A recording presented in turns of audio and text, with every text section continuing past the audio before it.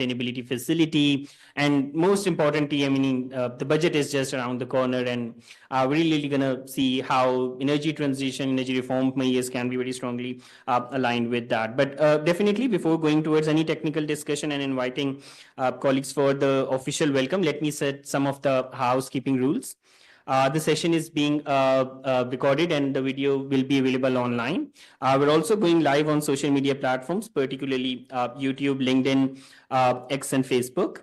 And we have people joining us both in person as well as online. For the for online audience, I'll request you if you have any questions, so please feel free to share it in the chat or Q&A box that you'll see towards the bottom, and our moderators will pick that questions. You can also sort of click on the raise tab option if you want to speak something, and we'll give you the floor to speak as well. And I believe we'll sort of try, I mean, I'll quickly go through the agenda, but we'll sort of also try to make it a bit more engaging. We fully understand we have a lot of relevant individuals joining us. So we'll also have dedicated sessions for the question and answers as well. So we'll make sure that those interventions come in as well. So just taking you through the agenda, we definitely have a day-long schedule, and we actually request everyone to do stay with us. There are different sort of thematic session. We'll initially start with the scene setting session, in which we'll sort of let you know what the key objectives and outcomes of the whole dialogue are, and how it is actually going to be translated into a policy advisory. And then we'll actually go towards a session on budget for a just energy transition, in which we're actually going to look on how the budget that's just on the cards, budget 2025, what energy reform measures it should include. The session 3, that will be after tea break, that would be on aligning IMF's program with Pakistan's just energy transition needs. After that, we'll go for a 1 hour prayer and the lunch break. And following with that, we'll have a session on budgetary implications of resilience and sustainability facility, RSF. Those you have been following, there have been some of the very important decision announcements in that. And lastly, we'll be having a parliamentary session on the parliamentary role in driving the just energy transition. So in each of the session, let me sort of again mention that we do have a dedicated time slot for the Q&A session as well, and that would be eventually followed by a concluding session, in which we'll also try to as comprehensively present the key recommendations and suggestions coming out of this dialogue. So with this, let me invite Mr. Badr Alam Saab for the official welcome of the dialogue, for giving official welcome remarks. Badr Saab is currently working as the CEO of Policy Research Institute for Equitable Development, Pride. So with this, over to you, Badr Saab. Thank you.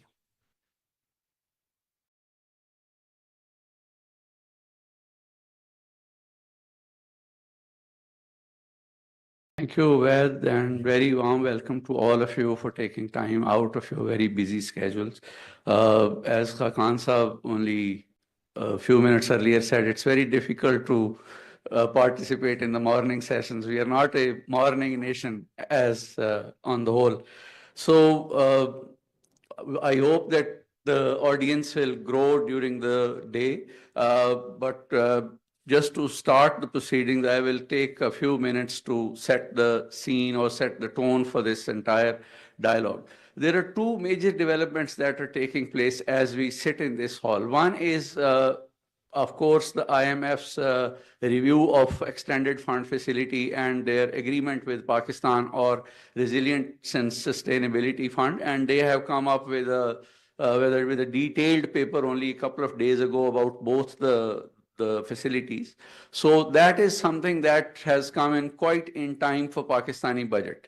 There are a number of measures, number of steps that are clearly outlined in that document, and many of the speakers subsequently will be talking about those. But I'll just hint about a couple that this document mentions. One is that it makes a departure from some previous practices that IMF used to do. For instance, there is a clear mention of the privatization of the discourse of distribution companies, but alongside the privatization, for the first time, they said privatization and or concessions to private sector. So they are not really stiff and strong about only the privatization of discos. They probably have learned that this is not a formula that can work in every part of Pakistan. So that is one part. And the second part is that there is a massive detailed section on Pakistan's climatic challenges. And in those climatic challenges, you see words like the phase out of fossil fuels, like electric vehicles, like Pakistan's commitment vis-a-vis nationally determined contributions, as well as Pakistan's other policies that talk about renewable energy. So this is a clear departure from what IMF used to do. There used to be no mention of these things in IMF's reviews in the past, or if there were any mention, it was just in the passing, it was just in the, like as a lip service. So we hope that this departure really means that our international development partners and our government are like really serious about the energy sector reforms, about the energy sector transformation that this country badly needs. If we do not transform our energy sector, if we do not transition to the fuels of the future, there is a great risk that our entire economy and our entire climate will be doomed, not in the very distant future. So that's the context in which this dialogue is taking place. Our aim is that our speakers today talk about various aspects of the energy sector reform in the context of budget making, how those energy sector reforms can be mainstreamed into the budget making processes, and how various energy taxes and energy incentives can be utilized for a smooth, fair, and just energy transition to renewable energies. So this is the basic objective of this dialogue. And I hope that the audience, when they have sat through this entire day, they will be much more informed about the need for energy transition, about the need for mainstreaming energy transition and energy transition in our budget making processes, and also about the need for making this transition in a just, in a smooth, and in a like a effective manner, not just as a like tinkering on the edges and not doing the things that we need to do. In the past, since the very distant past, we have been tinkering on the edges, and I am hoping that our next speaker will be talking in detail about that. But I just wanted to highlight that this is the time that we stop tinkering at the edges and start doing the substantial work that this country needs to do. Otherwise, we have been left behind in the region already. And not just in the region, but also in comparison with many other countries in the world. Think about Ethiopia, think about Nigeria, think about Kenya. All those countries have gone ahead of Pakistan in terms of economic development and social development. Forget about India, forget about Bangladesh. They are far ahead of us in many terms. Even African countries, which were once seen or portrayed as basket cases, are now making much more rapid progress than we do in many fields. So what's wrong with us? What is it that is hampering us? What is it that is discouraging us from taking the steps that we need to take? So, and this entire session, this entire dialogue is geared towards that. We hope that the conversation that takes place here is honest, is candid, and is serious in the way that it then percolates into it and is absorbed into policy making and budget making processes and leads to serious reforms that Pakistan needs. With this, I again welcome you all to this seminar, and I hope that you enjoy your stay here and you get out of this room more informed than you already are, and more like aware of the need to do things that we need to do. Thank you very much.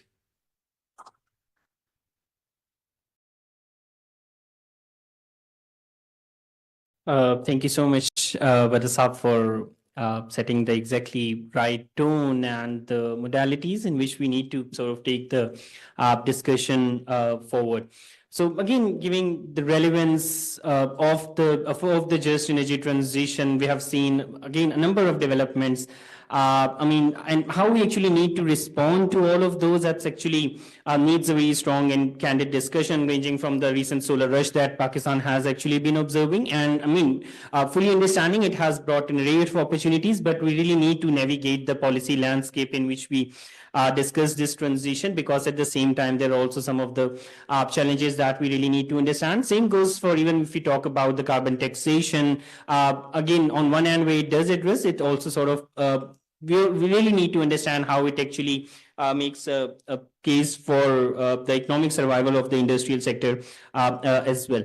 So I believe it's better to again listen it from one of the very subject experts, and this is where we have our opening keynote presentation. And let me introduce one of the most distinguished experts we have in the room, Mr. Shahid Hafiz Dasab. Sir, thank you so much for being with us today. And just to sort of, everyone knows him, but still to give a formal introduction, has been the former governor of the State Bank of Pakistan, Minister for Finance, Planning, Excise and Taxation, Industries, and the Mineral Development for the government of Punjab as well. So thank you so much, sir, for joining us. If I can request the MIS team to please display his presentation, and sir, if I can please invite you to please join us at the podium. So thank you so much.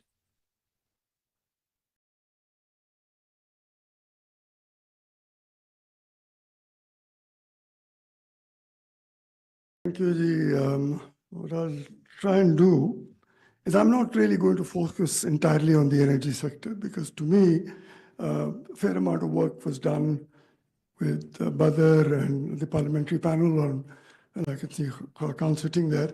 And I think 3 decent briefs were produced in the end. So I'm not going to go through them, but I only touch upon the issues in the energy sector. To me, there are other issues that need as an introduction, much more important.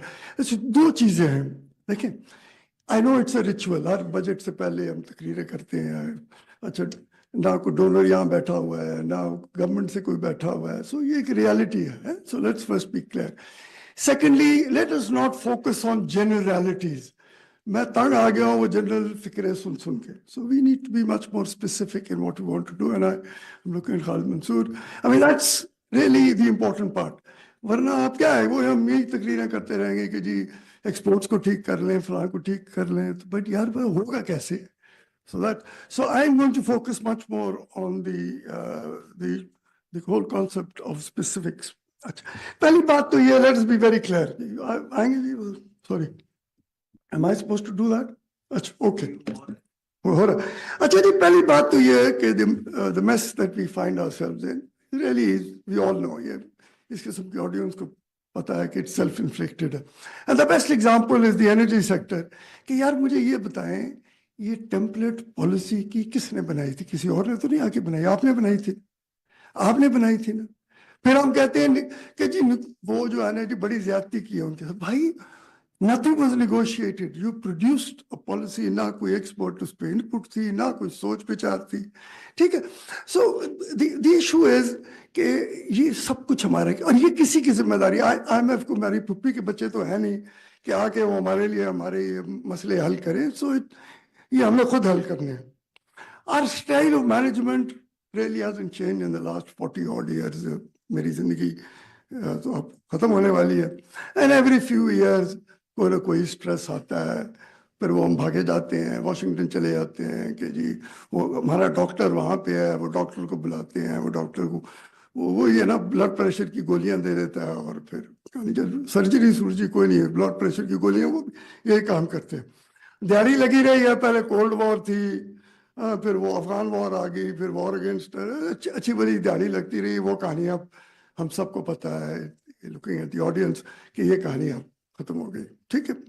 And so we've not really addressed any of the fundamental issues, and so far we've not had a full-blown default crisis, but really, to my mind, to me, it doesn't look great going forward. ठीक.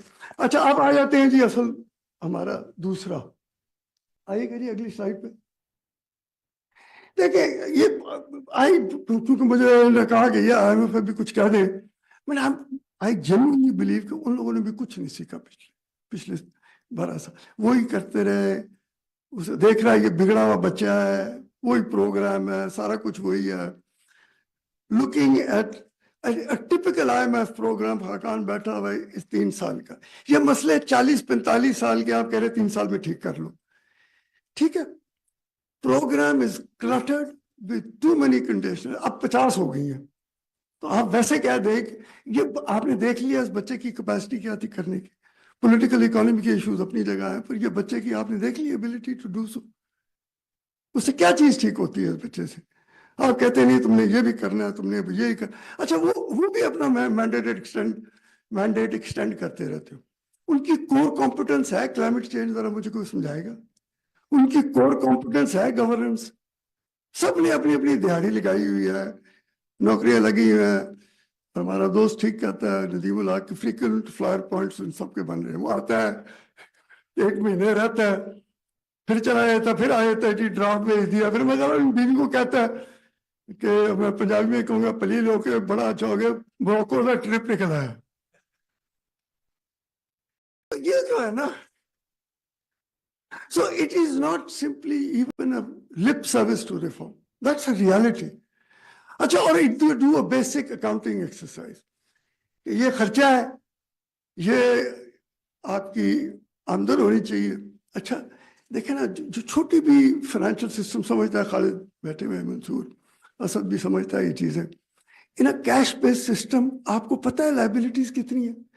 The kind of liabilities which are building up, سب کو صرف circular debt کی یاد ہے, but there are all kinds of, میں open challenge ہے to any ministry to tell me کہ آپ کی liabilities کیا ہیں. No one knows what the liabilities are. So you have a cash based system, fund بھی خوش ہے, موج لگی ہوئی ہے. اچھا, اور all kinds of confusions on the kinds of instruments that you're using. وہ primary surplus ہونا چاہیے جی. اچھا جی, primary surplus کیا ہے کہ جی اس میں اسٹیٹ بینک پروفٹس بھی ہیں. جو لوگوں کو تھوڑی سی ہمارے سسٹم کا پتہ ہے, اسٹیٹ بینک کے پروفٹس کہاں سے آ رہی ہے؟ اسٹیٹ بینک نے خود بینکوں کو دیے ہیں کہ تسی بھی دہائی لا لو, اور وہ پروفٹس آپ دکھا رہے ہیں, وہ جو اس پہ انٹرسٹ ہے وہ آپ بلو دا لائن دکھا رہے ہیں. اچھا, پھر آپ کہتے ہیں صوبوں کو کہ تم ٹیکس لگاؤ, اچھے بچے ٹیکس لگاتے ہیں. اچھا جی, اور ایسے بات یہ ہے کہ تم نے ٹیکس لگانے ہیں, بہت پیسے بنانے ہیں, لیکن خرچ تم نے نہیں کرنے, میں نے کرنے. عقل مجھے کوئی سمجھا سکتا ہے کہ مجھے آپ کہیں سیاسی طور پہ کہ میں ٹیکس لگاؤں اور خرچہ میں نے نہیں کرنا, خرچہ اسلام آباد نے کرنا, تاکہ یو کین جنریٹ سرپلسز. اگلے پہ چلیے.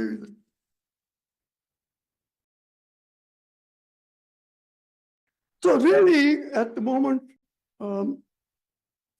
آگے چلیے, نہیں پیچھے, سوری, ہاں ایشوز ود دی. اب کیا ہے, reality is frankly that in کے پیسے بھی پھنسے ہوئے ہیں. 8 بلین دینے ہیں, ابھی انہیں ایک دیا, ایک واپس جانا ہے. سو یو نو, دونوں چیک ٹائم پہ لکھے جا رہے ہیں, وہ بھی لکھ رہے ہیں, ادھر سے ہم اپنا لکھ رہے ہیں, تاکہ at the end of the day there is still an 8 billion. Plus this whole business of commercial Western banks جن کو have to be somehow bailed out. All kinds of other things are happening. I'm not going to go into details. I'm happy to respond to any questions. اور ساری کہانی کیا ہے کہ یار یہ چینیوں کو نہیں دینے, سعودیز کو نہیں دینے, یو اے ای کو نہیں دینے, اور اسلامک ڈیولپمنٹ بینک کو نہیں دینے. And these are all preferred creditors, یہ جو آئی ایم ایف, ورلڈ بینک وغیرہ کے, ان کو دیتے رہے. اچھا, وہ ساروں کا حال یہی ہے, وہ دیکھ رہے ہیں کہ یہ بگڑا ہوا بچے نے آتے اپنی تبدیل نہیں کی, اور پھر بھی دیتے رہے. سو shouldn't they also take a hit now? بھی ایک بچہ ہے, وہ اس کی عادتیں نہیں بگڑی, تبدیل نہیں ہوئی. آپ ہر دفعہ یہی کہتے ہیں سر میں نے اس کی بڑی کلاس لی ہے, آئندہ یہ اچھا بچہ بنے گا. وہ نہیں ہوا. But you continue to bail them out simply because your own funds were involved. So let me come to the basic fundamental issues that I want to specifically deal with.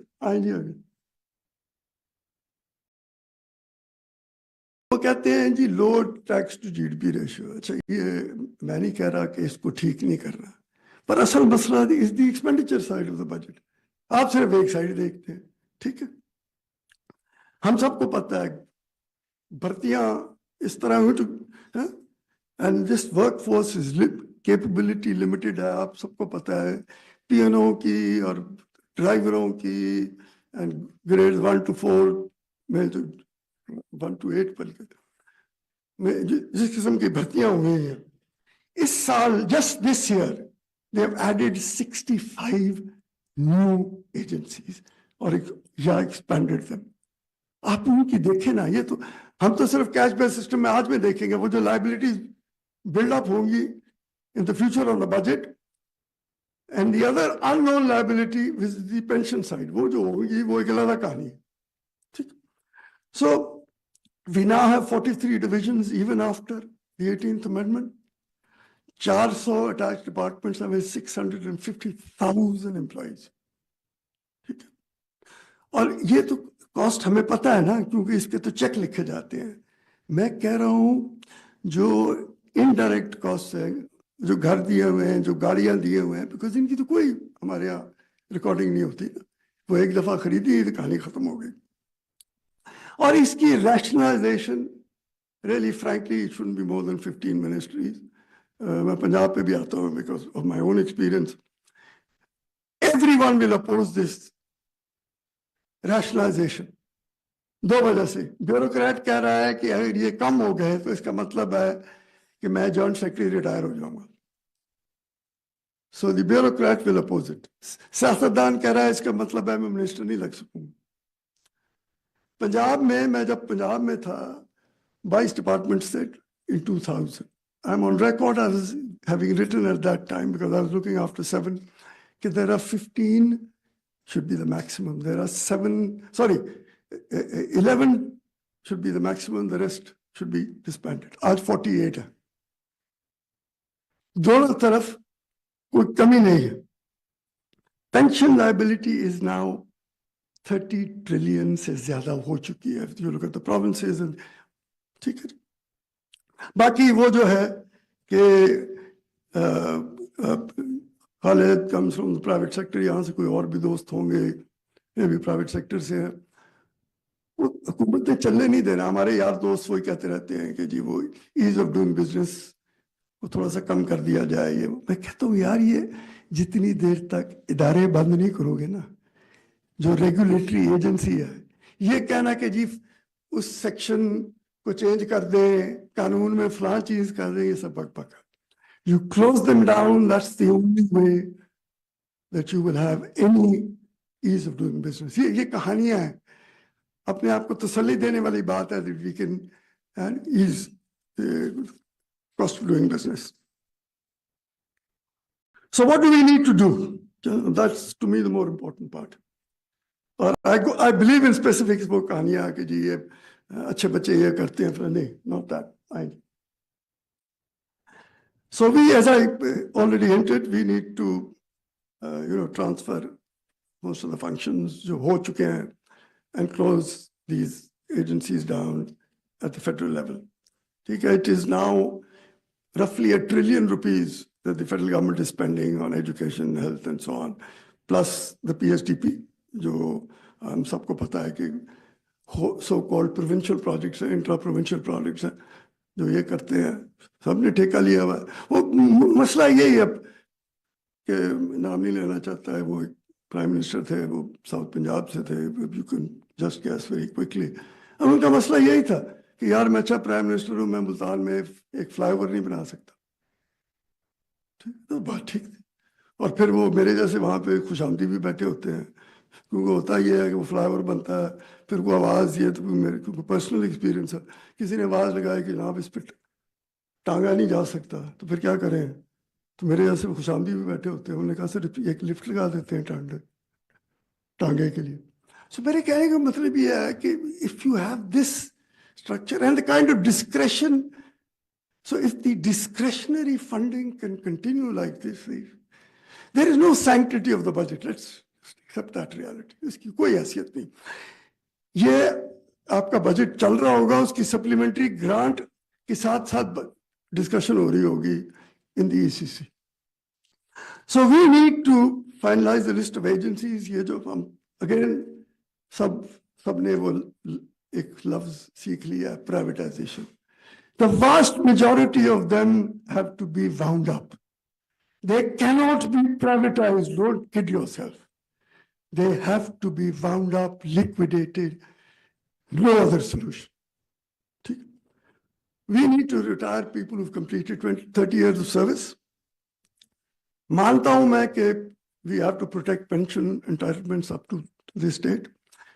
निकालना शायद politically मुश्किल हो, put them in a surplus pool.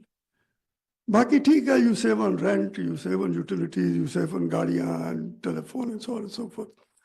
But इदारा को बंद करने की इसलिए भी जरूरत है कि अगर वहां से खाकान रिटायर होता है तो उसके बदले किसी और को ना भर्ती करना शुरू कर दे. So you need to close them down for ever.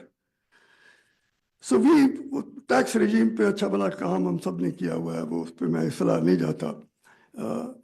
देखिए ना, ये फंड ने क्या किया हुआ. On this watch you have this tax structure, withholding taxes which generate 70% of the revenue, tariffs 70% of the income tax revenue, tariffs which generate 50% of the overall revenue. ये ढांचा किसने बनाया है? In this ढांचा you cannot have a competitive economy.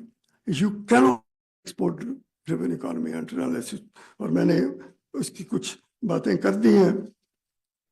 And then वो GST हम सारे वो रोते रहते हैं कि रिटेलर के केस में ये अभी तक नीचे नहीं गई है, फला नहीं गया. So you need to move frankly in a much more phased manner, and we need to start with wholesalers and large commercial operators first and then move on to ठीक है जी. What would I do in the next? One has to be practical, realistic. क्या चीज़ें कितनी देर में हो सकती हैं? So that was much more in the last 1.5 to 2 years. This is more the 3 to 5 year plan. We will have to move to a contributory pension scheme for new civil servants. For existing employees, we need to adopt it. और उसके लिए यही है, we need to protect entitlements up to this date. And secondly, more importantly, redesign the compensation structure कि वो perks को monetize कर दें. और how you will pay them, very simple. You very well sell these GORs, reduce the size of government, तो आपको पैसे generate हो जाएंगे to be able to pay them better. और हम सबको पता है खाकान, क्योंकि ये काम जाक मार चुका बेचारा हमारे जैसे.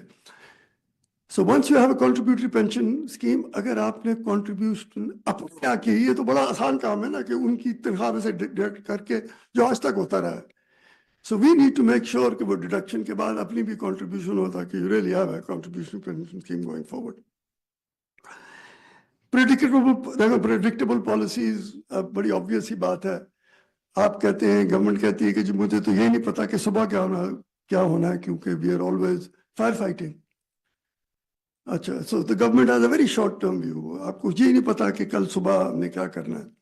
But they expect the private sector to take a long term view. कैसे हो सकता है कि आप कह रहे हैं कि I'm entitled to take 1 year view at best.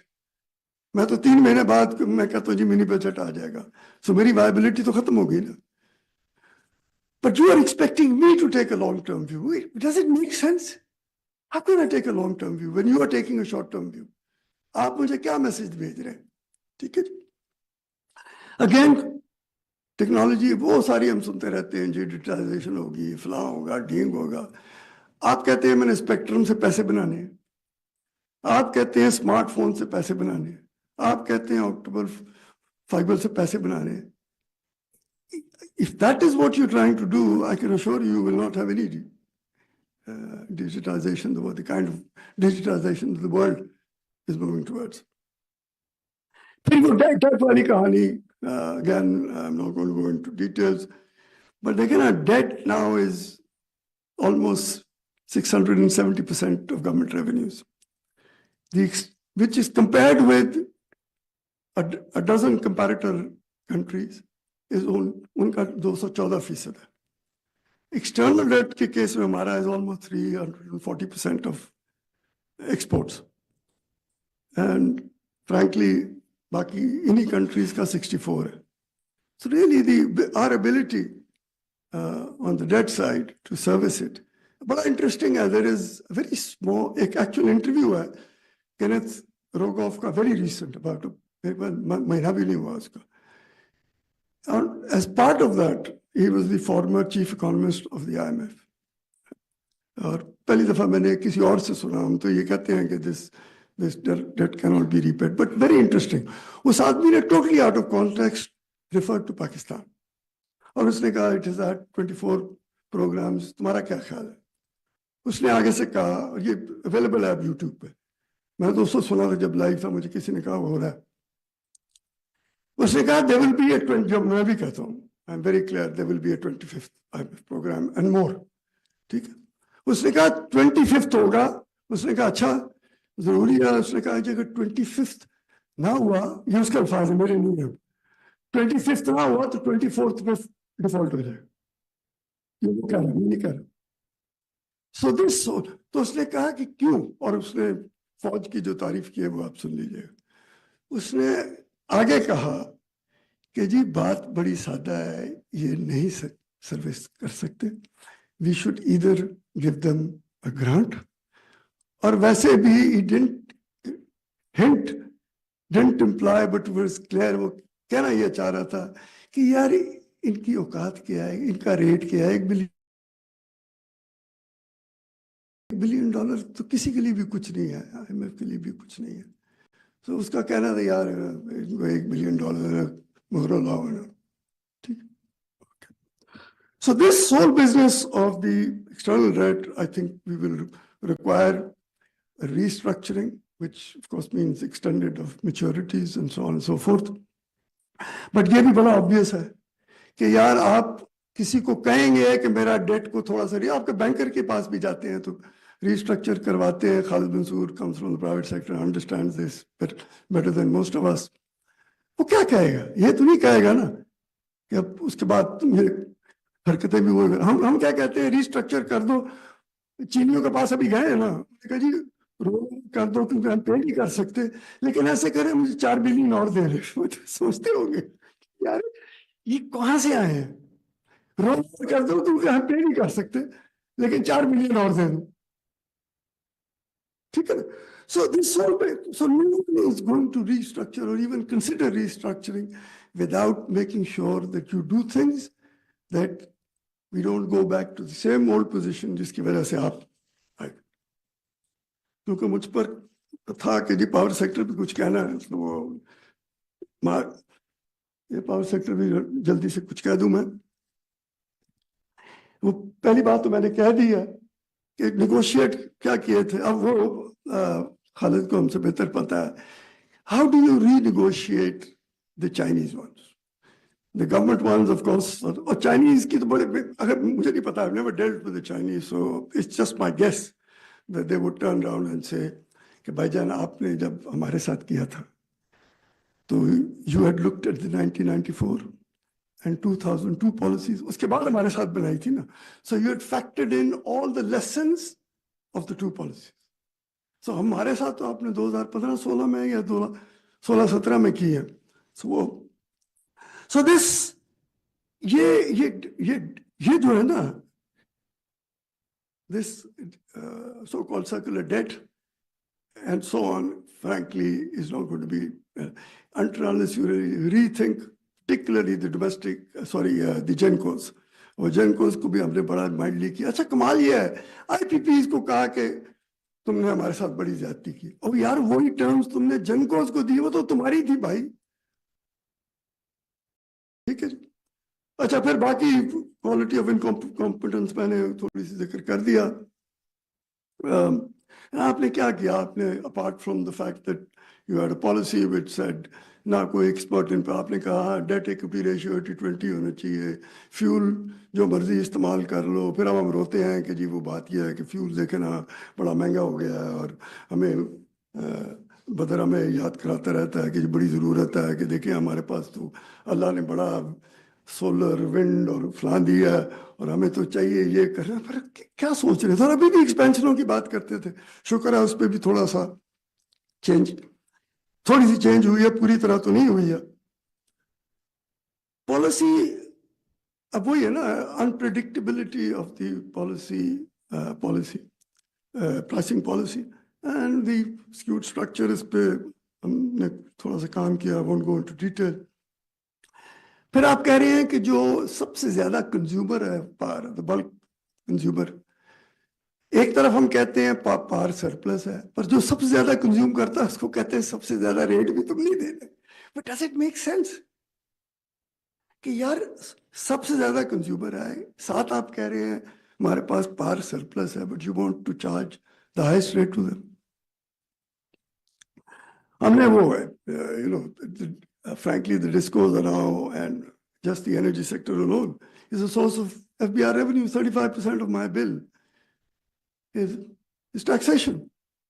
ٹھیک ہے, وہ بھی وہ خردماغ واشنگٹن سے آتے ہیں, وہ بھی کہہ رہے ہیں اس کو نہیں چھیڑنا. although I think we should accept کہ GST لگا رہے گا باقی چیزوں پر. I'm sure we can. اب آ جاتے ہیں جی, one of the areas which is being discussed is the distribution کی privatization. اور it is interesting, and the fund is now thinking in terms of privatization of management and not just the privatization of the disco. اور ہم سب کو پتا ہے کہ the issues of کہ جی wire and power, wire and pole infrastructure بھی دینا ہے نہیں دینا. اچھا خالد, وائر اینڈ پول انفراسٹرکچر بھی دینا ہے نہیں دینا. اچھا خالد بیٹھا ہے, مجھے آپ دے دیں, میں کیا کر سکتا ہوں؟ I'm trying to understand کیا کر سکتا ہوں. ٹیرف جو ہے, اگر یہی ڈھانچہ رہے گا ٹیرف کا, تو میرا دماغ خراب ہے کہ میں دینا شروع ہو جاؤں بیچارے غریب آدمی کو. I'll just supply part to the more wealthy ones, profitable ones, I shouldn't say wealthy, profitable ones. ایک ہی حل ہے کہ آپ یہ جو ہیں, جو ہم نے یہاں پرپوز بھی کیا ہوا ہے, کہ جو غریب لائف لائن کنزیومرز ہیں ان کو آپ یار خدا کے واسطے ڈائریکٹ کیش ٹرانسفر کر دیں. Don't distort the pricing structure. Will tariff divisions be allowed in a timely manner? ہم سب کو پتہ ہے. مجھے تو آپ کہہ دیں گے کہ جی یہ لے لو, تو ول ٹیرف ریویو میں بندے فارغ کر سکتا ہوں, گورنمنٹ کے کنیکشنز کو ڈسکنیکٹ کر سکتا ہوں کہ جب وہ بل نہ پے کریں یا پینلٹی لگا سکوں گا. اچھا کنڈے والوں کے ساتھ کیا کروں گا؟ کے ای والوں سے پوچھا نا, کنڈے والوں کے ساتھ کیا کروں گا میں. And then really if I look at a disco, Khalid بیٹھے ہیں, if I look at the so-called balance sheet, the accounting کی tragedy یہ ہے کہ you look at a P&L which relies on something called the receivables. خدا جانتا ہے ان میں سے کتنے receivable ہیں actually. I'm just beginning to wonder وہ کتنے حد تک وہ actually would have to be written off. I've never even seen the aging of those receivables. And you add another dimension کہ اس ڈسکوز کے پاس جو اصل ایسٹ اب کچھ رہ گیا ہے نا, آپ کو جو حضرات انرجی سیکٹر میں مجھ سے بہتر پتا ہے, is now land. کیونکہ وہ جو گریڈز بنے ہوئے ہیں وہ اتنے, فی زمانہ اتنے بڑے بڑے گریڈز کی تو ضرورت نہیں ہے نا. تو وہ تو سرپلس لینڈ ہے, پھر گیم تو وہ ہے ریئل اسٹیٹ والی. تو آپ اجازت دیں گے کہ میں وہ پھر زمین وہ والی بیچ کے تو اس سے کچھ اور کر لوں. So these are basic issues. I don't think any serious work so far has been done, and I hope I'm totally wrong. Global experience privatization کا تو یہی ہے کہ یار do it in selected areas and not, frankly, as a beginning, whole distribution network. ہم نے یہ energy کی بات کی, really you cannot کیا کہنا چاہیے decouple it from the gas sector, because really it's an integrated thing. ٹھیک ہے. Finally, just to conclude very quickly, کیا جی فائنل پہ آ جائیں جی, میں ذرا ختم کروں اس کہانی. یہ I've often wondered what makes a country tick. Why is it? ابھی لوگ کہتے ہیں چین نے یہ کیا ہے. Is it that simple to copy another country? ایسے ہوتا تو ایک چین نہ ہوتا, 15 چین ہوتے یار, 20 ہوتے. So, it's not easy. We all know socio-political systems, economic structures ہیں, culture کو تبدیل کرنا is the most difficult part. ابھی ہم بات کر رہے تھے وہ ایک چیز called merit کی, just stop after this. وہ میرٹ کی بات ہوئی تو میں اپنا کوئی ایکسپیرینس بتا رہا تھا کہ اس زمانے میں بات ہوئی کہ جی فلاں کو ایسے کیا جائے, جی سلیکٹ کر کے تو پارلیمنٹ سے ریٹیفائی کرا دیا جائے. اچھا وہ ہم جیسوں نے کہا, میں نے کیونکہ بات کی تھی, میں نے کہا جی نہیں, پارلیمنٹ نیشنل اسمبلی نہیں, سینٹ سے, جہاں پہ سارے صوبے ہوتے ہیں اور basically all have different governments by and large جو زمانے میں تھی, تو that would be a way to do it. تو کسی نے بڑی اچھی بات کی کہ جی پہلے فارملی پوچھ لیں. जब पूछा गया तो बड़ा अच्छा जवाब मिला, उन्होंने कहा जी बिल्कुल ठीक है, इनको हम कर देते हैं, आप हमारा करते हैं। So culture तो ये है. So it's very easy to talk in terms of policy and so on without looking. Culture is the most difficult part to change overnight. Policy change हो सकती है, फलां चीज हो सकती है. Cultures are, I don't know. Much of the discussion is really about symptoms. यार इसकी उसको ब्लड प्रेशर की गोलियां दे. This guy needs surgery यार. और अनफॉर्चुनेटली ये सर्जरी अब वॉशिंगटन में नहीं हो सकती, लोकल डॉक्टर करेगा. And this time I think the only solution is कि बगैर एनेस्थीसिया के कर दे, क्योंकि एनेस्थीसिया दो it is really kidding yourself, it can't be done that way. So, the rest I'll just, to me, obviously it's a very formidable agenda, although I keep saying 5 saal ka hai, fly, yeah. I don't know. I really don't know. Can this even be done? I mean, those much more experienced than I am understand how the government works and understand the energy sector better than I will ever do. Will be in a far better position to say कि जी ये हो सकता है कि ये नहीं है. मैं तो ये कहूँगा कि एक तरीका ये है तो donors walk away and say कि अच्छा यार तुम, वो हम पंजाबी में कहते हैं खसमानू खाओ. अब यही है कि will we learn to swim? हो सकता है, chances are we may drown, और मुझे नहीं पता फिर कोई जनाजे पे आएगा या नहीं आएगा, but बहरहाल that's the way I see it. Okay, thank you very much.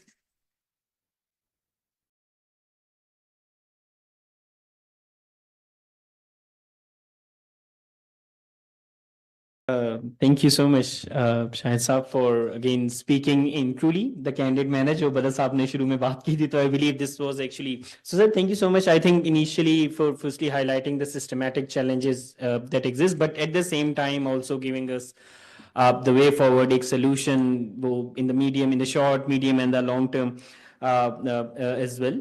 So thank you so much. I believe in this sets a tone as we move the discussion forward. But before going towards that, let me sort of introduce the second session. That is on making a budget for the just energy transition, and I'll shortly call the speakers to please join us on the stage. The session will be facilitated and moderated by Badar Alam Saab, the CEO of Pride Badar Saab. If you can please join us on the stage. We do have Dr. Sajid, but Dr. Sajid has joined us online. He actually he wasn't feeling that well, so we're very pleased to have with us Mr. Khalid Mansoor. He's a senior fellow at Pakistan Regional Economic Forum and the former special assistant to Prime Minister on CPEC affairs and former Minister of State as well. Thank you so much for joining us. Very pleased to have with us Shah Jahan Mirza Saab, the Managing Director of Private Power Infrastructure Board, Ministry of Energy Power Division. We have Dr. Hakan Najib. So thank you so much for joining us. Please to join us on the stage. He's the former advisor in Ministry of Finance. Badar Saab, would you sort of like to moderate from here? Yeah. Okay. So over to you. Thank you. Thank you, Ved, and thank you for the panelists for making the time out for this session. Dr. Khalid, Dr. Sajid Javed, who is with SDPI, has joined us online. Thank you, Dr. Sir, for joining. We will be coming back to you in a little while. I'll first invite Khalid Mansoor Saab to give his submissions because he has to leave a little early. His flight is scheduled in a little while. So over to you, Khalid Saab. We are expecting that you will be giving us a detailed charter of demands for how to fix the energy sector in Pakistan. Right. Thank you.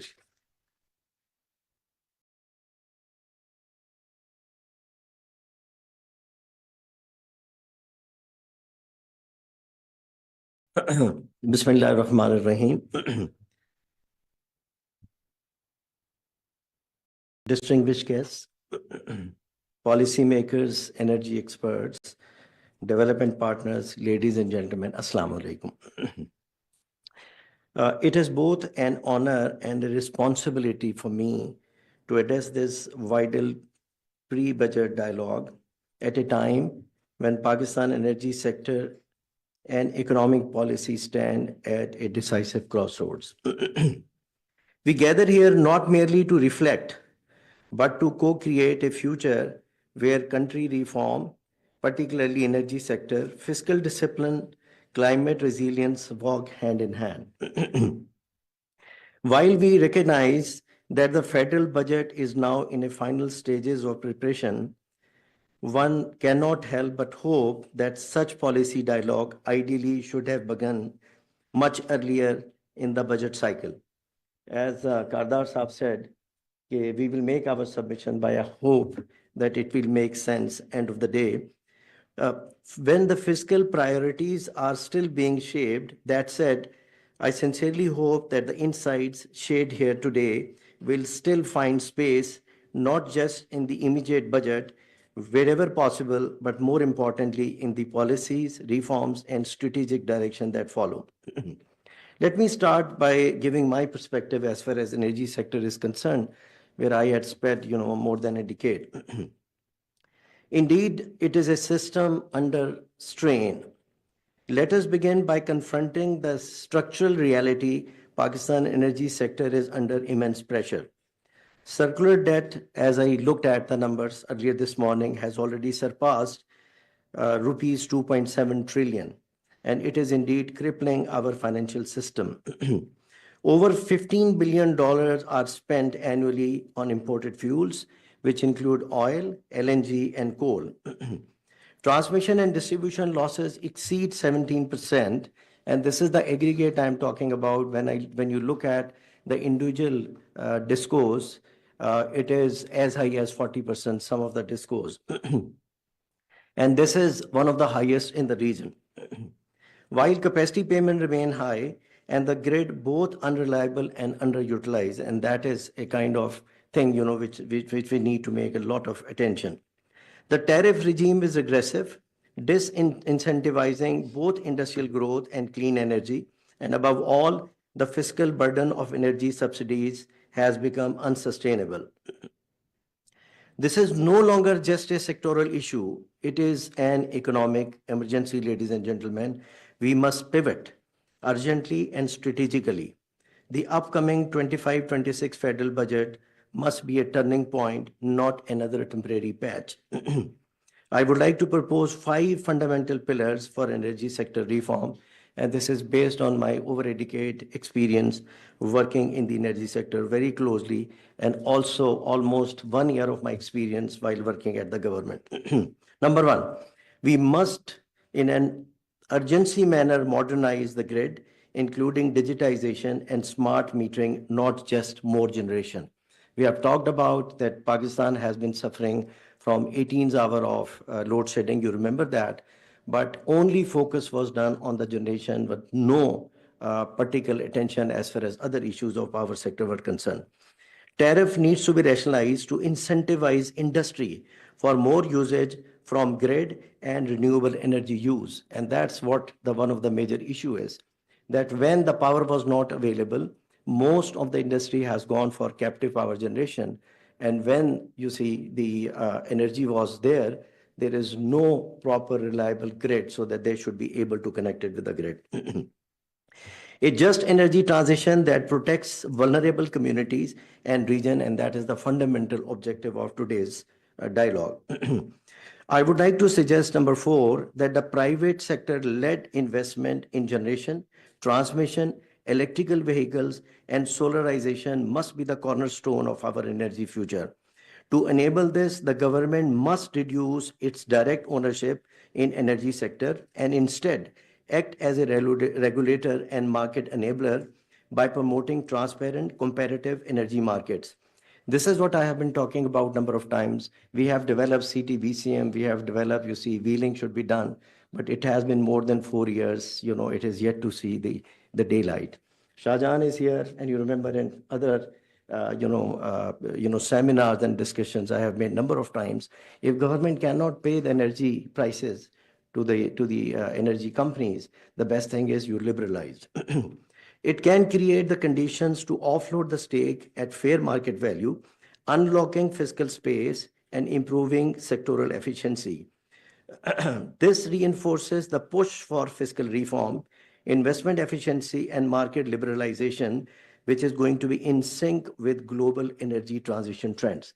So this is not something we are talking about particularly for Pakistan, but these are the latest trends are. Number 5, above all, the institutional alignment and accountability across ministries. You will remember the last dialogue which was done, Kardar Sahab also there. This was the point which talked about that there should be some kind of accountability, whatever we have done. The policy we have made and made repeatedly. By the way, it was not only there was the first policy which was done for HAPCO, then 1994, then 2002, then 2006, and 2014. And this is what government persuaded the private sector that please come and really invest into the private sector. So once everything has been done, now there's a lot of hue and cry that you see what IPPs have done. And in my mind, it should include NEPRA, it should include Central Power Purchasing Agency, we call CPPAG. The Ministry of Energy must be harmonized and mandated to avoid policy drift. So if policy is made, it should be really respected in letter and spirit. But if you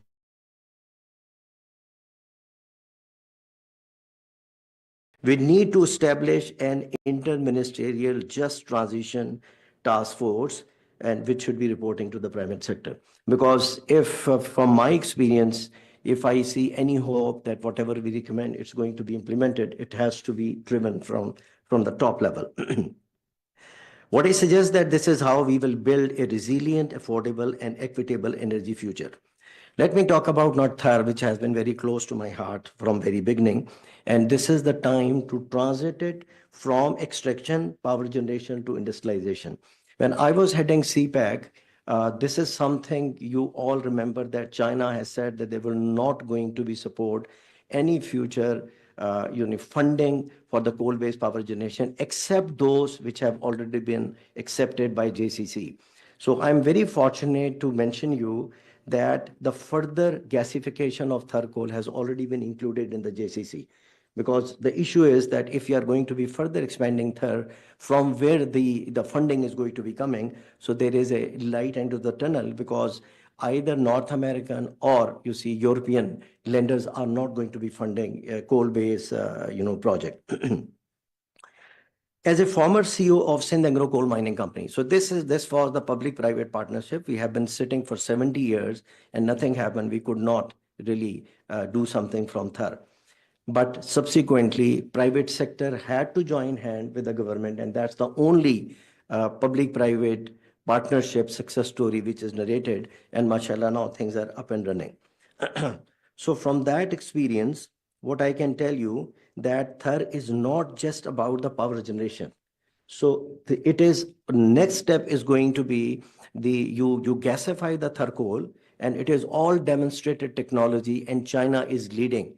As you have recently seen the Chinese technology at play, and I can tell you I've seen from my own eyes that they gasify the coal, and the coal which is similar to Thar, and then they make it to the number of very usable things.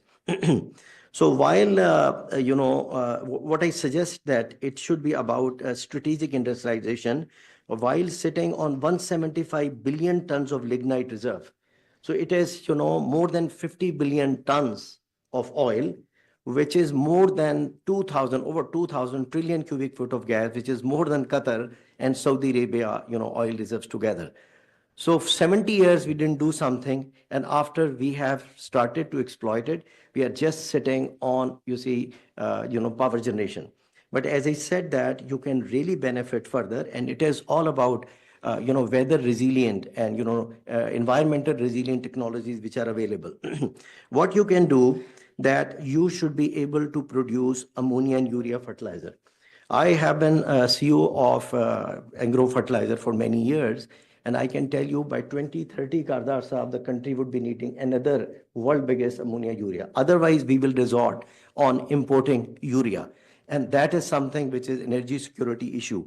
So very, very conveniently and in a very cost-effective manner, you can produce, ammonia and urea, and the work should begin now.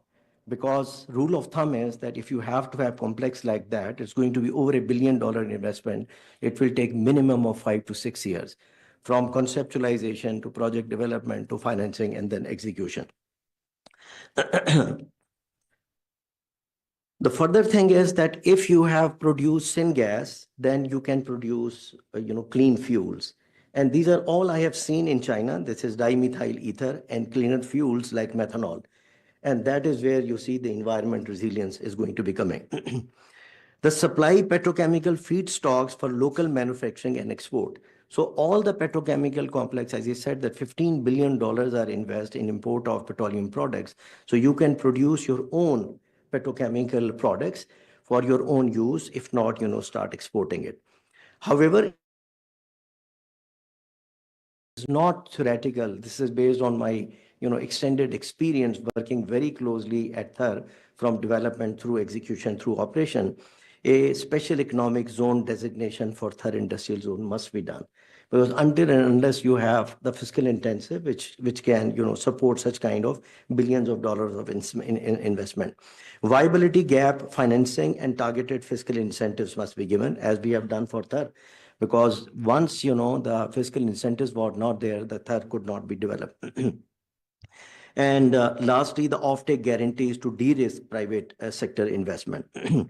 So as I have mentioned all these, what I would like to suggest that we must shift our lens from energy supply to value chain ecosystem. So that is where I have been saying all along. But let me share something that I used to propagate effectiveness of THER, and many years have been spent to really convince our provincial government and also the federal government.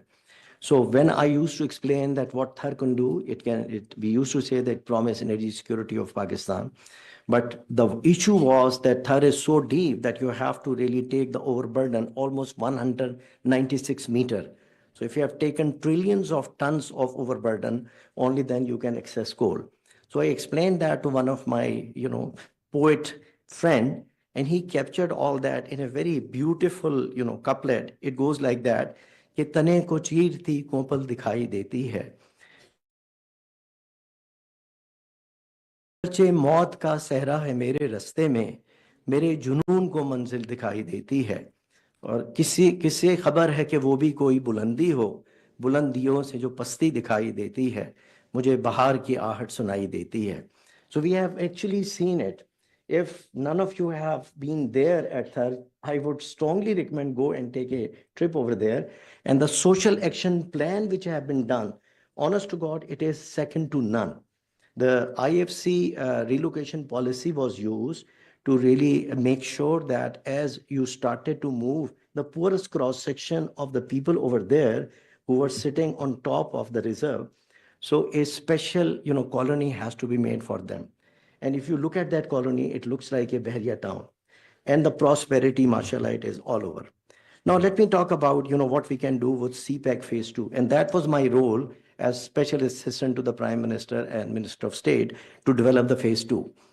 Phase 2 is the one which promises the transformation of economy of this country. So I truly believe that it's a regional engine for private sector-led growth.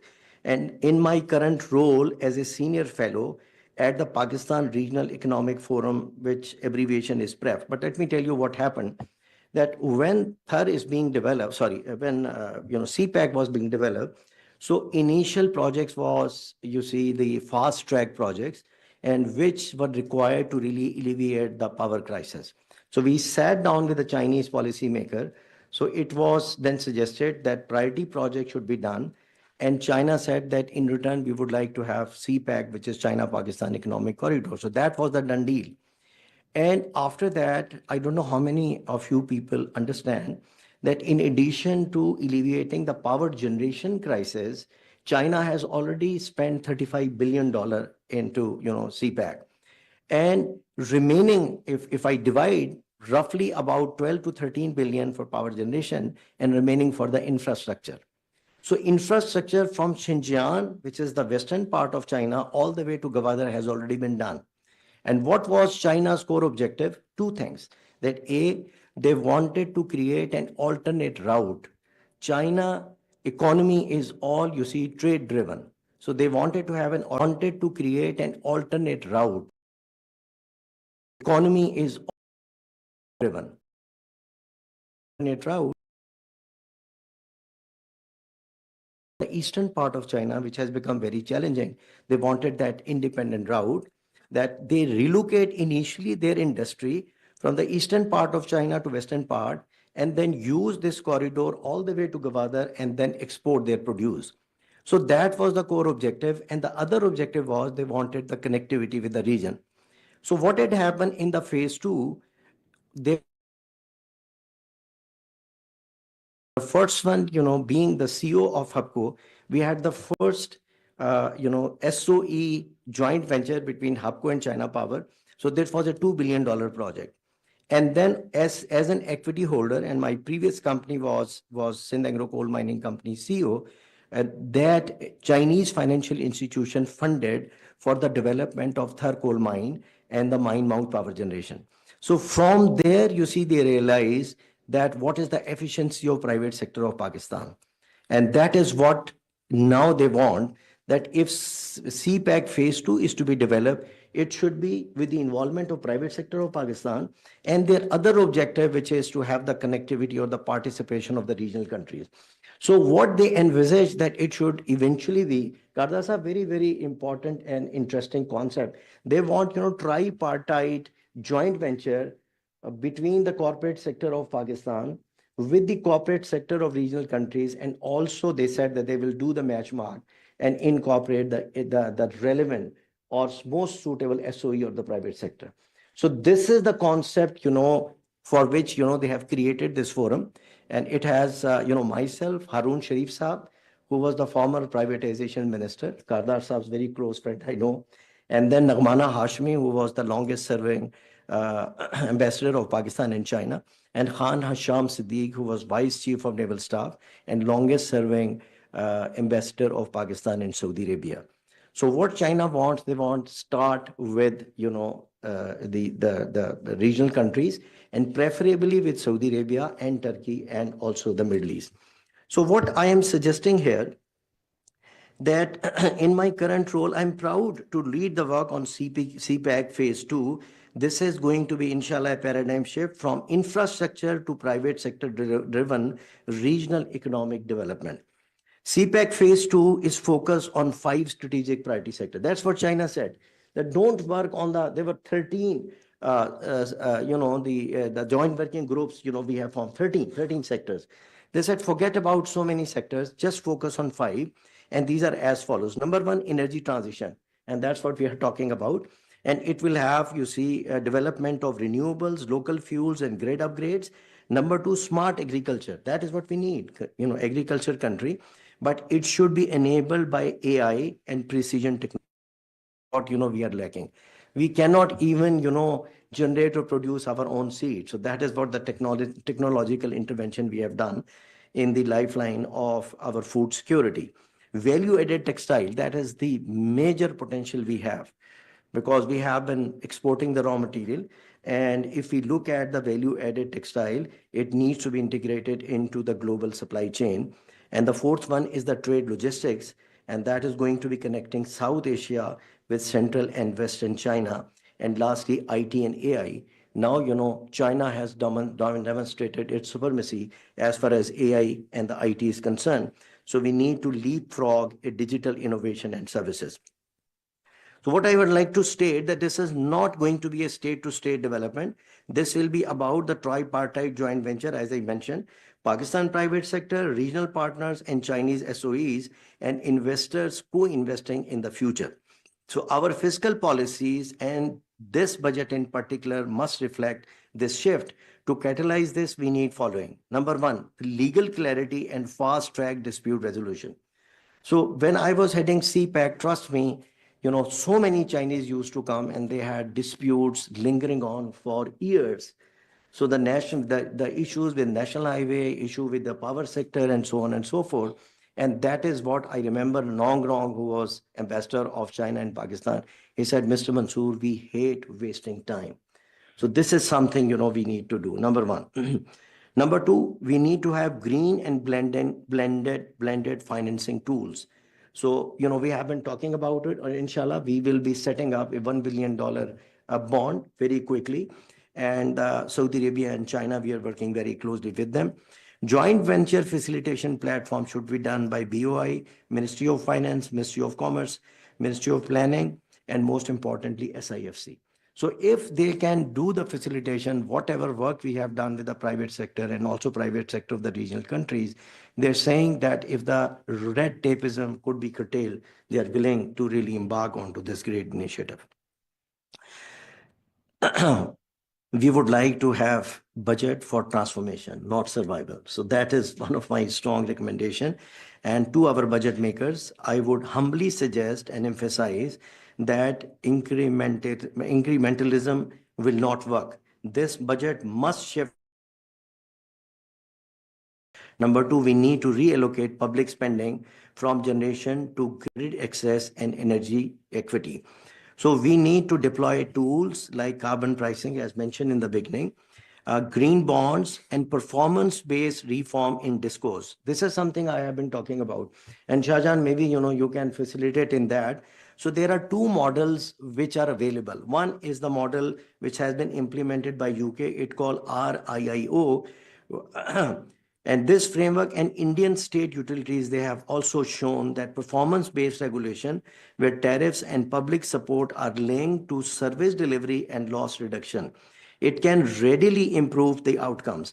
And Pakistan must pilot similar models in select discourse where funding and incentives are tied to clear metrics, reducing AT&C, which is aggregated transmission and commercial losses, increasing consumer satisfaction, and integrating renewables into the grid. Number four, we must protect the vulnerable, must unlock market for productivity and competitiveness. This is what I said. You please implement CTBCM and wheeling so that you see it should be the transaction between B2B and the government burden to pay the capacity prices could be alleviated. We must move from managing crisis to engineering transformation. We cannot afford to manage crisis to crisis. We must build a fiscally responsible, climate resilient, and economically integrated energy system. In closing, I would like to make a call for courage and collaboration. So these are the two words, I would like to emphasize. Pakistan does not lack resources. As Allama Iqbal said, Zara nam ho to ye matti badi zarkhiz hai saki. This is what I have seen personally. Our resources are second to none.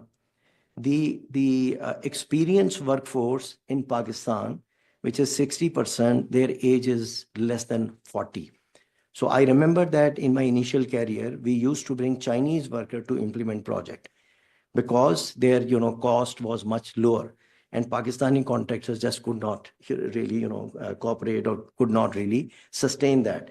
But now the manpower cost of China is almost 2.7x compared to Pakistan. And that is the reason China has started to relocate their manpower industry from China. And we are iron brothers, as they say, but nothing happened in Pakistan. They started to relocate their industry to Cambodia, to Bangladesh, to Taiwan, and so on and so forth. And we have been sitting there. And when I talk to people as, Chairman CPAC, they said, Mr. Mansoor, you don't have to do anything, just try to replicate. Kardar sir, yahan replication possible hai. This is what had happened, industry में यह होता है कि there's a life cycle. So पहले the entire manufacturing used to be in North America and Europe, but as the manpower cost started to increase, China capitalized that opportunity, and they went to Europe and North America. They said, why don't you relocate their manufacturing facility, because they had edge at the manpower. But now it's not there because of the single child policy. Most of their children have gone to Ivy Leagues in Europe and North America. When they come back, they don't want to work on a blue collar job. And they are kind of, very, very intellectual people. And that's where China is heads and shoulders ahead of any other country in terms of AI. And that is what the situation is.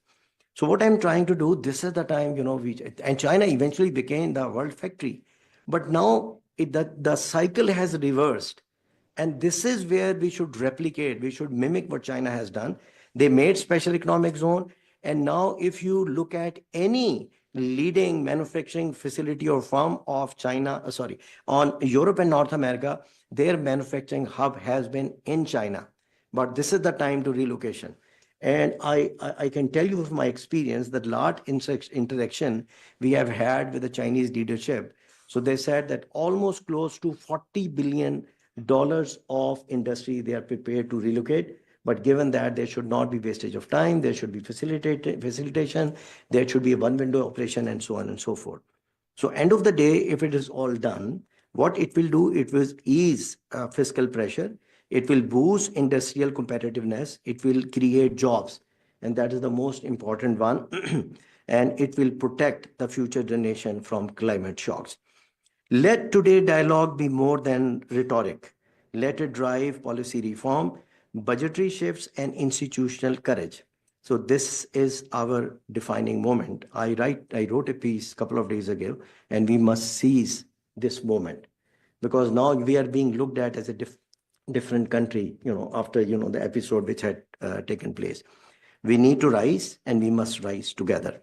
So I will conclude by sharing with you an outstanding, poetry written by late Ahmad Nadeem Qasmi, because as Kardar Sahab said, that we can only make recommendation or pray. And the prayer goes like that, کہ خدا کرے کہ میری عرض پاک پر اترے وہ فصل گل جسے اندیشہ زوال نہ ہو. یہاں جو پھول کھلے وہ کھلا رہے صدیوں, یہاں خزاں کو گزرنے کی بھی مجال نہ ہو. یہاں جو سبزہ اگے وہ ہمیشہ سبز رہے, اور ایسا سبز کہ جس کی کوئی مثال نہ ہو. گھنی گھٹائیں یہاں ایسی بارشیں برسائیں کہ پتھروں سے بھی روئیدگی محال نہ ہو. خدا کرے کہ نہ خم ہو سرے وقار وطن, اور اس کے حسن کو تشویش ماہ و سال نہ ہو. ہر ایک شخص ہو تہذیب و فن کا اوج کمال, کوئی ملول نہ ہو, کوئی خستہ حال نہ ہو. اور خدا کرے کہ میرے ایک بھی ہم وطن کے لیے حیات جرم نہ ہو, زندگی وبال نہ ہو. Thank you very much, and Pakistan زندہ باد.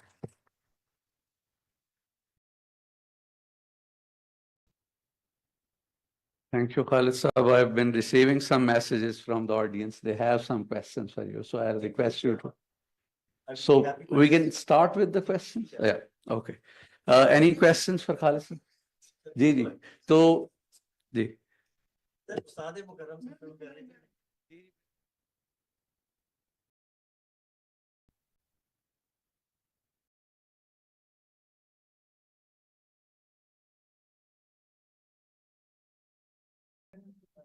Assalamu alaikum. I am Muqaddas Ashik from Policy Research Institute for Equitable Development. And very humbly, respectfully, no offense, Khalid Saab, I recently had the pleasure of visiting, as you said, the Bahriya town of Thar. And even probably if I'm paid to live there, I would not prefer that. It's such a nice Bahriya town.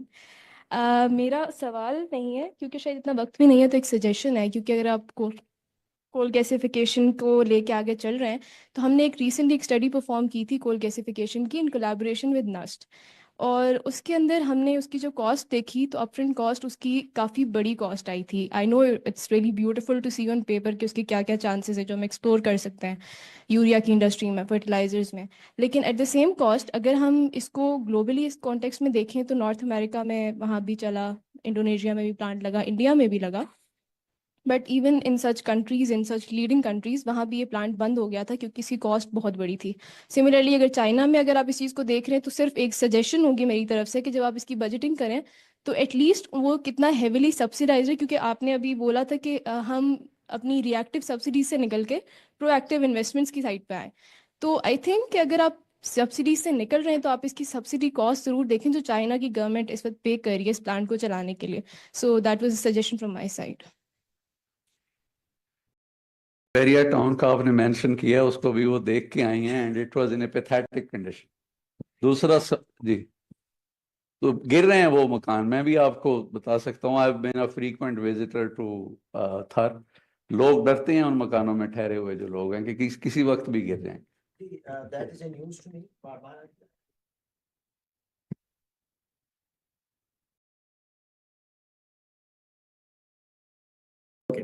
دیکھیں, جو آپ بات کر رہی ہیں نا کہ you must have done some study by NUST, but what had happen کہ during my time as CPEC chairman we put together a consortium, اور کنسورٹیم میں جو لیڈنگ فرٹیلائزر کمپنیز ہیں, Fauji fertiliser company, Engro and even pharma, so they pooled into a fund, and then economic viability study was done, and that was done by one of the leading Chinese company, TCC.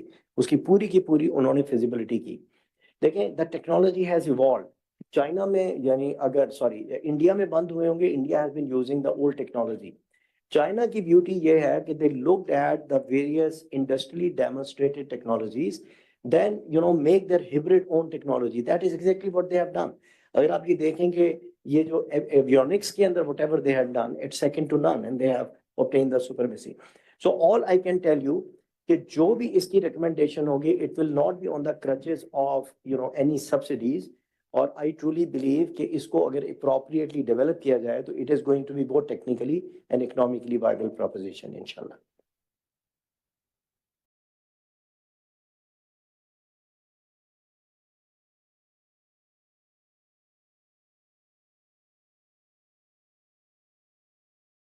جی بہت شکریہ خالد صاحب, آپ نے بڑی اچھی pitch جو ہے وہ پیش کی ہے آج کچھ پروجیکٹس کے حوالے سے, اور I am literally shocked at the way you have portrayed تھر.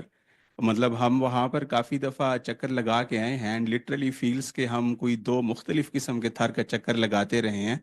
تو مطلب اگر ہم قرارداد صاحب کی بات کریں, جیسے وہ کہہ رہے تھے کہ let's step away from the generalities and be specific, تو کافی ساری چیزیں ہیں. آپ مجھے سب سے زیادہ جس چیز پہ میرا خیال ہے کہ ایک سورٹ آف آبجیکشن ہے وہ یہ کہ آپ نے ان پروجیکٹس کو انوائرنمنٹل اور ریزیلینٹ اور پتہ نہیں کیا کیا ان کو کہا.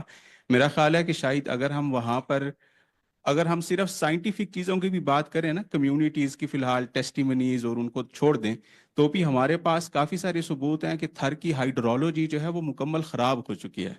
ایکویفرز جو ہے وہ وہاں پر ویسے بھی جو پینے کا پانی ہے یا ڈرنکیبل واٹر ہے وہ پہلے ہی اسکارس تھا, اور ابھی یہ جو اوور برڈن جس کی آپ نے ایک پوئٹری بھی سنائی ایک دوست کی, تو اس کا جو پانی آپ نے مختلف جگہوں پہ ڈمپ کیا ہے, آپ سے مراد کے وہاں پر جو آپریشن ہو رہے ہیں اس کی وجہ سے کافی زیادہ پانی کے مسائل ہیں. لائک ہمارے پاس سیپا ایکریڈیٹڈ لیبارٹریز کی رپورٹس ہیں جو بتاتی ہیں کہ اس کے اندر لیڈ اور باقی جو پوائزنس کنٹامیننٹس ہیں وہ ہائیلی ایکسیڈنٹس کے اندر ہیں. نہ صرف WHO بلکہ سیپا کے جو اپنے سٹینڈرڈز بھی ہیں. یہ صرف ایک چیز ہے, لینڈ کے مسئلے بے تحاشا ہیں, کوئی ری سیٹلمنٹ کے اوپر پراپر طریقے سے کام نہیں ہوا. وہاں کی جو لوکل اکانومی تھی وہ چلتی تھی گریزنگ لینڈ کے اوپر, لوگوں کو بری طریقے سے وہاں سے جو ہے وہ ڈسپلیس کیا اور ان کو کوئی آلٹرنیٹیوز نہیں دیے. بات کریں جو اس کی ایکسٹرنل کاسٹ ہے انوائرنمنٹ کی, اور میرا خیال ہے کہ ہم سب اس کو آج اسی کے حوالے سے ڈائیلاگ ہے, تو ان چیزوں کو ہم بالکل اگنور نہیں کر سکتے. اور بلکہ میں تو چاہوں گا کہ بدر صاحب جو ہے وہ آپ کے ساتھ یہ کافی سارا لٹریچر جو پروڈیوس ہوا ہے وہ شیئر کریں, کیونکہ یہ آپ سٹوری مختلف فورمز پہ سناتے بھی ہوں گے, تو میرا خیال ہے کہ یہ چیزیں آپ کے سامنے ہونی چاہیے. Thank you.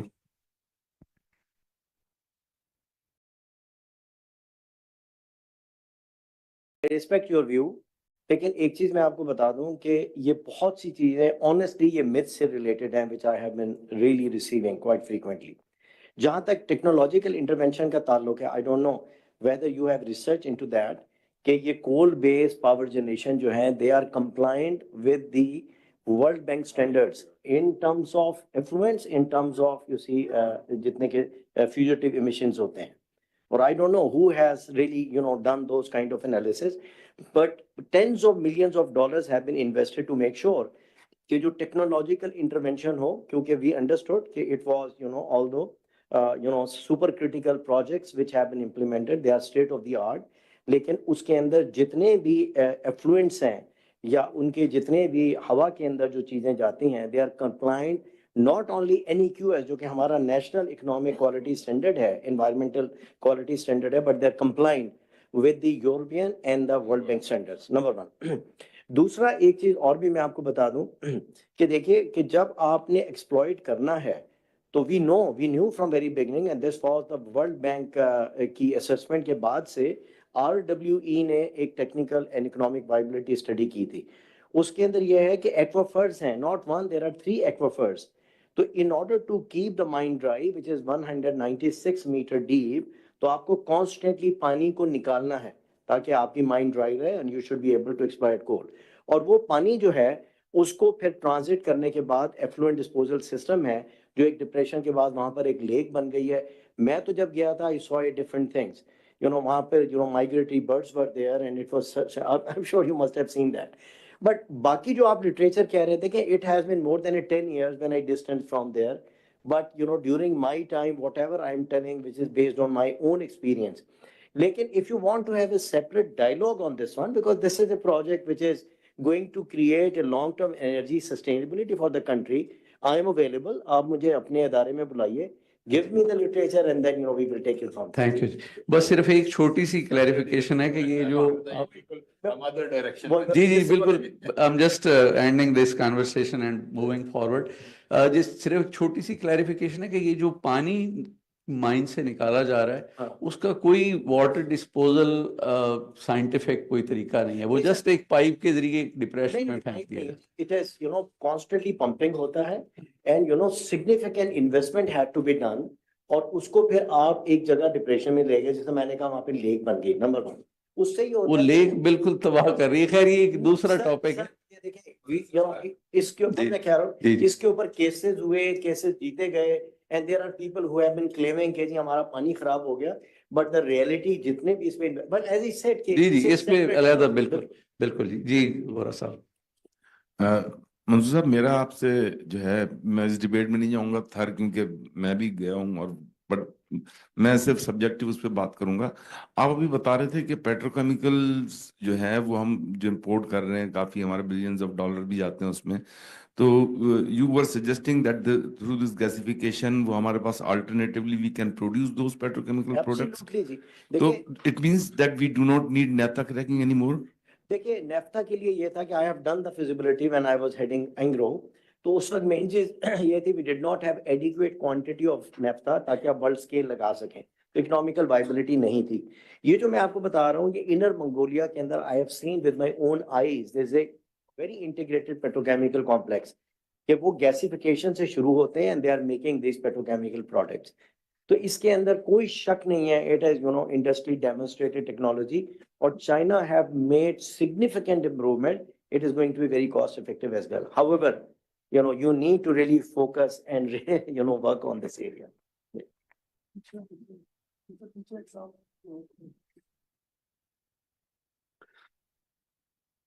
بہت مختصراً جی, آپ چائنا کی بات ہو رہی ہے تو ہمارے دوست ہیں, لیکن فرسٹ فیز میں جی ہم نے یہ بلینز آف ڈالرز کی بات ہوئی, وہ جو شروع کا ولنریبل جگہ ہے کنجراب سے آپ انٹر ہوتے ہیں جہاں گلیشیئرس ہیں اور وہاں سے سارا پانی ادھر آتا ہے, 1 کلو واٹ کا انویسٹمنٹ بھی نہیں ہوا. تو مہربانی کریں آپ فرسٹ فیز میں رہیں, آپ کے دور میں تو نہیں ہوا سر, اب آپ کہیں لکھتے ہیں ان کو سمجھا دیں کہ بھائی سیکنڈ فیز میں کم از کم پرائیویٹ سیکٹر کو ساتھ ملائے اور وہ کچھ کام کریں گے, ورنہ وہاں ٹرکس آئیں گے, کاربن ایمیشن ہوگا, گلیشیئرز وہاں میلٹ ہو رہے ہیں, نیچے پانی نہیں آ رہا ہے, تو یہ بہت سینسٹیو ایشوز ہے. تو بڑی مہربانی ہے جی آپ سیکنڈ فیز میں کریں. That was one of the areas, focus is needed, کوئی شک نہیں ہے, لیکن اگر مجھے کوئی 1 سال اور مل جاتا تو شاید the thing would have been different, لیکن اس کے بعد چراغوں میں روشنی نہ رہی. شاید صاحب پلیز. ایک دو چیزوں پہ وضاحت کرنا چاہ رہا تھا. ایک تو یہ کہ ہم نے ایک بریس وغیرہ مل کے خاکان بھی تھے, تو ہم نے کو بنائے ہوئے ہیں, and I didn't want to discuss them here, and some of the things that you mentioned اس میں they have been touched upon. Two quick comments, and I will come to the wheeling charges part just to understand something. لیکن یہ جو ہم بار بار fiscal concessions کی بات کرتے ہیں نا, while we are in the fund program, that's history now. There will be no fiscal concessions. And then when we discuss the viability gap, مجھے مشکل اس لیے آ جاتی ہے کہ ہم پہ کہتے ہیں viability gap is now again a public private partnership arrangement, نا, جس میں viability gap گورنمنٹ دے. ہم یہ جو ہماری capabilities تھی وہ ہم نے دیکھ لی IPPs میں.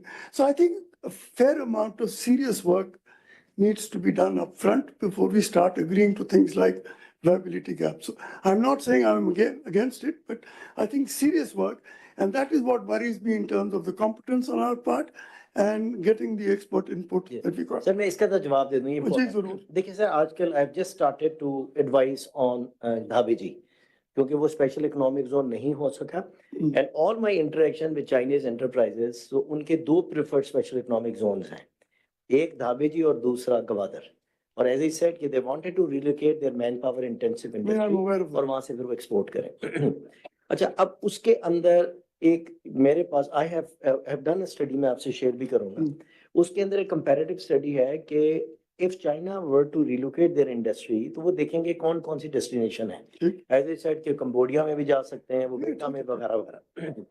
تو اس کے اندر وہاں پر جب ڈیسیژن ہوتے ہیں نا, وہ دیکھتے ہیں کہ کہاں پر ان کو اسپیشل اکنامک زون کے اندر کون کون سے انسینٹیو اویلیبل ہیں.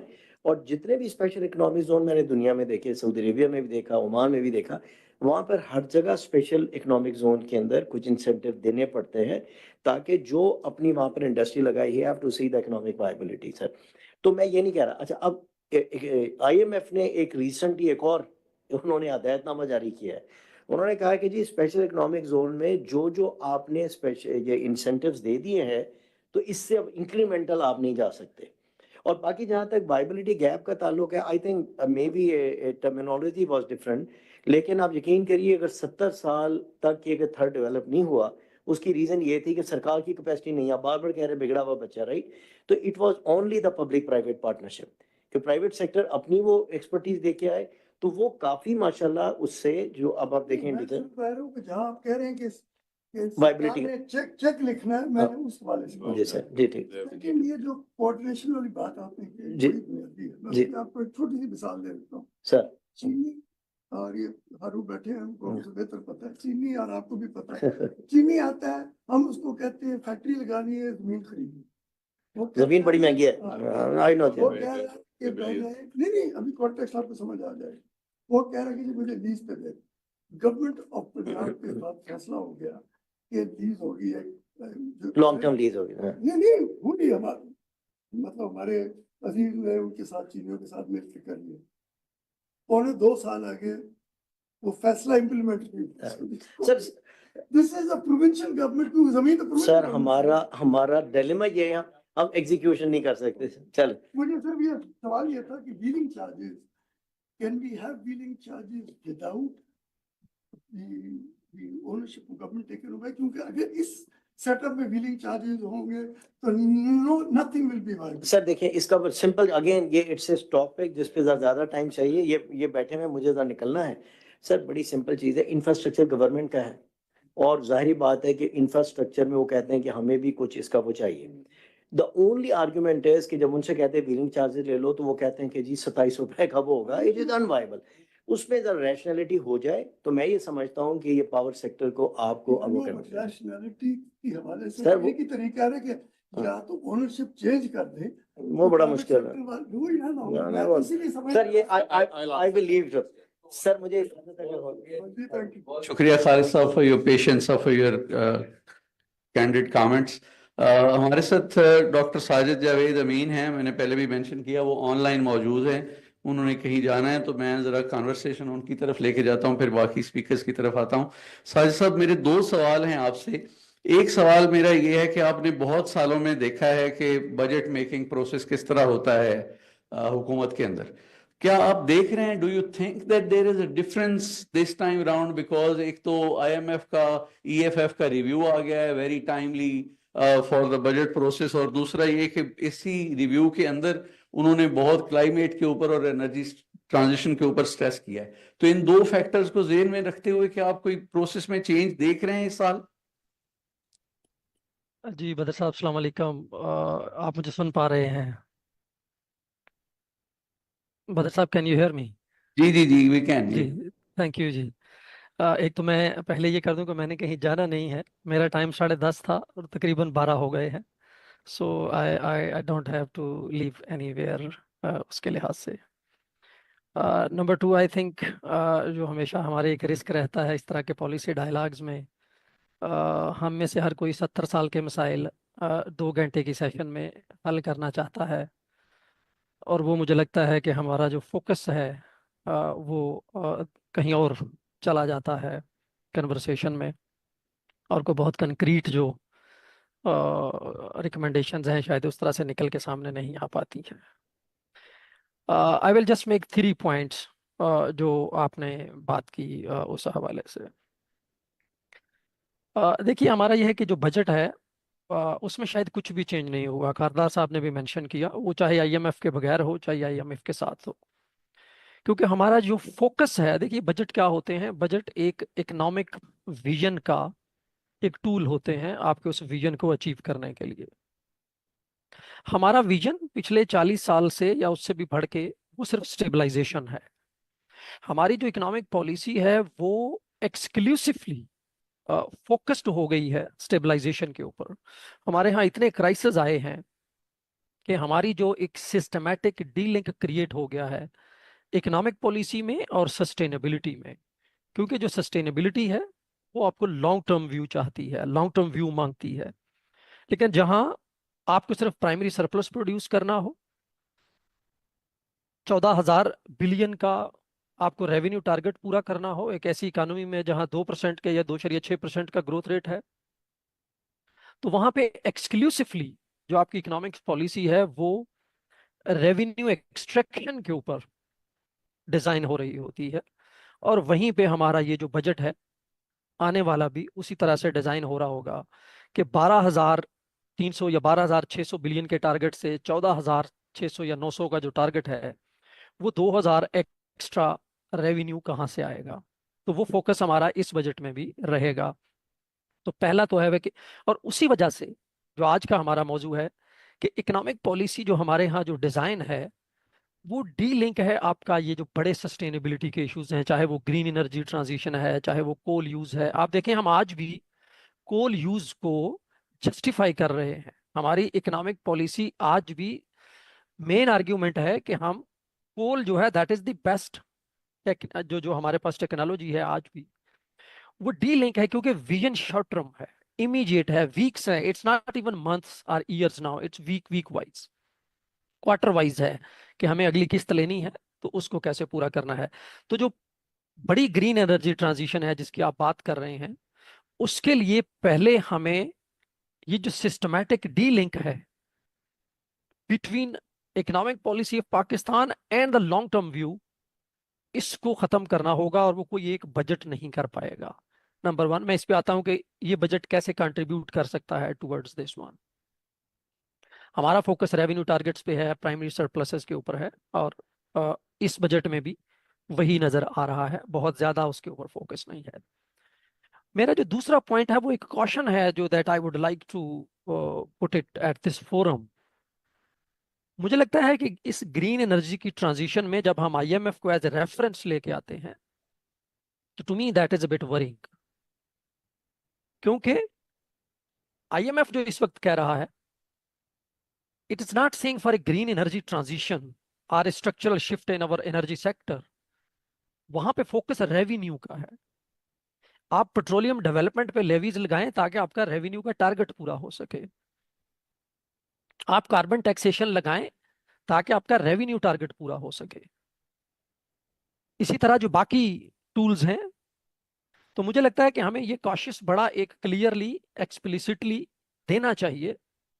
नो डाउट कि पाकिस्तान को ग्रीन एनर्जी ट्रांजिशन के बगैर कोई चारा ही नहीं है, क्योंकि green energy transition, efficient energy transition, ये हमारा इन्वायरमेंटल इशू नहीं है सिर्फ, ये पाकिस्तान का मैक्रो इकोनॉमिक इशू है. आपका इंपोर्ट बिल है वो सारे का सारा एनर्जी मिक्स की वजह से बहुत बड़ा उसका शेयर होता है. 40-50% आपका जो टोटल इंपोर्ट बिल है वो आपका फ्यूल पे जा रहा होता है, क्योंकि आपका एनर्जी मिक्स इस तरह का है.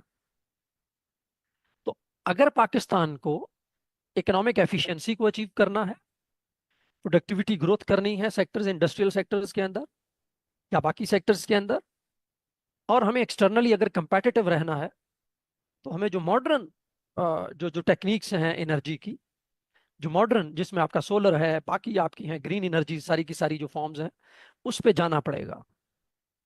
और that is a must. Coal short term solution है, क्योंकि हमारे पास इंफ्रास्ट्रक्चर शायद अभी उसी से फिट है, और हमारे पास जो अवेलेबल रिसोर्सेज हैं, वो चाहे CPEC है या बाकी हैं, जो फाइनेंसिंग के रिसोर्सेज हैं इस वक्त हमारे पास, वो शायद अलाइन टू कोल हैं. हमें उनको भी थोड़ा सा मॉडिफाई करना होगा कि हमें जो एग्जिस्टिंग रिसोर्सेज हैं उनको कैसे हम नए न्यू जो ग्रीन एनर्जी ट्रांजिशन है उसकी तरफ लेके चल सकते हैं. So my second point is कि लेट्स बी वेरी कॉशियस जब हम IMF को as a driver of green energy transition लेते हैं, because it's not for green energy transition per se, it is again the maximise the revenue targets जो आपको achieve करने होंगे उसके अंदर.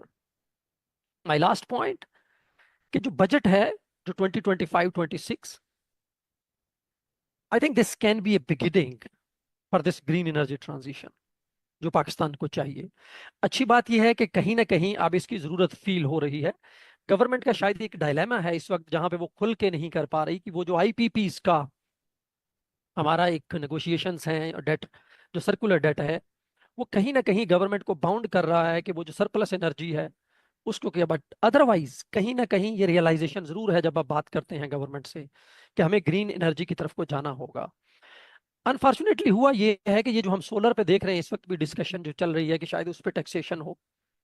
मैं हमेशा ये कहता हूँ कि पाकिस्तान में जो सोलर जो ग्रीन ये जो आया है एक रेवोल्यूशन आया है, दैट वाज इनवॉलेंट्री. 18 घंटे की आपकी लोड शेडिंग थी, बिजली नहीं मिल रही थी ना कारखानों को ना घर वालों को, हाउस होल्ड्स को. तो लोगों ने सोलर की तरफ शिफ्ट किया. It was not a planned solar revolution जो था. तो गवर्नमेंट के पास इसका कोई अब सोल्यूशन नहीं है क्योंकि उसके पास IPP जो है वो सरप्लस में चली गई, क्योंकि हमारी जो प्रोजेक्शंस थी ग्रोथ की जब हम IPP से नेगोशिएट कर रहे थे वो कम हो गई हैं. हम उस वक्त 6% का ग्रोथ रेट शायद देख रहे थे इस साल में जहां पे हम बैठे हैं कंसेक्यूटिवली 15-16 से अनवर्ड पिछले 10 साल में. बट हमारे पास 2-2.5% से ऊपर नहीं गया है. हमारा अगर कहीं 5-6% पे गया भी है तो वो लो बेस की वजह से गया है कि कोरोना में अगर हमारा नेगेटिव हो गया तो अगले साल 6% हो गया. फिर अगर हम 1% पे चले गए एग्रीकल्चर क्रॉप्स की वजह से तो फिर 5% हो गया. तो that was based on low base. तो हमारे यहाँ वो जो ग्रोथ प्रोजेक्टेड थी वो नहीं हुई. गवर्नमेंट के पास इस वक्त, दैट्स माय लास्ट पॉइंट, दो ऑप्शंस हैं कि इस बजट में एक तो वो बैड सिग्नल दे कि आप सोलर को टैक्स करें और आप लोगों को बताएं कि ये जो गवर्नमेंट है या जो पाकिस्तान की इकोनॉमिक पॉलिसी है, it's not ready for transition, it does not have any innovative solutions. और आप टैक्स लगा दें सिर्फ इसलिए कि आपकी जो IPPs की जो खपत है, जो एक्स्ट्रा सरप्लस एनर्जी की, वो नहीं आपसे हो रही. To me that is the worst part. अब ये बहुत बुरा होगा क्योंकि आप एक बड़ा क्लियर सिग्नल दे रहे हैं मार्केट को कि don't invest in innovative solutions. वो कोई और भी हो सकते हैं अदर दैन ग्रीन एनर्जी भी, because budgets are a direction, budgets are a signal of the direction of policy. तो वो मुझे लगता है बड़ा अहम होगा कि हम इसको कैसे करते हैं. दूसरा जो ऑप्शन है गवर्नमेंट के पास कि वो जो एक whole of green energy transition के जो बेसिक फंडामेंटल्स हैं उनकी तरफ राइट सिग्नल दे. वो एक पूल कायम करे, एक फंड पूल बनाए जहां पे जो स्मॉल इन्वेस्टर्स हैं इन ग्रीन एनर्जी उनको रिस्क शेयरिंग की जाए बैंक्स के साथ. SMEs को ट्रांजिट किया जाए towards green energy, solar panels या जो भी उसके हैं, उसके लिए फंड जो है वो रखे जाएं. उसके लिए आपकी जो सब्सिडीज हैं वो टेलर मेड की जाएं. जो आपकी टैक्सेशन है वो सिग्नलिंग हो. तो मेरे ख्याल में इस वक्त जो बजट का बड़ा काम होगा, क्योंकि जो स्ट्रक्चरल शिफ्ट चाहिए ग्रीन एनर्जी के लिए वो एक बजट नहीं कर पाएगा. It will need whole of economic policy which is guided by the broad-based transformations, not by stabilization, which balances stabilization with sustainability, which balances short-term stabilization with the long-term sustainability views. उसके लिए जो एक broad, तो this budget can be a starting point कि right signal at least जो है वो उसको दे सके. So this was from my side. Overall, economic policy in Pakistan has to be innovative for this energy transition, because this is a question of economic efficiency, not only environment. Thank Back you. to you. Thank you Thank you. Doctor साहब. अब मैं शाहजहां मिर्जा साहब को request करता हूं कि वो please आएं और आके ऑडियंस को अपने ख्यालात से आगाह करें, specially with reference to energy transition और इकोनॉमिक पॉलिसी. शाहजहां साहब का तारुफ आप देख लेंगे. वो Pakistan private power infrastructure board के हेड हैं और भी बहुत सारे हैट्स उन्होंने ज़िंदगी में पहने हैं. तो over to you sir. Thank you. Thank you ji. बिस्मिल्लाहिर्रहमानिर्रहीम. अमीन असलम साहब बैठे हैं. आई विश के कारदार साहब भी होते. I want to basically, he is such a senior person. उनको कंट्राडिक्ट करने की तो मैं यकीनन जुर्रत नहीं करूँगा. but I think there are some facts which need to be brought into light. Because when we say that IPP negotiations, I'm sorry, I'm being abrupt. I have to leave in 10 minutes because this was scheduled at 10:30, so we're running 1.5 hours late. I have a meeting. So I'll just talk the few points. कारदार साहब ने जो कहा है कि IPP के agreement अच्छे negotiate नहीं हुए, I think I will not insist कि वो अच्छे नेगोशिएट हुए. I can say that basically there was a room वो बेहतर नेगोशिएट हो सकते थे. But why we are in this mess, I think मैं इसको अगर एक और एंगल से देखूं तो मैं ये पीपीआईबी को, power ministry of water and power को, गवर्नमेंट को ये क्रेडिट देता हूं कि बेसिकली एक एम जो हमने रखा था 2013-14 में when we are facing 18 hours load shedding, कि ये लोड शेडिंग खत्म करनी है हमने. इसमें यकीनन जब हम हेस्ट में काम करते हैं, obviously we are not in the best position to negotiate, we are not in the best position to negotiate the optimum deal. But where failure came in, I think that's one aspect we totally ignore. Karda Sahib has touched that issue. Dr. Amin has also touched that issue. कि हम जो है एक whole of government और holistic approach के साथ नहीं चल रहे होते. We are always working as a country in silos. So PPIB को, Ministry of Water and Power को एक task दिया गया, जी आपने generation लानी है. We brought in 13,000 megawatt. At that time, while we were planning, we were very bullish, very aggressive. We were projecting that our planning division was projecting that the growth, GDP growth will be 5%. And we were planning regard to that. And where we have failure, just to give you one example, I have been part of the CPAC discussion since 2013. So I have seen all the progress and development in CPAC. Alhamdulillah, in the generation sector, we have been able to bring in about $17-18 billion of investment, and they are all operational projects. And here, one concern has been raised about environment. So all these projects are environmentally compliant with not only the national NEQs, but they are compliant with the World Bank environmental standards. So that is the thing, I think, which is very clear and which is documented. But the fact which I was trying to highlight here, that since 2013 and 14, I have been listening that in the CPAC, there will be 7 special economic zone development. Unfortunately, we have spent 12 years. We're in 2025 and none of them is operational.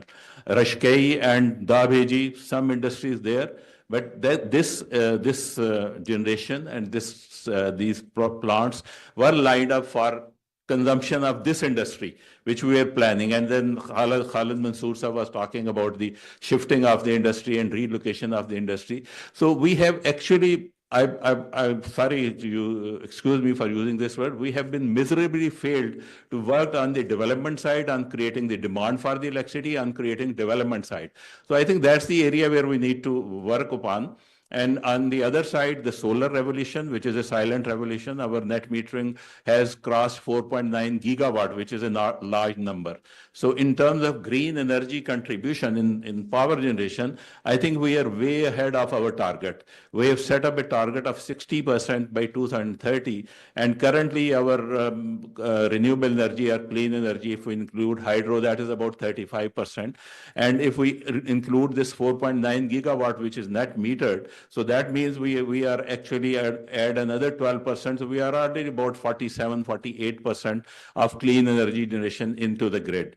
And on top of that, what we don't see, we don't have clear vision, that is about the non-grid connected renewable energy or solar PV projects. The imports are huge. The number tell us 12 gigawatt, 14 gigawatt, 16 gigawatt of panel imports. So even if all of them are not installed in the country, if we take half of that, if another 8 gigawatt or 9 gigawatt is installed, which is not grid connected, which is behind the meter, so that means we are already around between 55 and 60% of clean energy in terms of installation. So by that means, I think we are very close to the target. But as mentioned earlier also, but now this mushroom growth of solar PV in the very small units is creating technical challenges for the grid. We are in the government trying to review the policy, that how we can rationalize the policy so that the solar is not discouraged. We don't want to discourage the solar installation, but we want to rationalize that, because we are buying this unit in the daytime for 27 rupees, which is a very, very high price. And I think some of you may know that in the current price regime, the solar prices have dropped probably 3 times, 1/3 of what it was in 2015 and 16 when this policy was announced. So that means that policy requires revision and rationalization. Currently, for a solar system, the payback period is 1.5 to 2 years. So I think that's the type of return. And this is not exactly that, but again, we are criticizing the IPPs that they have minted money and they are minting money. So we have created these smaller IPPs where return is like 50% or 40% per year on investment. But I think this was just a rejoinder. In terms of budget preparation, I think we need to make a few recommendations if we can take it forward. I think we need to encourage this local manufacturing of solar equipment and solar panel. For that, a policy is in making. We have worked with the Engineering Development Board, and I hope maybe in this budget it is approved. It is basically some fiscal incentive and some other things. One clear anomaly which we have been pointed out in the solar policy, that if you import the finished product of solar panel and the solar inverters and other things, and even the battery, you don't have to pay any sales tax. It's totally duty free. But if you import the parts, there is a 17% sales tax on the parts. So actually our policy is currently penalizing the local manufacturing and local assembling of the units. So I think that's one area where we need to rationalize that, how we can encourage actually the local manufacturing and local assembly of this unit. We should also look into the green financing and the green financing, how we can encourage. State Bank has recently issued a draft of the green taxonomy. That is a good step actually, but we need to further improve it and see how we can actually support the cheap and green financing for the renewable energy projects. In the power sector, if we look at there is a closure of about 2,500 megawatt of thermal power plants in last October, though there are different opinions on that, whether that is the right way of doing it or not. So without going into that debate, so we have closed 2,500 megawatt of thermal projects. And in the next 10 years, the current generation expansion plan, which is under preparation, it is estimated that another 6,000 to 7,000 megawatt of solar PV projects will be shut down. So 6,000 to 7 megawatt of thermal power plant should be shut down. And in the new generation expansion plan for the 10 years, there's absolutely no thermal power plant except one nuclear power plant. So we are totally relying for about 18 to 19,000 megawatt of addition from the hydro, from the solar, and from the wind. So I think these are the positive developments which are being made in terms of making the energy sector more sustainable. NICA has worked a policy. You know that on the reduction in the energy efficiency, which is likely to reduce on 9 million ton of oil equivalent in the next 10 years. So that's another thing which we are doing. But again, two fundamental questions we need to resolve. One is the financing, and the other is actually the access to that financing. Currently, internationally, green financing is available, but the procedure and the formalities to access those green financing are very, very tedious and very long term. So in Pakistan, we need to create that. We are estimating that about $101 billion are required to reach this 60% target. And that, again, 50 billion alone is estimated to be in terms of renewable energy. So we need to basically make some suggestion actually where government support. We have listened to talk, a lot of talk. I don't know how IMF look at it. I think we need to move at the direct subsidies. There are a lot of issues and a lot of malpractices when we say that we are actually subsidizing the electricity, we are subsidizing the lifeline consumer and the poor consumer. So I think that the best answer is actually which has been also suggested earlier, that we move actually to the cash subsidy to the consumers, so that there is a very transparent mechanism that who is getting what. Then actually it is up to the consumer that how they want to use it. So these are, I think, the few suggestions. And with that, I will back leave. I'm sorry, I'm very short, but that's I have a meeting. Thank you very much. बहुत बहुत शुक्रिया आप दोनों साहिबान का। आपने बहुत सब्र से दूसरे मुकर्रीन को सुना है और ख़ुद भी अपने जो कमेंट्स हैं उनको कैंडर के साथ बयान किया। अब हमारे आखिरी स्पीकर हैं खाकान नजीब साहब, किसी तारफ़ के मौजूद नहीं हैं, फॉर्मर एडवाइज़र रहे हैं फाइनेंस मिनिस्ट्री के, फाइनेंस के टैक्सेशन के एक्सपर्ट हैं, तो over to you ji Khan साहब। यहाँ नहीं ये हाँ जी सही है, it's working, this gonna work, ठीक है, आप लगा देंगे प्रेजेंटेशन। अस्सलाम वालेकुम जी, so if you are the last speaker, most of the things that have to be said should have been said, so it's pretty difficult to be a last speaker. So आज का topic is very interesting. The first part of the topic is jet. You know, jets are very in thing these days, right? So, and you know, our jets have done very well. And the second important topic is कि 24वीं बार IMF के दर पे खड़े हैं। IMF एक ICU का doctor है, इसको समझें। पर मजे की बात यह है दोस्तों कि 24 में से आपने प्रोग्राम कितने कंप्लीट किए हैं? Raise your hand and tell me कितने कंप्लीट किए होंगे? आफिया कितने कंप्लीट किए होंगे? एक प्रोग्राम अपनी जिंदगी में कंप्लीट किया है। IMF is an instrument that is very very ill understood in Pakistan. ये बात मुझे इसलिए मालूम है कि वो 13-16 का प्रोग्राम है और वो मैंने पाकिस्तान के लिए एंकर किया था। I was at the Ministry of Finance. और तीसरा, you know, you want to talk about the budget, and the reason you want to talk about today's budget is because आपकी सैलरी पे जो टैक्स लगा हुआ है, मेरी कंसल्टेंसी पे जो टैक्स लगा हुआ है, मैं वो चाहता हूं कि कम हो जाए। And you know, in a generic way, how do we move to a budget which is more transformational in nature and not the usual that we've been doing? So पहली तो ये बात है कि जो सारा डिस्कोर्स है एनर्जी सेक्टर का, वो डोमिनेटेड है energy costs, circular debt, inefficiencies, heavy dependence on imported fuel, or demand and supply distortions. This is the discourse that takes place in Pakistan, right? TV pe dekh lein, aaj ki discussion mein dekh lein. That's not the right discourse. Why is it not the right discourse? Because this is the right discourse. Energy in Pakistan is a governance issue. It is not a technical issue. Energy in Pakistan is a managerial issue. Energy in Pakistan is a C-suite issue in the discourse. Energy in Pakistan is an HR issue. जब तक ये recognize नहीं करेंगे, तब तक आप फंसे रहेंगे इस discourse में, which is keeping you away from the fundamental issues. और IMF इस issue को deal करता है, cost को, because वो polity को भी excite करता है. बिकॉज जब वो पॉलिटी जाती है कहां पे, अपनी कॉन्स्टिट्यूएंसी में, तो उनको कहा जाता है कि बिजली महंगी है, तो सारी डिस्कोर्स वहां आ जाती है, जबकि डिस्कोर्स यहां आनी चाहिए। एनर्जी का जो आर्किटेक्चर है, that is the issue, and I will explain to you exactly what I mean by that. Energy का जो पॉलिटिकल इकोनॉमी है, सारा का सारा नेचुरल रिसोर्स कौन ओन करता है? फेडरल गवर्नमेंट के provincial government? That is the issue. मैं बिजली फेडरल गवर्नमेंट के डिस्कोर्स देता हूं उससे, पर सारी की सारी एनफोर्समेंट किसके पास है? That is the issue. Try and understand the issue first. Now come down to the last thing.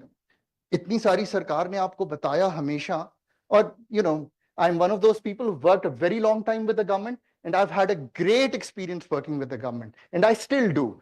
जो डेप्थ, क्वालिटी और substance of this whole transformation है, दैट इज द इशू। सरकार ये नहीं है कि कुछ कर नहीं रही है, don't misunderstand that at all. सरकार कोई भी हो is always doing a lot of work, but the problem is in the depth, quality and substance of that issues जो मैंने ऊपर आपको एक्सप्लेन किए हैं, उनको ट्रांसफॉर्म करने की डेप्थ जो है और जो इंपैक्ट है, वो मिसिंग है। Are we all good? You must understand today when you leave that ये इश्यूज नहीं है, इश्यूज ये हैं, ये जब तक नहीं सॉल्व होंगे आप आगे नहीं बढ़ पाएंगे। If I have worked for so long and I still understand this subject quite well, then I should be able to in one more slide explain to you कि ये solve कैसे होंगे। अगर मैं ये एक स्लाइड में नहीं कर सकता, then I don't understand the economy of Pakistan and the energy sector of Pakistan. So in the next very slide, I'm going to explain to you what transformation you actually need in Pakistan's energy sector. So here's this one slide. I can stop my discussion after this slide, and that'll be pretty much it, but I won't. So here's the thing. Focus on impactful policies. बार बार मेरे से पहले speakers ही कह रहे थे सरकार ये कर ले, सरकार वो कर ले. So to do that, you need, as the world has, I'm an Australian trained economist, मैं काम भी वहीं करता रहा हूं, one professional synergistic energy ministry. Start यहीं से करना है, बाकी तो आप वक्त जाया कर रहे हैं सारा. I'm being harsh so that you take home the right message. What does that mean? You can't think of gas, petroleum, power, water in silos. One electron in my house has to be thought together. Are we all together? So ये चाहिए आपको सबसे पहले. Fundamentals पे आए. इस मुल्क को ठीक, जैसे बहुत से लोग कहते हैं ना हमारे डॉक्टर्स ने करना है, तो हम कर देंगे जिस दिन हम ये बिलीव करेंगे कि हमने करना क्या है. Number 2, light touch regulation. What does that mean? बड़ी इज्जत से कहता हूं कि ये सारी जो एजेंसीज हैं हमारी, ये नेसेंट हैं, ये regulator. I have a very good sense of regulation because Australia is one of the best well-regulated economies in the world. And that's where I come from. What's the deal there? एक energy regulator होता है, उसको AER कहते हैं. आप एक energy regulator क्यों नहीं बनाते? आप इसको पार्किंग लॉट क्यों बनाना चाहते हैं? मैं हर चीज का डॉक्टर पाकिस्तान में मौजूद है, बड़ी एहतराम के साथ. You don't have regulatory experience in Pakistan. People like Khalid or Afia who've done work in energy sector understand. Even I am not qualified to be an energy regulator. That is why market making नहीं हो रही, सिर्फ upfront tariff दिए जा रहे हैं. इसको समझिए. So your second change, and for this you have to tap the market abroad. The only thing. Number 3, transmission in Pakistan की जी बिजली कैरी नहीं कर सकते. Can I get to the जुजियात? जुजियात तो यही है ना, NTTC का CEO कब से नहीं लगाया था. So that's a competence issue. That's an issue which is organizational in nature. And now we are splitting that into 3. And so we are trying to solve the organizational part. And lastly, so लोग मुझे कहते हैं कि आप SOEs को कहते हैं privatise कर लें, पर चीन जो है उसमें तो सारा पब्लिक सेक्टर बहुत अच्छा चला रहा है. That is true. But it's a misnomer. The misnomer is कि उन्होंने पब्लिक सेक्टर को compete करने की जगह फराहम की है. वो ये नहीं करते कि ये 4-5 लोग हैं, ये let's say CEOs हैं, इन सबको एक टैरिफ पकड़ा दें और ये कह दें कि आप बहुत ज्यादा नुकसान कर रहे हैं, आप कम कर रही हैं, आप उससे कम कर रहे हैं, आपका टैरिफ पे बराबर कर दूंगा, पैसे मेरे टैक्स के पैसों से डाल दूंगा. Do you understand what I'm trying to say? आप आज ठीक करना चाहते हैं ना पब्लिक सेक्टर डिस्कोर्स को, पब्लिक सेक्टर में रहते हुए move away from the tariff regime into a competitive based innovative tariff. और उन्हें कहें कि अगर इनका नुकसान सबसे ज्यादा है तो इनका टैरिफ भी सबसे ज्यादा होगा. I will turn up in Karachi, in Multan, in Lahore and ask him as a CEO or the board member to fix करें उस डिस्को को. That is the problem. That is how China solved this issue. कादार साहब कह रहे थे ना हम सीख नहीं सकते किसी से, अगर सीखना है तो ये सीखिए. सो आज तक हम इस कॉर्पोरेट रीऑर्गेनाइजेशन को कर नहीं सके. ऑस्ट्रेलिया के एक नेशनल एनर्जी मार्केट है, उन्होंने कहा कि हम CTBCM पाकिस्तान, मैं तो 10 साल से ये स्टोरी सुन रहा हूं, 10 साल से. Because you don't have a regulator which is qualified and professional enough to handle it, you've not been able to have the CTBCM. Again, Pakistan is a HR competence issue of energy. All others are manifestations of that issue. You have to get to the gut of the issue. And that is the change. इसका कोई IMF से ताल्लुक नहीं है. Please हर चीज IMF पे ना डालें. Let's take responsibility of where we stand. ठीक जी? So इस एक स्लाइड में मैंने आपको पाकिस्तान का जो फंडामेंटल मूव है of the energy sector from where it is to a competitive energy sector run by a synergistic ministry, regulated by a thinking regulator, in a competitive mode without any privatization get solved. Are we all with me? इसमें कोई ऐसी चीज तो नहीं है जो समझ नहीं आई? Good. अब आप आ जाइए कि ये आज क्यों कर सकते हैं आप. तो एक तो बात ये है कि ये हम बार बार कहते हैं ना इकोनॉमिक ट्रांसफॉर्मेशन हो गई है पाकिस्तान की, इसको भी समझने की कोशिश कीजिए. ये एक ग्राफ है जो आपको एक्सप्लेन करता है द फॉलोइंग पॉइंट. میں 2013 میں IMF کے ساتھ ہم نیگوشیٹ کر رہے تھے, ریزروز 3-4 ارب ڈالر پہ کھڑے تھے. لیزر ہے آپ کے پاس؟ یہ جو ادھر فرسٹ IMF ہے, یہ ہم 2013-14 میں کھڑے ہیں, ریزروز 3-4 ارب ڈالر پہ چلے گئے ہیں. ہم IMF کے پاس جاتے ہیں, ریزروز 19-20 ارب ڈالر پہ چلے جاتے ہیں. واپس جو ٹرم آئل ہوتا ہے, ہم واپس جاتے ہیں IMF کے پاس 2019 میں, ریزروز 4-5 ارب ڈالر پہ کھڑے ہیں, پھر 20 ارب, پھر 2023, اور اب آپ 13 ارب پہ کھڑے ہیں. سو سٹوری یہ ہے کہ کوئی نئی سٹوری نہیں ہے اس میں. We in the last 1 decade have been to the IMF and the same story has been repeated over and over again.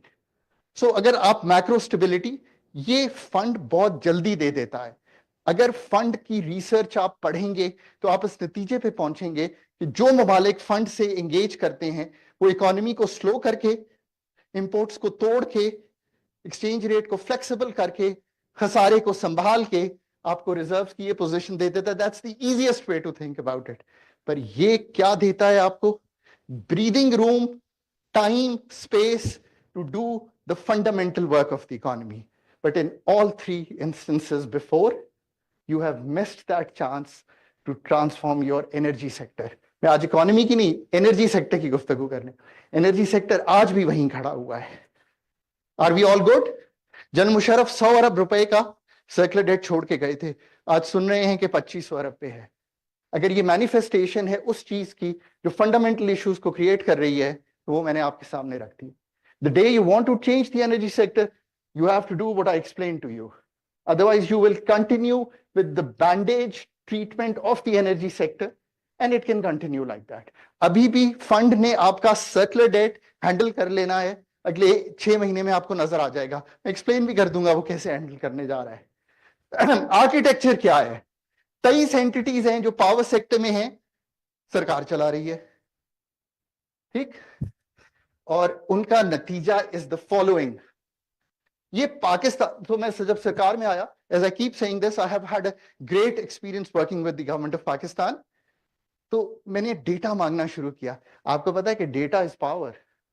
اگر ڈیٹا ہو تو پھر تو آپ بہت کچھ کر سکتے ہیں. تو ڈیٹا نہیں ملتا تھا. تو میں نے کہا یار مجھے بتاؤ تو کہ SOEs میں ہو کیا رہا ہے. پھر میں نے کہا چلو میں ہی ایک کتاب لکھ دیتا ہوں. تو میں نے ایک کتاب لکھ دی, اس کا نام ہے federal footprint of the Pakistan government. Federal کا 2012-13 میں ہم نے یہ کام کیا, 13-14 میں ہم نے کتاب چھاپ دی. تو ہم نے کہا کہ نقصان ہو رہا ہے. میں بتدریج وہ کتاب چھاپتا رہا. میرا فارورڈ بھی موجود ہے, فائنانس ڈویژن کی ویب سائٹ پہ پڑی ہوئی ہے. نہ مجھے کسی نے سرکار سے نکالا. اس لیے میں ہمیشہ کہتا ہوں کہ اگر آپ کام کریں گے, nothing happens. I've served with all 3 political governments and no one asked me to leave. I kept saying کہ یہ نقصان ہو رہا ہے. At least we had the data. یہ لاسٹ کتاب ہے. 21 ارب ڈالر کا ایکیومولیٹڈ لاس ہے 15 اینٹیز کا. IMF کا کیا تعلق ہے اس چیز سے یار؟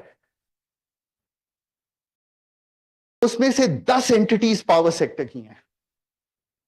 That is the severity of the challenge we face. جیسے کچھ میرے سے پہلے اسپیکرز نے کہا نا کہ پرائیویٹائزیشن کیسے ہوگی, اتنی کباہتیں ہیں اس میں. ان کی بیلنس شیٹ کو کلین کرنا ایک بہت بڑی کباہت ہے. This is where you stand in terms. یہ بالکل سرکار کی دی ہوئی چیز ہے, کیونکہ میں چھاپتا تھا, ابھی سرکار نے چھاپی ہے. So these are very authentic figures, and any state owns this figure with whatever government it is. That is the severity of the challenge. باقی 13 اینٹیز ہیں جو مینوفیکچرنگ مائننگ میں ہیں, آئل اینڈ گیس 8. سو یہ اسٹرکچرڈ ہے ایسے کہ سرکار از رننگ دی آپریشن, باقی باتیں تو ہم نے کر لی ہیں. اچھا, یہ جو گرین انرجی ہے, کیونکہ یہ ٹاپک ایسا ہے, so you have to talk with numbers. ایک تو گفتگو کبھی بھی جس سے کہیں ڈیپتھ میں نہیں جا سکتی جب تک آپ نمبرز نہ آئیں. یہ جو لیفٹ ہے, یہ کرسی بے شک اگر آپ ہٹا دیں سو دیٹ لوگوں کو دکھائی دے رہا ہو. اچھا, پہلی بات یہ ہے کہ اگر جو لیفٹ والا چارٹ آپ دیکھیں گے, یہ پاکستان کا آج کا انرجی مکس ہے. So let's not misunderstand and keep saying that, we are a fossil fuel led country and blah, blah, blah. Yes, we have a $15 billion import of fossil fuels, but that's exactly our miss. Laser yaar, agar aap mujhe dhoond denge na to bahut acha hoga. The mix is on the left. So we have hydro 24%, wind, solar, bagasse, nuclear, gas. Even RLNG is green. So our green right now is nearly 64% with how we are producing energy. That's your today's energy mix. This is IC-JAP, जो लोग उसमें काम करते हैं, this is an integrated plan that again the state makes. And I keep referring to the state, we've been making this for a long time. इसको हम transform करना, कहाँ से करूं?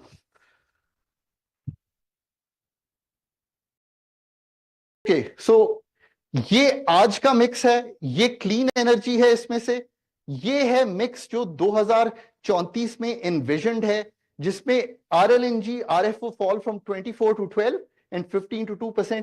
इसकी कॉस्ट है 108 अरब डॉलर अगर आपने यहां से यहां पहुंचना है. This is the financing that you need if you need to sort this out.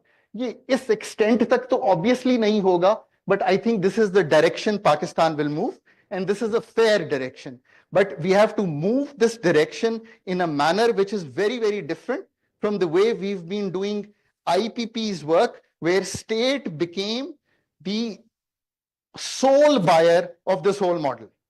So model तो ये ठीक है, चले हम मान लेते हैं थोड़ी देर के लिए. But how do we get from there to there? In which way is the thing? And that's why you need that ministry, which is a synergistic ministry filled with professionals, not run by generalists. Be very, very clear on that. Then you will not be asking for every document to the multilaterals कि हमें document दे दें. Are we good? Okay. अच्छा, ये चूंकि मुझसे जो पहले लोग हैं उन्होंने एक डीरेगुलेशन की बात की है कि वी नीड व्हीलिंग का मतलब है कि एक दूसरे को बिजली बेच सके, B2B उसकी प्राइसिंग करनी है. अब खालिद को भी पता है ना कि ये बड़े अरसे से क्यों नहीं हो पा रहा, मतलब क्यों नहीं कर देते. बिजली 45,000 मेगावाट है, खपत 20,000 आ रही है. What's the issue? The issue is the first, the slide that I keep telling you is the problem. You need a synergistic policy ministry which can make this happen. You need a regulator which is unified, led by a regulatory expert who's a market maker. सबको समझ आ गई है? Are we good? Okay. So ये बात चूंकि उन्होंने कर लिया, मैं तब वक्त नहीं इस पे लगाऊंगा. अब बजट पे आ जाते हैं. उसमें क्या हो रहा है? देखिए, मैं बार बार कहता हूं, I am one of those जो इस वक्त पाकिस्तान को फंड के बगैर नहीं चलाऊं. If even I was running the government, and the reason is that you don't want to cause distress. मैं anesthesia के बगैर सर्जरी का believer नहीं हूं, because ये 25 करोड़ का मुल्क है और ये it's not Sri Lanka where I can take you to default. That's not how you should run Pakistan. आपको एक breathing space दे रहा है. अब फंड क्या कर रहा है? फंड ये कह रहा है कि मैं जो CD flow है उसको stem करूंगा तो मुझे cost बढ़ानी पड़ेगी आपको. So we all are paying that cost. That's fine. वो ये कह रहा है कि गैस का CD 2300 है, पावर का 2400 है. सो आप जो timely tariff increases, sufficient subsidies and cost reducing reform ये करें आप, तो आपको एक स्पेस मिल जाएगी. ये कर रहे हैं हम, दैट्स फाइन. मैं एग्जैक्ट भी दिखा दूंगा हम क्या कर रहे हैं. फिर वो ये कह रहे हैं कि आप नोटिफाई करें गैस टैरिफ को. कभी कभी मुझे दुख होता है इस बात पे कि हम ये कहते हैं कि बिजली की कीमत का तयन या गैस की कीमत का तयन IMF करता है. आफिया, IMF का क्या ताल्लुक है? Aafia is my expert on power. IMF का क्या ताल्लुक है बिजली की कीमत डिटरमिन करने से? नेप्रा और ओगरा पाकिस्तान में बिजली की कीमत स्टेट डिस्कोस की पिटिशन पे डिटरमिन करते हैं. Is this correct? Thank you. Now there is no IMF. Please understand this, right? And I have run that IMF program in Pakistan, which is the only one we ever completed. वो ये कह रहा है आपको कि please notify कर दें semi annual gas tariff adjustment as determined by OGRA. ये मैं right out of the fund book ला रहा हूं. Pause for a moment and think that that's the structural benchmark that you have signed on. Are we good? So पहले तो ये कि ये सारा काम आप पे ही है. हाँ, अब प्रॉब्लम ये है कि वो जिस तरह बड़ों ने यूज किया वर्ड बिगड़ा हुआ बच्चा और व्हाटएवर, तो वो कह रहे हैं कि आप खुद तो करेंगे नहीं, मैं आपको कह रहा हूं तो आप कर लें. For me, that's an uncomfortable position. For someone to come and tell me that I'm not doing the right thing. You know, when I was 10 years old, maybe my father could tell me, but you know, that's not a fair thing to do. इसी तरह वो कह रहा है कि annual rebasing जो है वो करें अपने पावर सेक्टर की. This is the IMF getting you to the cost recovery and giving you time for survival. Do you understand? To do the work that I keep saying that we have to do. Liquidity management हो जाती है. इसी तरह SOE का reform है. You will not believe that this report that I used to do on my accord, the IMF had to put in the MEFP for Pakistan government to do once I left government. If you want to run Pakistan like that, then it's your thought process. So यहाँ पे खड़े हैं generally. अब taxes की बात हुई.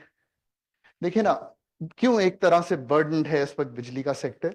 Because आप direct tax नहीं देना चाहते, रिटेलर भी नहीं देना चाहता, रियल एस्टेट में बिकॉज मेरे आपके सबके पैसे लगे, मैं भी नहीं देना चाहता, एग्रीकल्चर इनकम टैक्स हो तो रखा ही बाहर हमने, वो भी नहीं देना चाहते. तो हम क्या करते हैं? हम कहते हैं 18% GST, advance tax, further tax, extra tax, ED, PTV fee, सब कुछ ले लें इसी से. So that's why 30% of your bill that you get today is coming from these. Khalid, इसका IMF से क्या ताल्लुक है यार? We have to sort this out, right? So we have to understand these things in the right context. I've also kept talking what the IMF is doing, and I've also kept talking what we need to do ourselves. The time and the breathing space is again there for you. Let's use that time and the breathing space in a manner which gets us to the destination that we want to go to. फिर इसमें एक date servicing surcharge है. मसला ये हुआ था कि बहुत बर्डन हो गया था. So I can tell you the exact story. I think 2013 की जब गवर्नमेंट आई, 3000 मेगावाट की कैपेसिटी पड़ी थी, बट इतना ज्यादा डेट का बर्डन था. So they asked कि इसका कोई इनोवेटिव वे दिखाएं. I was one of the players in that innovative way. हमने वो डेट उठाया, उसको एक स्पेशल पर्पस व्हीकल में पास ऑन किया और उसको अलहदा कर दिया. PHPL उसका नाम है, और उसका एक सरचार्ज बिलों पे लगा दिया, बट फौरी तौर पे 3000 मेगावाट सिस्टम में ऐड हो गया. So हमने सिस्टम की जो लिक्विडिटी का इशू था उधर से निकाल दिया. बट मैंने कभी ये नहीं कहा था कि सारी जिंदगी ये ऐसे ही चलता रहेगा. मतलब उम्मीद ये थी कि 2000 अरब के आज भी रिसीवेबल्स हैं. पहले स्पीकर्स ने पूछा कोई है रिसीवेबल? 2000 अरब के रिसीवेबल्स आज भी खड़े हैं डिस्कोर्स की बुक्स पे, पब्लिक के भी, प्राइवेट के भी. कर लें क्लीन. हमने बड़ी अटेम्प्ट्स की, बट वी डिडंट सक्सीड. ठीक. अब इस बजट के पॉइंट ऑफ व्यू से आप क्या कर सकते हैं? मैं तो फंडामेंटल रिफॉर्म की गुफ्तगू आपसे करता रहा हूं. मुझे बदर साहब ने भी कहा था कि थोड़ी डीपर गुफ्तगू कीजिएगा. पर बजट में क्या कर सकते हैं? बजट में बहुत कुछ किया जा सकता है. एक तो यह है कि ये कहते कहते भी, I am still young, so I am not going to say I have grown old, but you know a lot of time has passed certainly, कि you need to start moving away from a subsidy that is based on consumption to a subsidy that is based on income. Do you see what I'm trying to say? What does that mean? That means, in very, very simple terms, that the subsidy will go to a poor household, whether he or she consumes 100 units or 1000 units is their business. Do you see what I'm trying to say? So that mechanism has to be evolved. We have asked one of our multilateral friends कि वो इस पे study करके दें और हम इस तरफ मूव कर सकें. सो अगर आप वाकई बजट में चेंज करना चाहते हैं, तो आप ये 200 यूनिट को जो 9-10 रुपए की बिजली दे रहे हैं, जो 54% हैं, इधर से निकलिए. और बेस्ट पाकिस्तान का फ्लैगशिप प्रोग्राम है. I've always said, I've run this program, we have run it, whatever government has been in there, whatever IMF program has been there, today it's 650 billion rupees. So move towards that or a mechanism related to that. इसी तरह आपको मैंने पहले कहा था कि tariff reform इस तरह का कीजिए कि यूनिफॉर्म टैरिफ से निकल जाइए.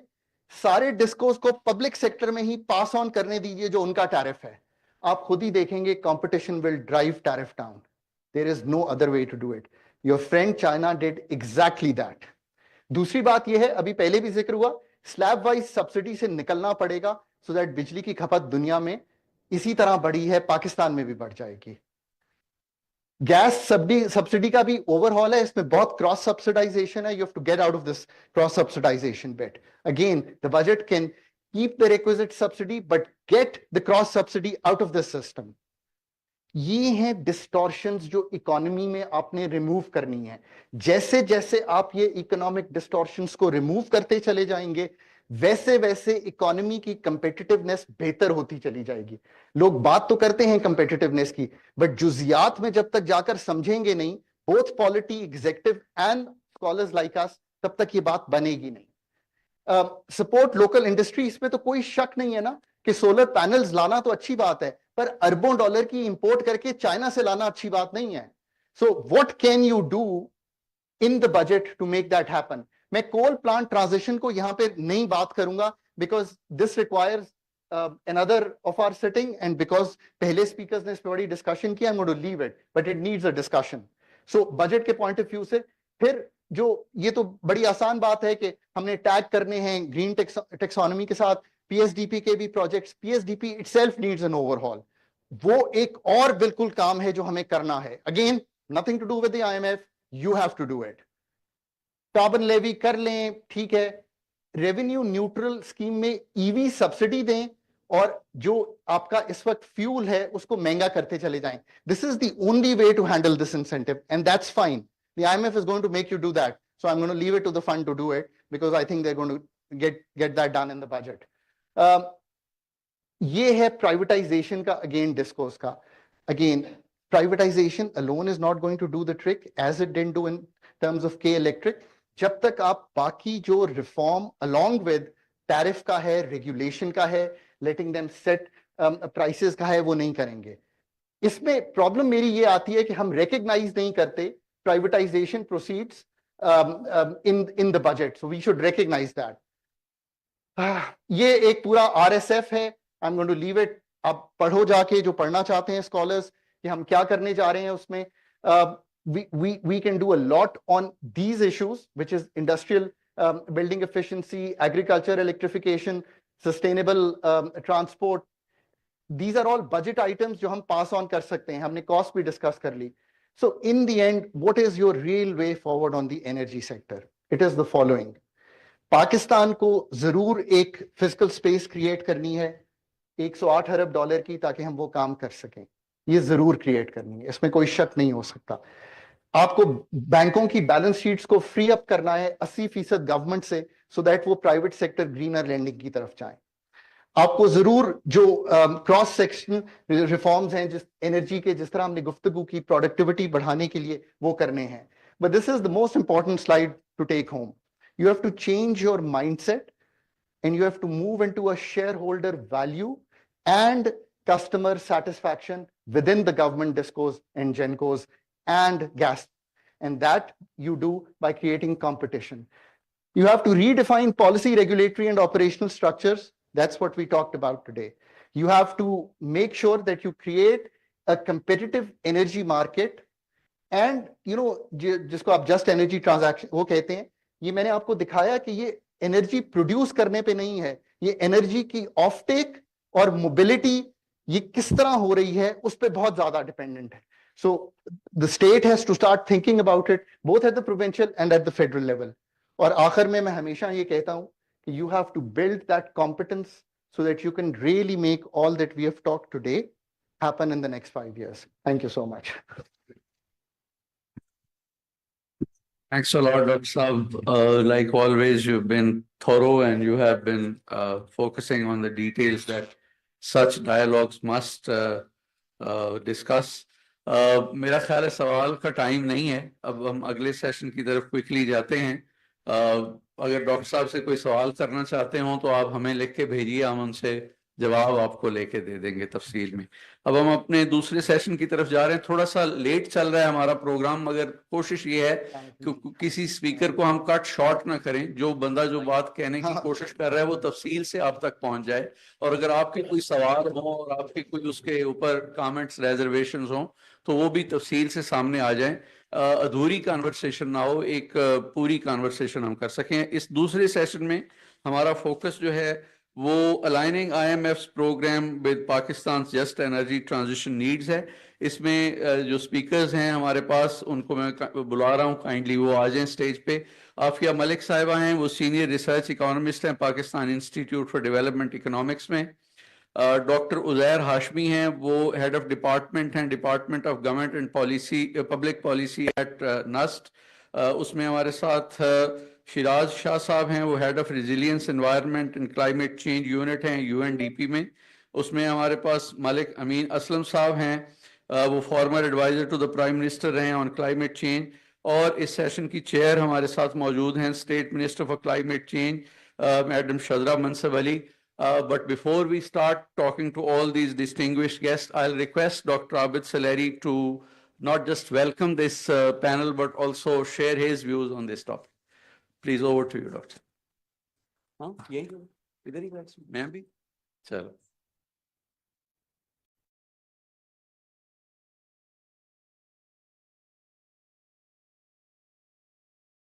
Thank you, Badr Alam Sahab. Good afternoon, ladies and gentlemen, and distinguished panelists who have spared their valuable time and joined us today to discuss the very important topic where one is trying to find the interlinkages and complementarities between IMF program and Just Energy Transition Program. As we know that the month of May, the last 2 weeks of May, there are always a lot is happening in discussion around economy, around energy because of the forthcoming federal budget. And when Pakistan is in IMF program, we already know the contours of federal budget. So the contours, they are already been discussed and decided. And now one has to look into the granular details of it, and especially when it comes to energy, two important things that struck to my mind today. One is that the petroleum levy would be increased from existing 78 rupees or 80 rupees per liter to 100 rupees per liter. And the second is this market liberalization for second-hand cars. And if you look at both of them, there is actually a window of opportunity to import more hybrid and more electrical vehicles if this second-hand automobiles, their market is relaxed. And I think that would become a necessity when fuel, especially diesel and petrol, well, its price will increase. Automatically, there will be more demand for second-hand cars, which can be more energy efficient and energy economic costly. The second thing which thanks Khakan, you elaborated very rightly about the billing and what does it take to curtail capacity payment charges and energy circular debt. One is already prepared for paying increased gas as well as electricity bills in 25-26. And I think this economic compulsion would again would be a major impetus to transit to this sustainable energy and renewable energy or off-grid solution. We know that there is this vicious cycle, more consumer going to off-grid electricity would mean that expensive electricity for the rest of the consumers. But I think this economic impulsion would ultimately taking us to the path where this energy transition would automatically take place, not because of our love for renewable or love for climate change, but also because of the conventional energy becoming more expensive. And within this broader parameters, we have invited a galaxy of panelists. I'll especially welcome Dr. Shazra Mansab Sahaba. Dr. Sahaba, thank you very much. It's for the first time Dr. Sahaba joined STPI in Pride after taking charge of her responsibilities. And Malik Amin Aslam Sahab. So this is this continuation. So one can see that these are some of the issues that we are discussing. As Khakan rightly mentioned, government after government, we have been discussing the same issues, and IMF program after IMF program, we have been discussing almost very similar issues. And now, while we know that IMF program is not only extended fund facility program, but resilient sustainability fund. I think the most important slides, Khan, that we were not able to hear from you because of paucity of time. But this time, it's the first time that we have extended fund facility program plus resilience sustainability fund. And that too, when read together, would mean that 25-26 would be climate change, climate change, climate change. So $1.3 billion that we are talking about in next 28 months, when we'll have to report against them, there will be tangible measures that we need to take. And those tangible measures, perhaps, they can guide us towards this just energy transition in Pakistan. And I look forward to get educated from the panel. Over to you, Badr. Thank you. So coming to the distinguished panelists that we have today, I have my first question for Afia Malik Saiba. She is a senior research economist at Pakistan Institute for Development Economics. You've been studying Pakistan's budget since long, and you have been studying IMF's program since long.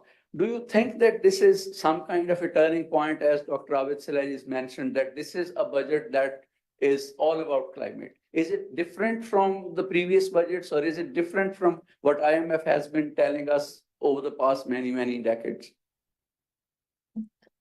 Thank you so much. Yeah, in terms of climate change, yes, this is for the first time that they are talking directly about the climate change. But when we look at it overall from the perspective, they are basically conditionalities. So initially, we don't have because climate change after the 2022 floods, it has now become a reality for Pakistan, that Pakistan is one of the most vulnerable countries. That's why, and Pakistan also asked for this resilient fund, especially from they were asking for this fund. That's why they have made this climate change and this climate adaptation thing a part of this IMF program. So this is for the first time that they have included this. But I have few reservations about this petroleum levy thing, which I would like to highlight. If you remember petroleum levy, why they want to increase? Because they are saying about including the carbon tax as well. They want this tax to be used for climate adaptation or to counter this carbon emission factors. But we need to understand what are the negative implications of this. Whether this fund generated or the revenue generated through this increase in petroleum levy is it going to be utilized for the climate adaptation things or not? Because given the financial constraints in the case of Pakistan, there are doubts about it. Petroleum levy is in fact, which was introduced a long time ago, was in fact a carbon tax. But it was not used, it was not given the name carbon tax, but it was also not used for specifically for this particular purpose, and it was used for the other government to finance the government expenditures. Now, what are the negative implications of increasing this? It is going to, because here we are talking about just energy transition. Just means we want an affordability factor. It must be accounted for those socioeconomic groups which are most vulnerable. When we increase this, it is going to directly hit those particular groups because it will increase the production cost. When the production cost will increase, it will increase the inflation. It directly, which particular group, socioeconomic group, spend the most of their income on their transport and food. So this particular levy, if it is increased, it is going to directly hit the poor. So we failed the basic objective of just energy transition, because we are directly hitting the poor by increasing the petroleum development levy, whether it is in the form of carbon tax or we directly increase the petroleum development levy. Secondly, we are talking about our businesses. They are affected. We are losing our competitiveness. If it is imposed, let's suppose we impose a carbon tax on, if it is not on the carbon levy, it is not in the form of carbon levy, but we impose directly on carbon emitting sources like coal, or gas or oil, whatever energy sources, it is going to increase, it is going to be transferred to the final consumer. Again, who is going to be hit? The poor. And not just the poor, but the middle class as well. So what do you think would have been a better way of levying such a carbon tax that it did not hurt the ordinary consumer. Anyone who is getting 1 liter of petrol will be, affected by this. And the effect will be equal for everyone who is getting, one who is getting like 400 liters of petrol and one who's getting 1 liter of petrol. The effect is equal for both in terms of the ratio of the tax. So what could be the alternative for levying such a tax that discourages that encourages decarbonization, but also does not hit the Why we poor want to segments? add these taxes or levies on the energy pricing? We already have so much taxes. So why we are targeting only the petroleum levy? Why not focus on incentivizing towards green transition? I don't think so. There is any other alternative to counter this. But the only thing is we have to take this in mind that we don't need any more taxes. Our economy is already overtaxed. So instead of increasing taxes, levies, or whether it through electricity taxes, we have to think of broadening our tax base instead of increasing this. Tax broadening is the basic solution. I'll now come to Uzair Hashmi Saab. He's the head of department at Government and Public Policy Department at NAST. मेरा सवाल आपसे ये है कि अभी जो EFF का review IMF ने किया है, उसमें उन्होंने बहुत क्लियरली लिखा है कि हम ये जो इंटरनल कंबस्टन इंजन्स हैं, इनके ऊपर एक टैक्स लगा रहे हैं और वो टैक्स की जो प्रोसीड्स हैं वो यूज किए जाएंगे for subsidising the electric vehicles. Do you think इस तरह की क्रॉस सब्सिडाइजेशन जो है वो एक is a good policy or should we go for some other method or mode? First of all, thank you very much for inviting me. And आपका जो सवाल है it's very pertinent और मैं उसका जवाब मैम के ही जो जवाब है उसको आगे बढ़ाते हुए दूंगा. Because at times we adopt the policies which are happening, I mean the practices happening in developed world, and we try to imitate those and see the same results, foresee the same results happening in Pakistan.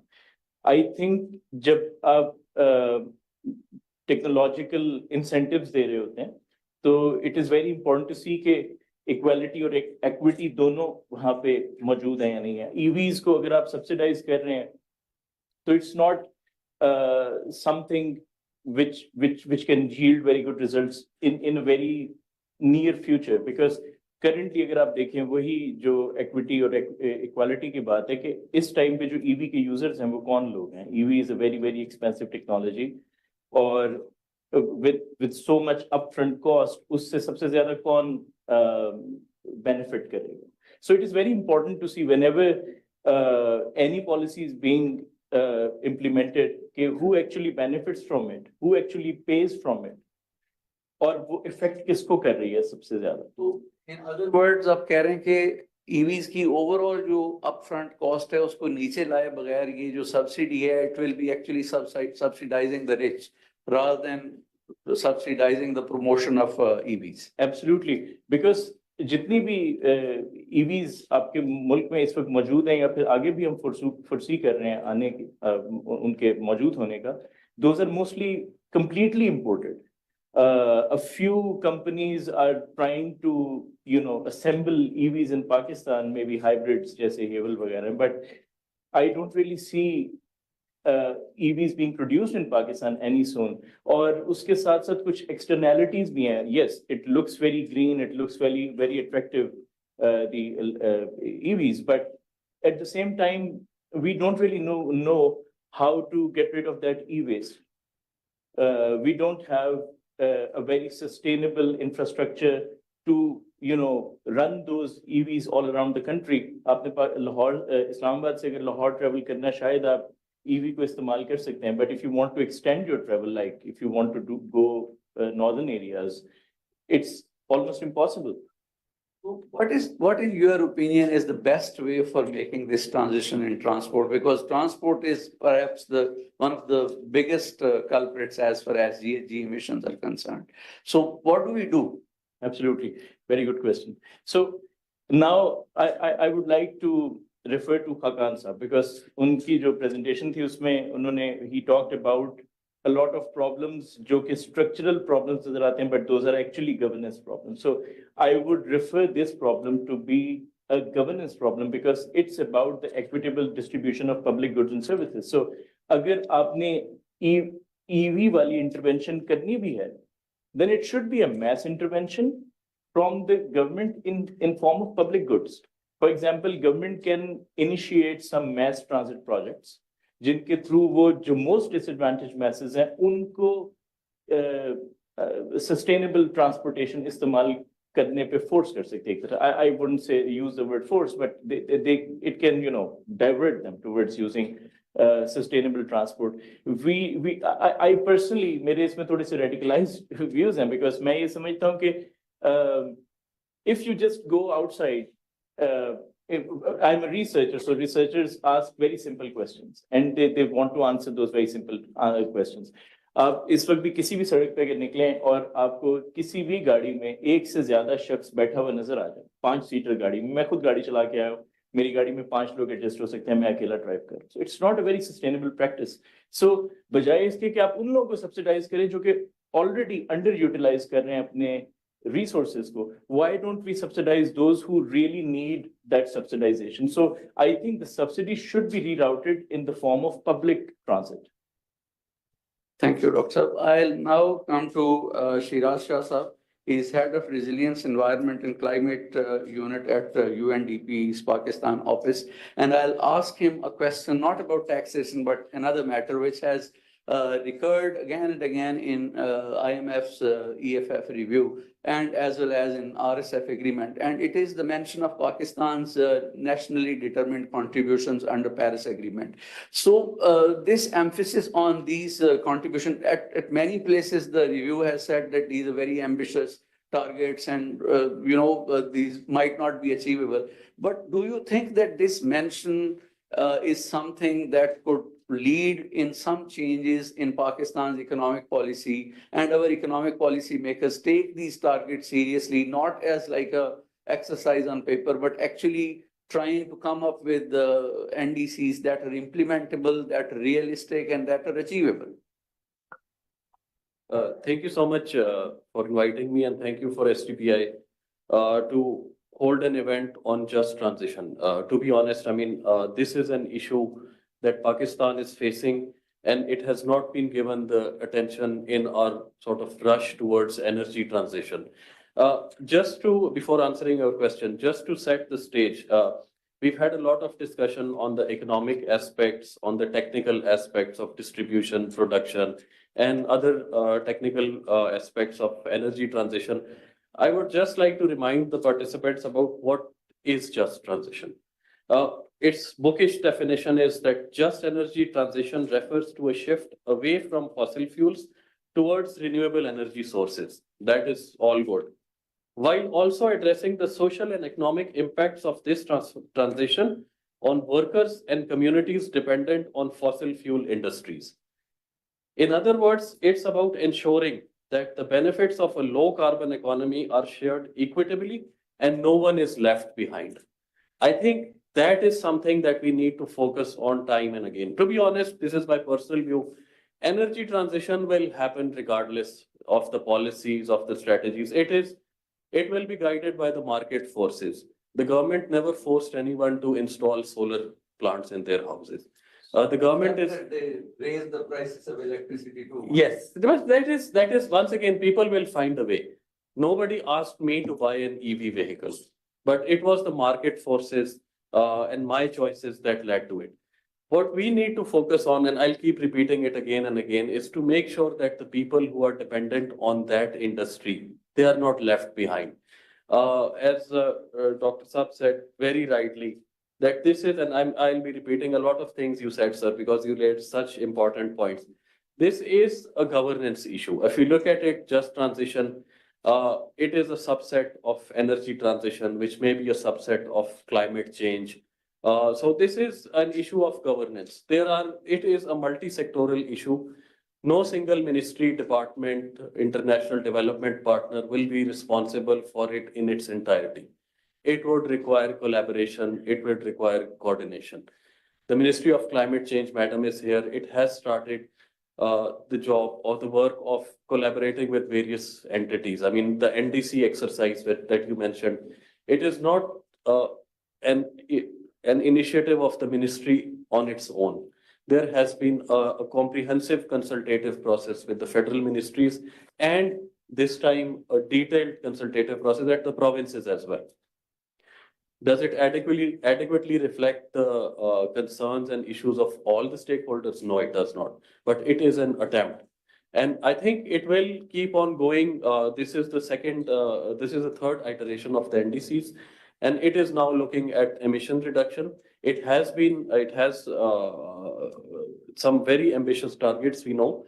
The last NDC 2.0, had a target of 50% emission reduction, and it achieved 35% reduction, which is a big thing considering the fact that no international support or assistance was provided. This was all using government's indigenous or local capacities and resources.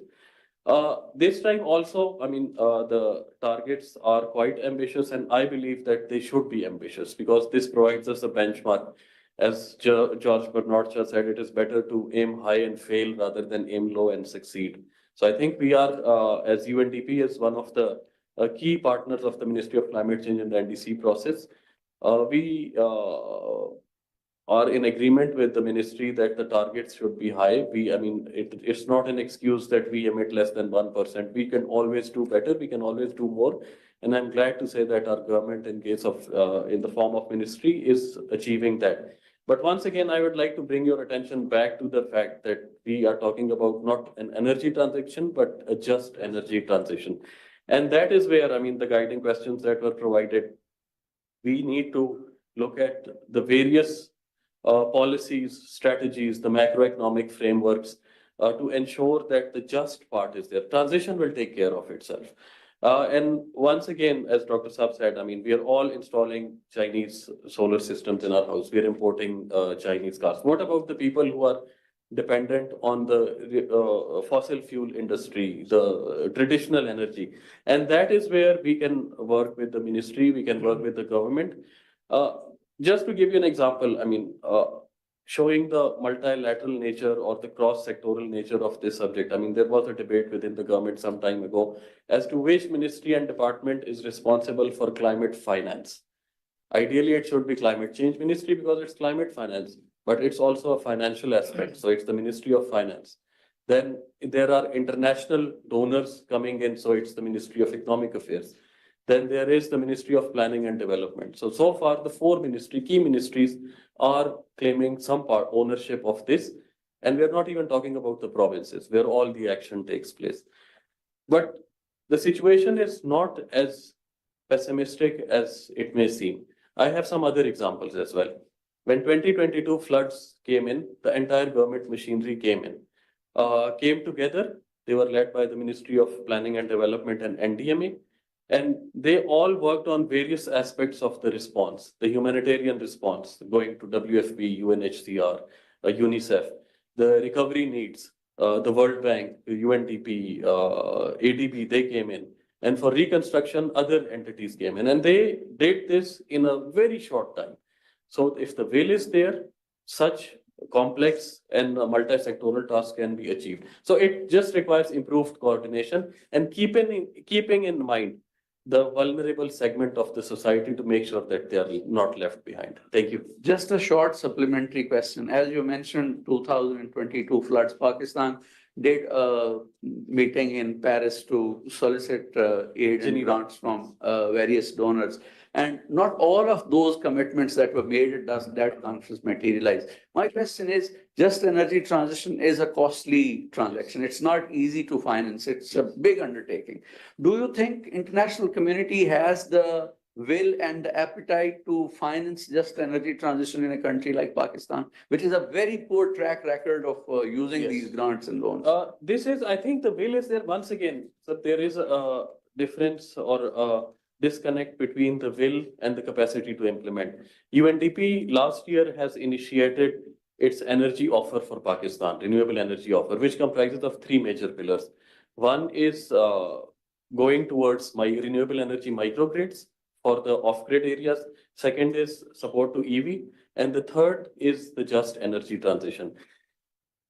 We have received interest from donors from all of this, but unfortunately, maybe it's because of an issue of understanding or comprehension or priorities, we have not received too much traction within the government, with our discussions with the government, especially the Ministry of Energy.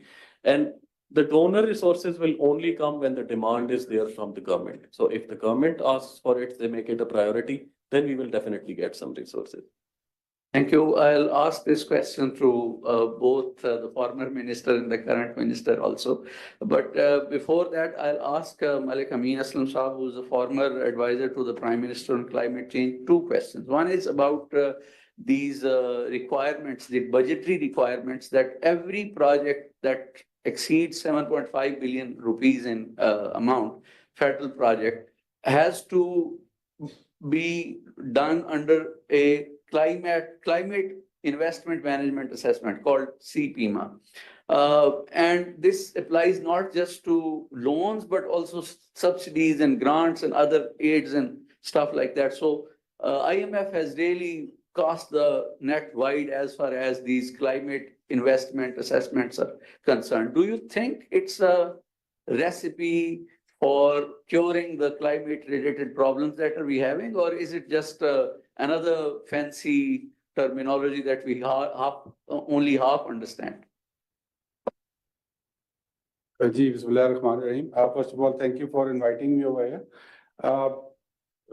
On your particular question of CPMAs, I think that is a part and parcel of our access to the RCF fund.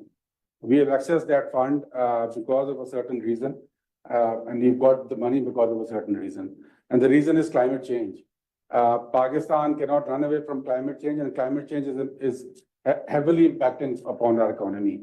Jo figures hain, uske mutabik, if we don't do anything, which is the do nothing scenario, 9% of our GDP by 2030 will be, we will be forced to spend it on climate change.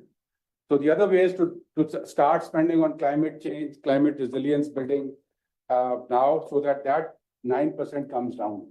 And that is the whole concept behind the RCF facility also, that the IMF invests in countries, because IMF was not into the climate change arena at all till like 3 years back. But then they realized that if they don't start doing things in countries which are impacted by climate change, then whatever the money that they give to those countries will be eaten up by climate change. So the resilience building is a part and parcel of trying to get their own money back from Pakistan. So I think just jo aapne terminology use ki hai, that is a way of the IMF trying to ensure that the money that they're giving us, which is $1.2 billion, gets spent properly. And it gets spent on resilience building in Pakistan, number one. And secondly, what they also want to ensure, if unofficially, if not officially, is that a major part of our own budget also gets spent on climate resilience building. Because the fact of the matter is that unless Pakistan itself realizes that this is an issue which is going to eat up our economy, and we need to spend on it to make sure that it does not do that, nobody else is going to give you money. This time we've got that pot of money, and I think it is in our interest to start spending to build up our own resilience. So all these documentations, which may be very bureaucratic, because what happens then is that you start filling up those documents rather than doing things on the ground. But I think what is important is that Pakistan itself developed its own prioritized projects. That is what we did when we were in government. That when and it was the lesson we learned about climate finance, that climate finance globally follows climate action. Unless you start prioritizing, making your own projects, doing your own thing on the ground, and spending your own money to do it, no money is going to come from anywhere. Or I did some research in it, और अभी जो पिछले 5 साल गुजरे हैं उसके ऊपर एक research papers भी आए हैं कि 85% of climate finance is domestically generated and domestically used. So we are under this misnomer that because Pakistan is one of the most vulnerable countries, तो आसमान से पैसे फेंक देगा पाकिस्तान, बस nothing of the sort is happening. और अब तो वैसे भी वो ड्रिल बेबी ड्रिल का जमाना है, इसलिए वो और वो जो आपका जो पैकेट था वो कम हो गया है। So I think this what the question that you asked was specifically कि वो चीज वो ये इंश्योर करता है कि पाकिस्तान क्या अपने इस प्रायोरिटी को खुद समझ के अपने बजट में इसके लिए पैसे रख रहा है और स्पेंड कर रहा है। That is exactly my supplementary question. While IMF is clear that unless Pakistan has a climate resilient economy, it will not be able to pay back to IMF. They're very clear about that. Is the Pakistani government and Pakistani authorities or Pakistani state, like overall, also aware of the fact that unless we have a climate resilient economy, we might not have any economy at all? I think the Honorable Minister is here, so she'll be able to explain more about what is happening right now. But I think the government is clear. They understand, and we got a very rude wake-up call in 2022. The flood that happened in 2022 has been recorded as the most expensive natural disaster ever in history of mankind. $30 arab tak uska takhmeena gaya. So it wiped off many years of Pakistan's budget. और फिर उसके बाद when we went out to ask for the money, there were big commitments, but nothing came to Pakistan. That is the fact of the matter, that the money didn't come. And then that's why I said that climate change ka jo financing hai, it follows climate action. It's not the other way around कि आप रोना धोना कर लें और आपके पास victim नहीं कर रहे climate action को serious के साथ। नहीं, I think हो रहा है यहाँ पे पाकिस्तान में, there's money being spent. And I can tell you from our time that the ministry's budget was 300 billion rupees. It went to 14 billion. So that's a huge jump in 3 years. And after that, what happened was a lot of the donors started getting interested in Pakistan. We floated the first green bond.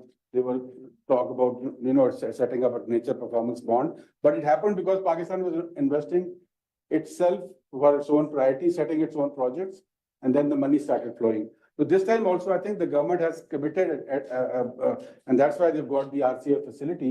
और उसके साथ जो commitments हैं वो पाकिस्तान पूरी करेगा। इसमें ये taxation वाली भी बात है, carbon tax is one of the ways that you domestically raise money. और इसके issues दो हैं जो मैडम ने भी बात की कि how do you set it, where do you set it? Because if you set it too high, it becomes a regressive tax and it starts inflationary effects जो कि आपकी इकोनॉमी के लिए नेगेटिव हो जाते हैं, and if you set it too low, उसका आपको फायदा नहीं होता. And the second thing is कि once you get that pot of money, where do you spend it?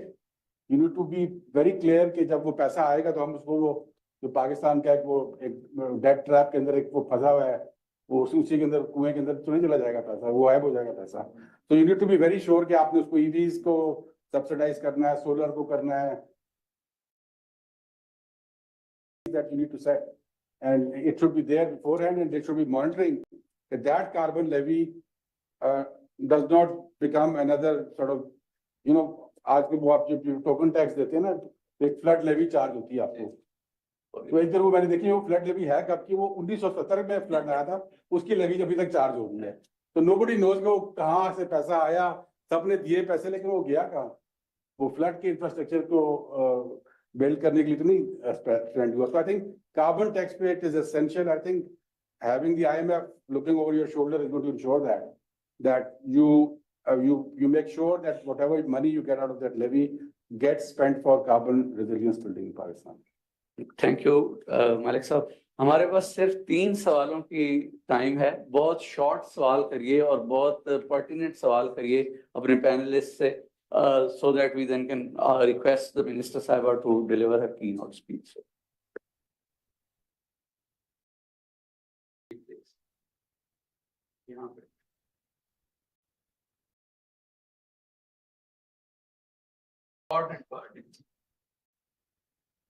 नहीं जी, मेरा सवाल नहीं है, एक छोटा सा कमेंट है. I am so glad SDPI का CEO साहब ने ऑफ ग्रिड की बात की, द जेंटलमैन UNDP रिप्रेजेंटेटिव ने बात की, और ये बड़ा ज़रूरी है कि आप ऑफ ग्रिड सॉल्यूशंस जो है उसको आप देखें, और स्पेशली जो माउंटेनियस एरियाज में पिछली दफ़ा भी मैंने बात की है, ये हमारे ग्लेशियर्स जो है मेल्ट हो रहे हैं, वहाँ नहीं है भाई.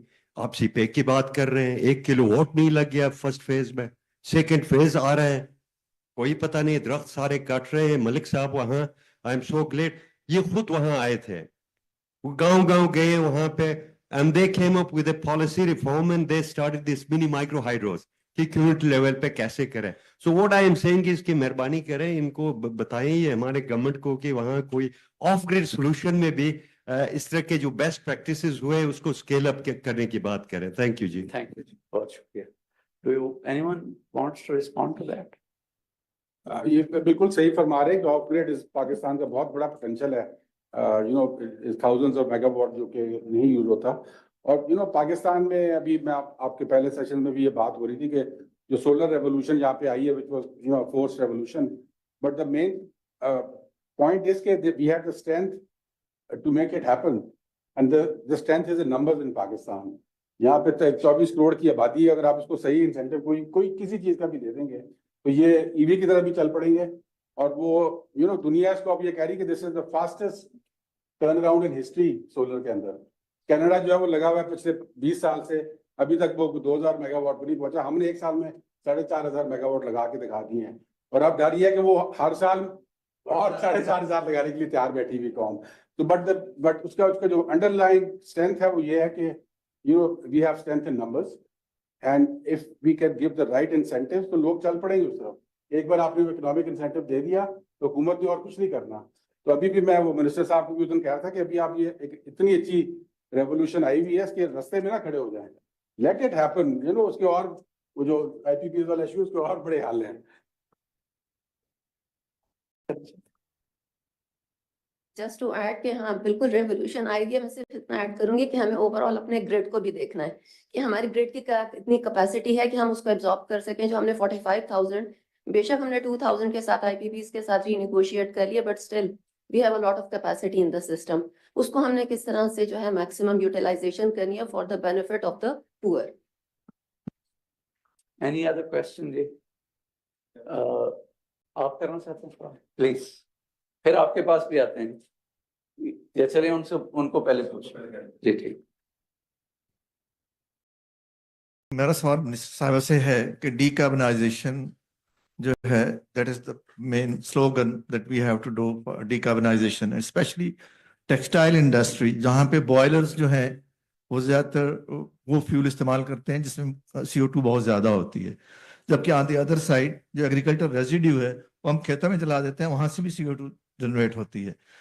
तो कोई ऐसा पॉलिसी हो, इंसेंटिव हो कि एक तो जो खेतों में हम रेजिड्यू जलाते हैं उसके ऊपर कोई रिस्ट्रिक्शन हो, कोई पेनल्टीज हो, और इंसेंटिवाइज किया जाए कि उसको कलेक्ट करके यूज किया जाए for the boilers in the textile industry and decarbonisation के लिए. इस सिलसिले में क्या इंसेंटिव्स और कैसे पॉलिसी शिफ्ट की जा सकती है? Thank you very much. That's a very pertinent question. As you know कि ये चीजें काफी हद तक अब सूबों की तरफ जा चुकी हैं. So we trying to work with all the provinces. और जैसे आपने कहा कि ये props का जो होता है और उसकी सारी चीजें, it's a very good idea of yours कि इसको हम the provinces upon which we are doing the talks and the negotiations are going on, and I hope that we'll be able to convince all the provinces to work upon this.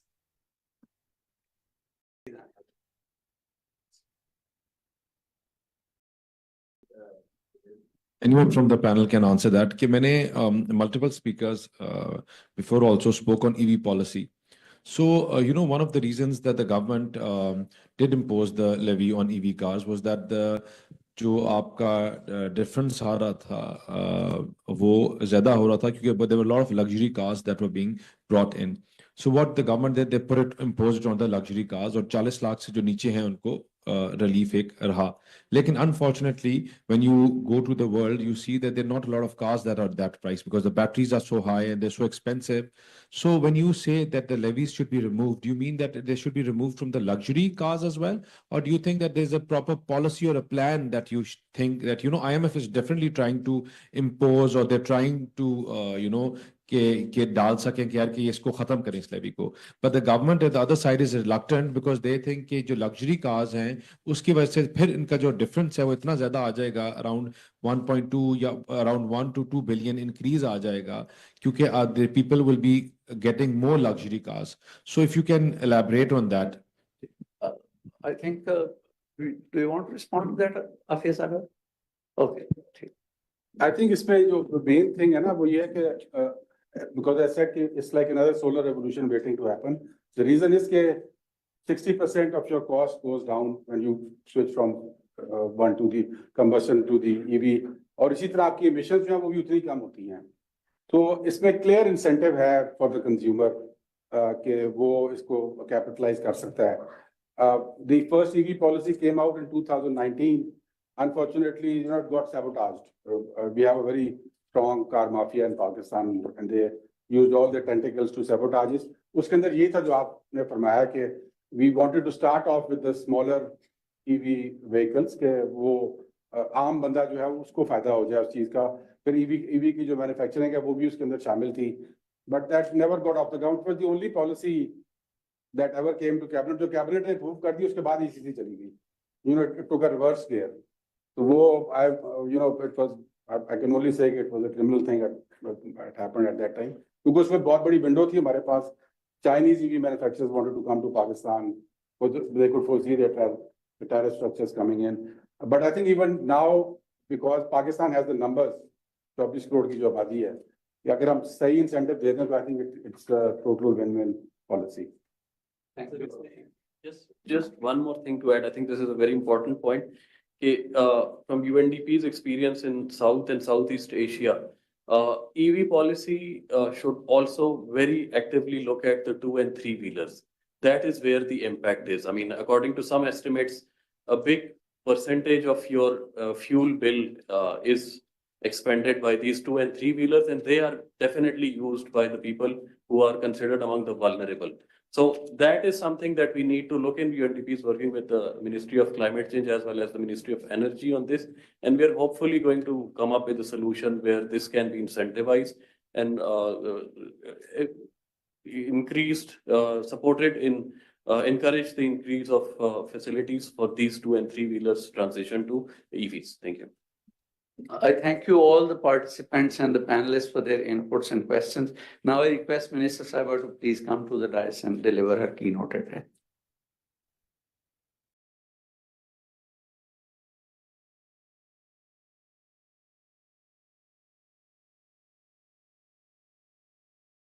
Bismillahirrahmanirrahim. Dear speakers, organizers, and respected members of the audience, this is a historic occasion. As I stand in front of you as Pakistan's State Minister for Climate Change, I am proud to inform you at the outset that the budget 2025-26 will be the first budget in Pakistan's history to mainstream climate, induced disasters, and their mitigation, both in letter and in spirit. Those of you who've already read the first review by the IMF under its extended fund facility must know that 30% of all public development projects to be included in the coming budget will undergo a climate-specific public investment management assessment. They must also be aware of the fact that any development project that costs more than 7.5 billion rupees will have to undergo the same assessment. Additionally, the IMF has agreed to give Pakistan another loan that will not just help build our resilience against climatic challenges, it will also lead to a better preparedness against climate-related disasters. All in all, we can safely claim that our government, obviously with the help from our development partners, is leading Pakistan into the era of climate-focused budget making. Ladies and gentlemen, this is not a mean achievement, given that Pakistan's economic and fiscal space has been severely constrained by some of the factors which I will just spell out to you. One, our increased vulnerability to climatic risks, such as the changing rain patterns, has seriously affected our entire agricultural economy, leaving little or no fiscal space for us to maneuver our way through our current low economic growth on the back of our agricultural performance. That sector indeed was the star performer in the last 2 years, and having saved our growth rate to dip into the negative. But now things have changed, unfortunately, this year.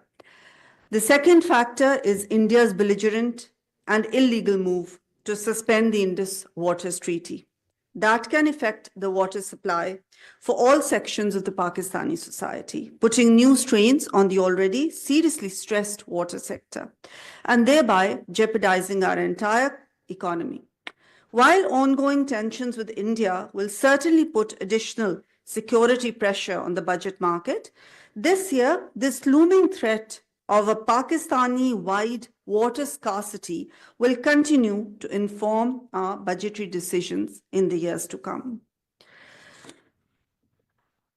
Thirdly, being under the IMF's austerity program means that the money available for development expenditure remains limited, putting added strains and pressures on budget makers to find ways and means to ensure a healthy investment in social infrastructure, including one required for climate adaptation and mitigation.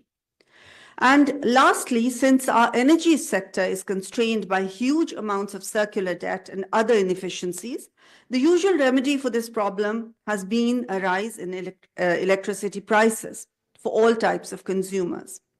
Being aware of the high impact of these rising prices on both residential and industrial consumers, the government has been striving to reduce these prices as much as it could, fully aware that the people of Pakistan do not have the capacity to pay more of the same tariffs for the coming months and years. This means that the energy sector will continue to remain a drag on the limited budgetary resources that we have. I sincerely hope that this context will allow you to realize the tightrope on the budget makers that we are walking on. But we are already doing all that is in our power to ensure that not just the fiscal and financial needs of the country are fulfilled in the 25-26 budget, but they also have enough allocations to save the country from the threat of future climatic disasters, as well as to help Pakistan overcome the disastrous impacts of climate change. It is important to highlight here that Pakistan's development partners are also fully cognizant of Pakistan's climatic challenges, and this realization is strongly reflected in the EFF's review that IMF has recently published and that all of you must have read. While this review takes into account Pakistan's NDCs under the Paris Agreement, it also mentions the National Adaptation Plan that Pakistan formed in 2023. To fight climate change. This review clearly shows that IMF is willing to help Pakistan overcome the disastrous climatic effects of the emissions of greenhouse gases. It therefore seeks to discourage the use of transport running on fossil fuels through a special sales tax. The proceeds of this tax will then be utilized to subsidize EVs so that we can achieve our official target of replacing 30% of all transport with new electric vehicles. A 5 rupee per litre carbon levy on gasoline and diesel is also being talked about as another measure to discourage the use of fossil fuels. We know that these are difficult and unpopular decisions. We've been hearing about this in all what has been talked about here by the panelists as well. We also understand that some parts of the society will not be happy with the imposition of sales tax on traditional transport in order to introduce EVs. A petroleum levy to discourage the use of fossil fuels might also be disagreeable to many of us. But like in so many other fields, our government is ready to burn its political capital for the sake of safeguarding Pakistan, and will not hesitate, as we have not hesitated before, from taking the right decisions, no matter what the cost to us is in terms of popularity, because getting the Pakistani economy into a stable position is more important than any other consideration. Ladies and gentlemen, let me stress the fact that Pakistan cannot afford to run its economy the way it has done so far, as we are all aware. Climate change and the negative impact it is having on our weather, on our environment, on our natural resources, on the lifeline of our very existence, that is our rivers. We cannot just sit back and allow various disasters to eat our economy away. The challenges we face are both serious and obvious. Let me describe a few of them for your benefit. According to the latest reports, Pakistan is among the 20 largest emitters of greenhouse gases. It is the third largest emitter of these gases in the whole of Middle East and North African region. It is the seventh largest emitters in the world, to paraphrase what Charles Dickens once famously said, it is the worst of times. But ladies and gentlemen, let me assure you that our government is committed to turn this situation for the better, along with our international development partners. We have moved towards a budget-making process that puts climate change at its heart. The results of the hard work our budget makers are doing all will soon be obvious for everyone to see. So, to quote Dickens at the end of my speech, it is the best of times. Thank you very much.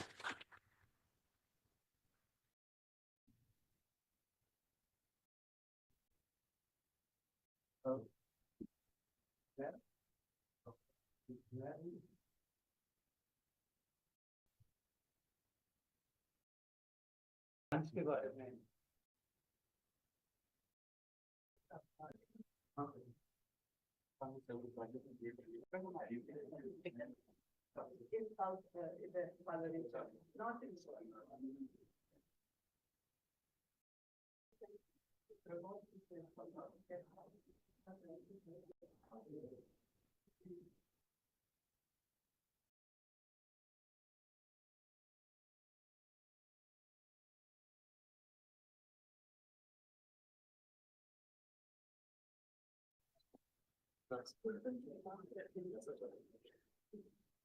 आज जो खाना खाई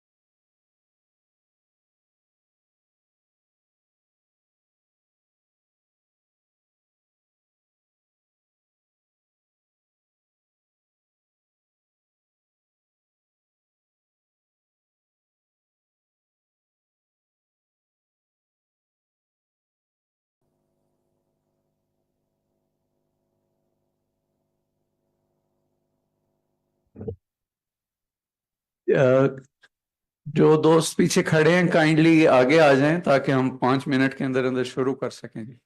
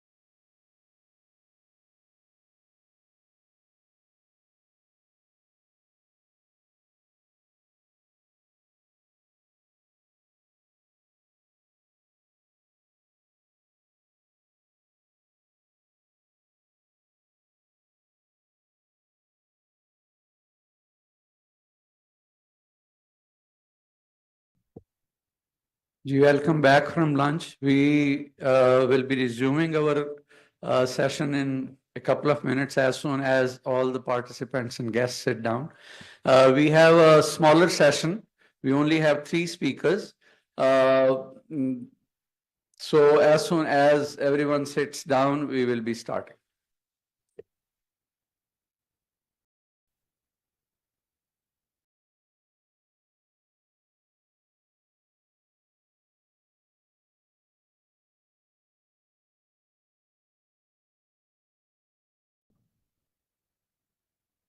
So our first speaker for this session, and this session is about the IMF's Resilience and Sustainability Fund program that has been approved for Pakistan. And this fund is worth $1.3 billion. And it is, according to the according to the IMF agreement with Pakistan, this is meant for building climate resilient infrastructure in Pakistan and also strengthening climate related communication between the federation and the different provinces, as well as doing many other climate related things. So I request Dr. Khalid Waleed, who is a senior research fellow at Sustainable Development Policy Institute, to provide you a detailed brief on how this RSF program will work. Dr. Saab, over to you.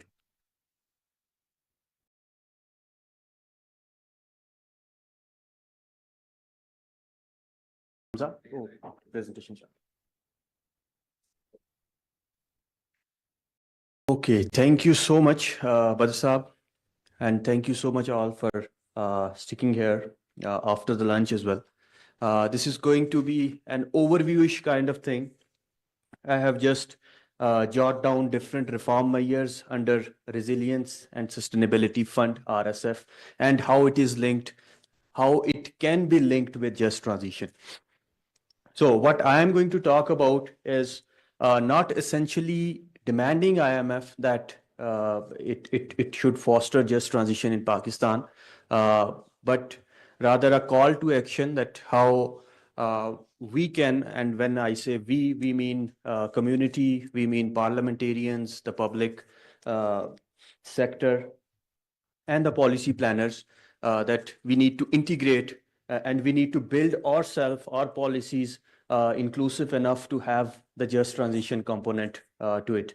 So I am going to discuss the macro critical nature of climate crisis, what are different reform measures in RSF, what are different macroeconomic opportunities in energy transition, and the way forward. So before going into the technical details of reform measures, just as an overview, this is now a macro critical sort of thing.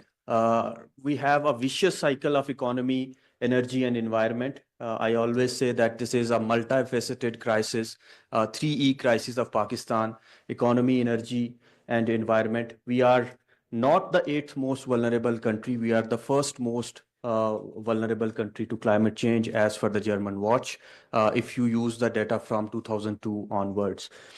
In 2022 floods, lots have been talked about. 30 million people were affected, 30 billion USDs were lost. The magnitude of it, the scale of it can be understood with one example that in 2022, the GDP of Pakistan was 30 billion USDs.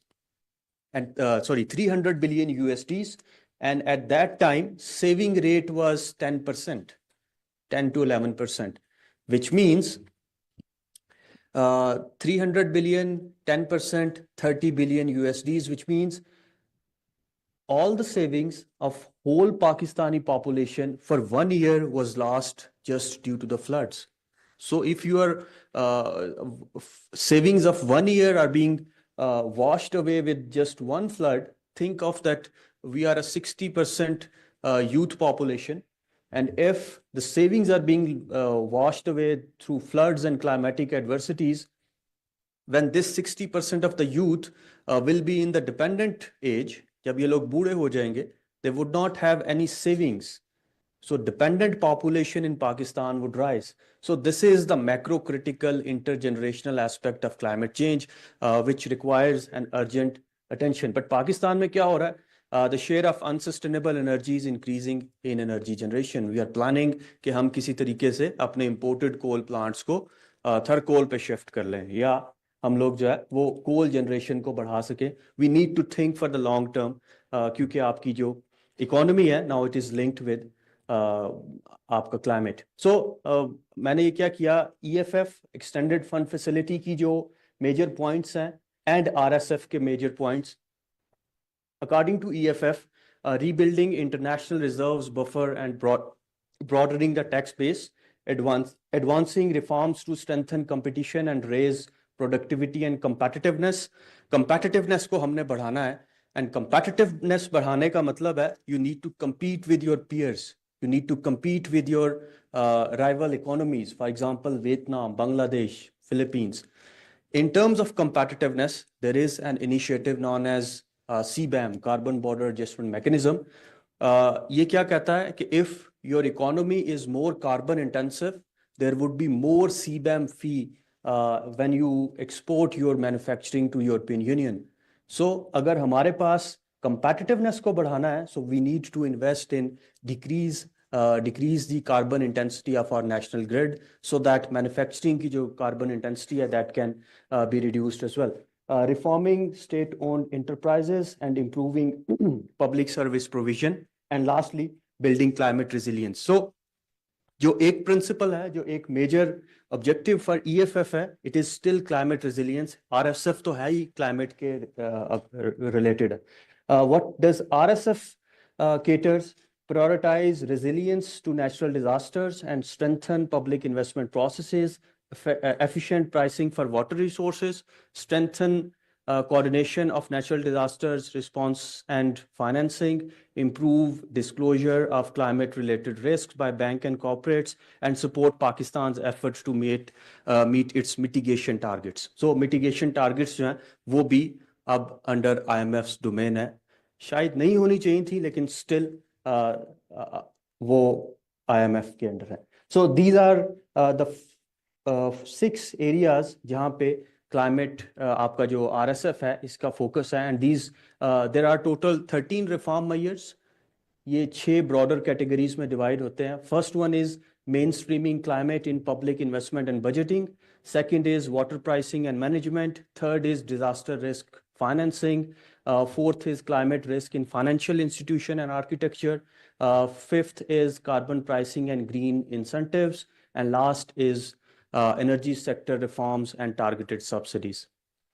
If you talk about the first one, जो आपका reform measure number 1 है, it says that Pakistan is required to revise its PIMA frameworks. आजकल इसको climate private public investment framework कहते हैं, so that at least 30% of the project appraisal are related to climate change adaptation and mitigation, and they meet that criteria as well. Minister साहिबा ने भी इस चीज को highlight किया था. जो reform measure 2 है, it mandates that all major infrastructure projects up to increase to exceeding 7.5 billion PKR, they must undergo climate vulnerability and mitigation screening before inclusion in the public sector development program. So, अगर आप एक coal project को finance कर रहे हैं in the PSDP, now it should go under the climate vulnerability and mitigation screening as well. Third, आपका जो reform measure है, it is about climate budget tagging. हमने last budget में भी देखा, the PSDP was tagged with climate adaptation, mitigation, उसमें gender के भी aspects थे. But this time around, RSF has included that not just the PSDP, grants, subsidies, and provincial level expenditures, they should be tagged in terms of climate agendas as well. In terms of fourth reform measure, it initiates the adoption and implementation of e-Abhyana irrigation service charge system across Sindh, KBK, and Balochistan. This is for the water pricing. And then it introduces an irrigation tariff adjustment mechanism in Punjab, Sindh, and it aligns the water charges with actual operational and maintenance cost of irrigation system. So water pricing जो है वो mainstream हो रही होगी, उसको efficiency को उसकी बढ़ाया जा रहा होगा. Particularly इसको अगर थोड़ा सा geopolitical context के साथ link करते हैं, Indus Waters Treaty के साथ, we can clearly link it with that as well. Pakistan को अपनी water जो accountability and transparency है उसको थोड़ा सा manage करना होगा. In terms of disaster risk financing, the reform measures number 4 commits that Pakistan to adopt a national implementation framework for disaster risk financing that incorporates both federal and provincial governments. So again, federal and provincial integration, that would be the focus. In terms of climate risk in financial sectors, it involves State Bank of Pakistan. अभी recently जो आपकी taxonomy आ रही है, जिस पे भी public consultations हो रही हैं, it should include guidelines requiring commercial banks to incorporate climate-related risk as well. The reform measure 8 obligates the Ministry of Finance to formally adopt green finance taxonomy, जो कि आपके NDCs के साथ interlinked होगी. Reform number 9 introduces a supplementary carbon levy of ₹5 per liter for petrol and diesel. ये सबसे एक controversial चीज जो आगे भी discuss हुई panel में, in the form of petroleum development levy. इसी पे हमने कुछ अर्सा पहले एक seminar किया था. We proposed that it should be a national thing. It should be extended to coal power generation as well. Reform number 10 outlines a revenue neutral fiscal policy whereby electric vehicles will receive subsidies while internal combustion engines vehicles will be taxed, so that एक side से tax करके आप दूसरी side को subsidise कर लें, so that there is no fiscal burden on the budgetary side. Reform 11 establishes a public-private partnerships viability gap funding network framework, so that जो charging infrastructure है उसको हम जो है fund कर सकें for the electric vehicles.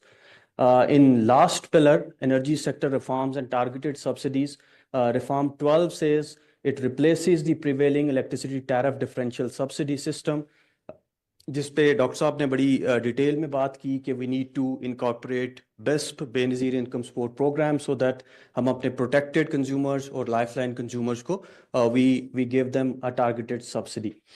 Last جو reform میئر ہے it is about public procurement regulatory authority.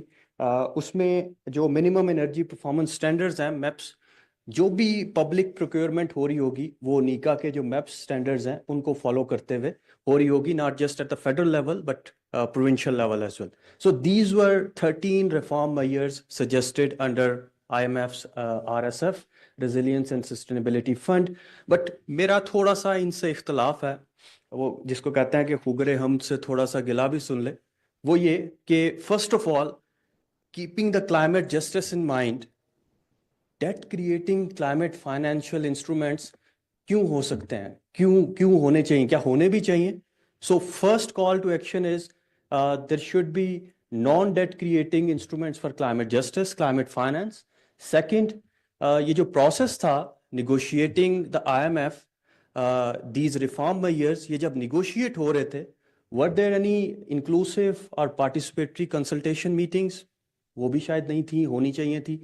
Carbon tax بڑا کنٹروورشل سبجیکٹ ہے, still we are facing the burden of taxes, but revenue recycling کی بات کہیں پہ نہیں ہوئی اس پورے ڈاکومنٹ میں, آر ایس ایف کے ڈاکومنٹ میں, کہ once we collected that revenue وہ خرچ کیسے ہوگا. ایک بڑا ایفیشینٹ وے ہے کہ ہم جو کلائمیٹ چینج اتھارٹی بنی ہے اس کے انڈر ایک پاکستان کلائمیٹ فنڈ بھی بنا ہے. اگر یہ ریونیو فرام پیٹرولیم لیوی جو 5 روپے کی لگ رہی ہے, it is recycled into that fund, that can be utilized in a more climate resilient manner. Maybe ہم اس کو لنک کر سکتے ہیں with energy transition کہ جو آپ سبسڈیز کی بات کر رہے ہیں, I M F is giving one solution for the energy sector problem, that is کہ آپ سبسڈیز کو ودرا کریں, ٹیرف کو ریشنلائز کریں. سو مے بی آپ اس پیٹرولیم لیوی کو, کاربن ٹیکس کو یوز کرتے ہوئے you can recycle that revenue in a way کہ you can provide solar panels to protected consumers, to lifeline consumers, so that ہم وہ سبسڈی کا برڈن جو ہے وہ کم کر سکیں. ایک اور چیز that was missing, although that was very welcoming کہ transitioning away from fossil fuel and coal phase out کی بات جو ہے وہ ہو رہی تھی in the RSF document. Pakistan can really leverage the initiatives of early retirement of coal power plants. Maybe JETPs, Just Energy Transition Partnerships, یا Asian Development Bank کا جو initiative ہے Energy Transition Mechanisms, یا very newly announced آپ کا جو کول to clean credit initiative ہے جس میں آپ کاربن کریڈٹس جنریٹ کرتے ہیں through early retirement of coal power plants. میں یہ بات اس لیے نہیں کہہ رہا کہ I am a very enthusiast climate justice leader یا تھاٹ لیڈر, میں یہ بات اس لیے کہہ رہا ہوں کہ یہ وہ پاور پلانٹس ہیں, کول پاور پلانٹس جو کہ انڈر یوٹیلائزڈ ہیں. اگر آپ ساہیوال کول پلانٹ کو دیکھیں یا ہب میں جو کول پلانٹ لگا ہے امپورٹڈ کول پہ, that coal plant is not being utilized more than 10% in last 2 years. اگر آپ ان کے یوٹیلائزیشن ریٹس کو دیکھیں, so you can use these initiatives and you can merge them with macro economic policies. تو پھر جا کے آپ کا انرجی اور اکانومی کا جو ایک تال میل ہے وہ بنتا ہے. And lastly, parliamentary oversight and democratic principles should be followed whenever we are negotiating these IMF programs, particularly اگر وہ climate justice اور people centric approach کے ساتھ آ رہے ہیں. تو these were my few points, call for actions. Thank you so much. Looking forward to an insightful discussion.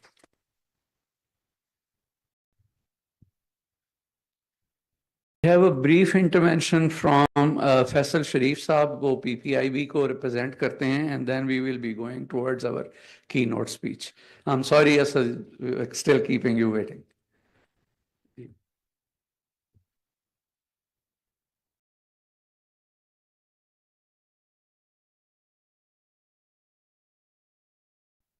Thank you so much for this invitation. In fact, it's a last minute invitation, so I don't have a formal presentation. Regarding my intervention, I would rather say that MDPPIB already intervened from PPIB side. So I would take this opportunity to present some key finding of my research, because I'm also currently doing my doctoral research at University of Bath under UK Economic and Social Research Council studentship. And my topic is just energy transition. Particularly, I am studying Pakistan's case, and it focus on socio-political, policy, economic, and justice implication of energy transition in Pakistan. In my research, I'm also comparing these two energy models. The one is large-scale grid connectivity projects, which we are heavily reliant upon for last many years, particularly with CPEC's engagements, Chinese engagements. And second is the distributive energy models, the current solar surge in Pakistan. So that is also perceived to build through strong Chinese engagement. So how these two different energy models basically engage with sustainability, socio-economic, and justice implication for the end consumer. So that's what I am trying to study. And currently I am on my field work, and I have conducted more than 30 interviews with the policymakers, stakeholders, and academia and experts. So what I have come to know that the driving factors behind the solar surge is, of course, two main driving factors: the increasing energy prices, the grid prices, and second is, of course, a declining reliability of the grid supplies.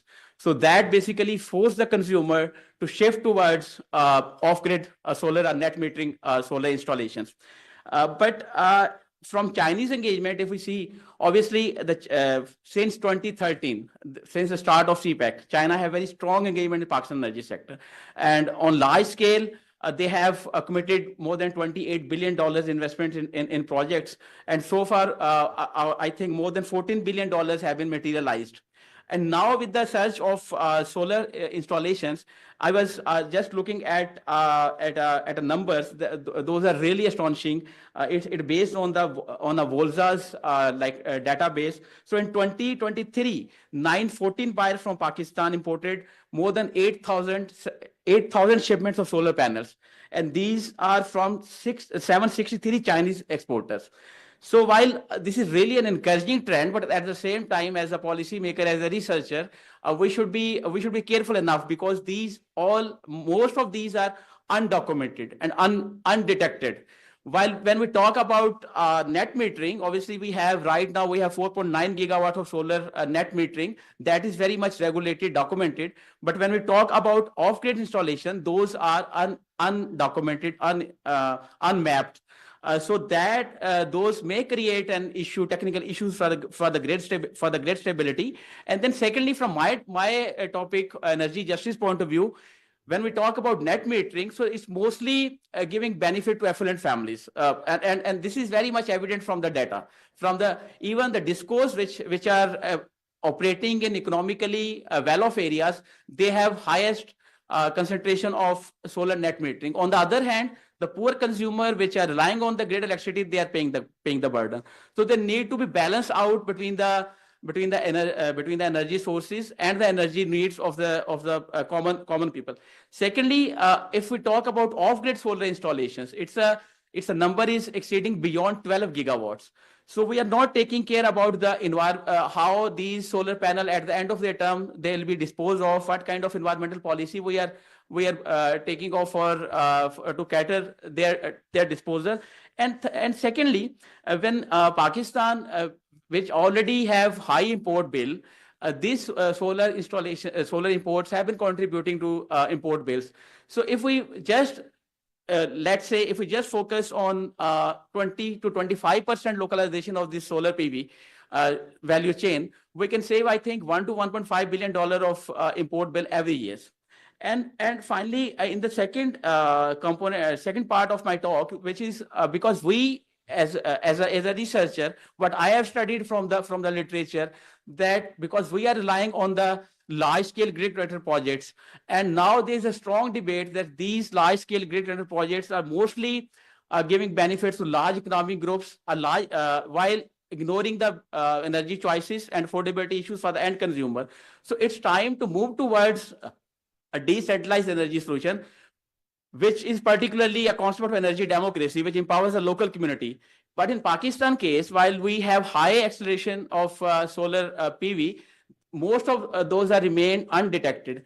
So that in anything which is not documented, that cannot be taken into account for the planning. While our planners are still planning for the large grid rental projects, we're ignoring this large component of electricity, which is still not in books, but we are still relying on import data. So so keeping my talk short, I would say that we need to, keeping in view the situation where we have already taken a lot of benefit from the CPEC phase 1, while moving in CPEC phase 2, we should be very careful, particularly because repeating past mistake would not offer a very good solution for the future. So I think we need to shift from the centralized to distributed renewable energy projects, but with a balanced approach. And secondly, the mapping of these undocumented solar installations is quite crucial. Each and every megawatt and kilowatt should be accounted for. Otherwise, we would be in the same situation in the surplus capacity like we are currently, and we have to renegotiate with these power producers, and ultimately that gives some negative signal to the international community. To avoid that surplus scenario or the deficit scenario, we need to be very careful with each and every kilowatt of installation. While we should be happy that we are this transitioning is happening now, but the accountability and documentation of this energy transition is very crucial. And secondly, when we talk about energy transition, that should not be just a mere switching of the fuel from the fossil fuels towards the renewable energy. That should be a complete transformation of the whole energy system. Like while in first half, I think one of the esteemed speaker mentioned about the justice issue with the workers, with the community. So those all should be taken care of while making a just energy transition plan, because ultimately we will be in the renewable energy phase, but then there'll be kind of justice issue with the people and with the laborers and with the workers. So apart from that, while we're moving towards renewable energy projects, this also need to move away from this kind of traditional project finance model, because that project finance model, that will merely only will be switching the fuel, while we'll have the same tariff structure, same tariff model, and ultimately all the risk will be borne by the governments. So instead, we need to move towards more innovative financial models, the blended finance, the climate finance, the concession finance, to basically share the benefits of this transition with the marginalized community. So this time we should learn from the past, and instead of relying upon large grid connected capital intensive projects, we should promote this distributive energy, but in a balanced, in a holistic way, to ultimately spread the benefit of this transition towards the marginalized community. They should be at the forefront of this marginalized community. So as a researcher, I see a critical need to align our foreign investment, not just with our infrastructure gaps, but with our long-term sustainability vision and social equity goals. Therefore, CPEC 2 should be seen as not continuation of past, but as a strategic reset, one that is cleaner, fairer, and more locally embedded. Thank you so much.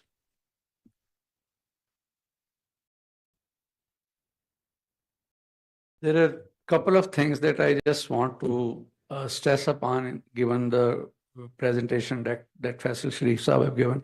Number one is that Pakistan has excess power capacity now. We produce 45,000 megawatts of electricity, but we use only less than 30,000, which means that 15,000 megawatts of electricity is surplus to our requirements. And with these solar panels coming on, this surplus will continue to increase. So what do we do about it? Can we really realistically move towards clean energy with so much surplus energy already in our system?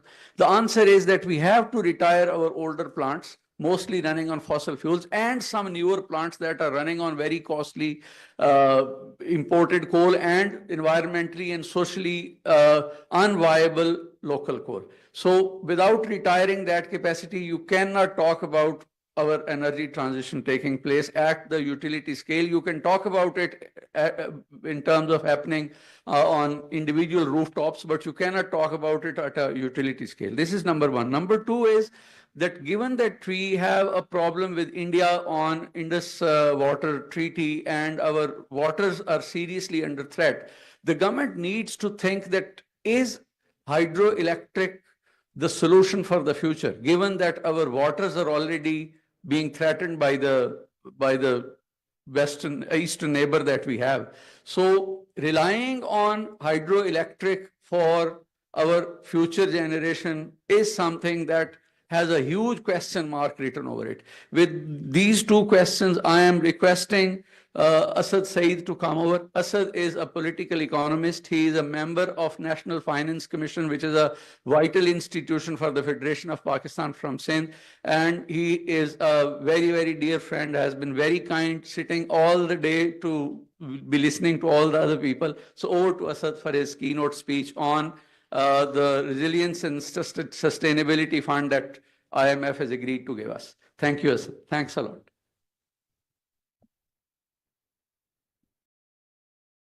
Thank you. Thank you to Badr, to Pride, to Abid Soleri and SDPI for organizing this very comprehensive dialogue today.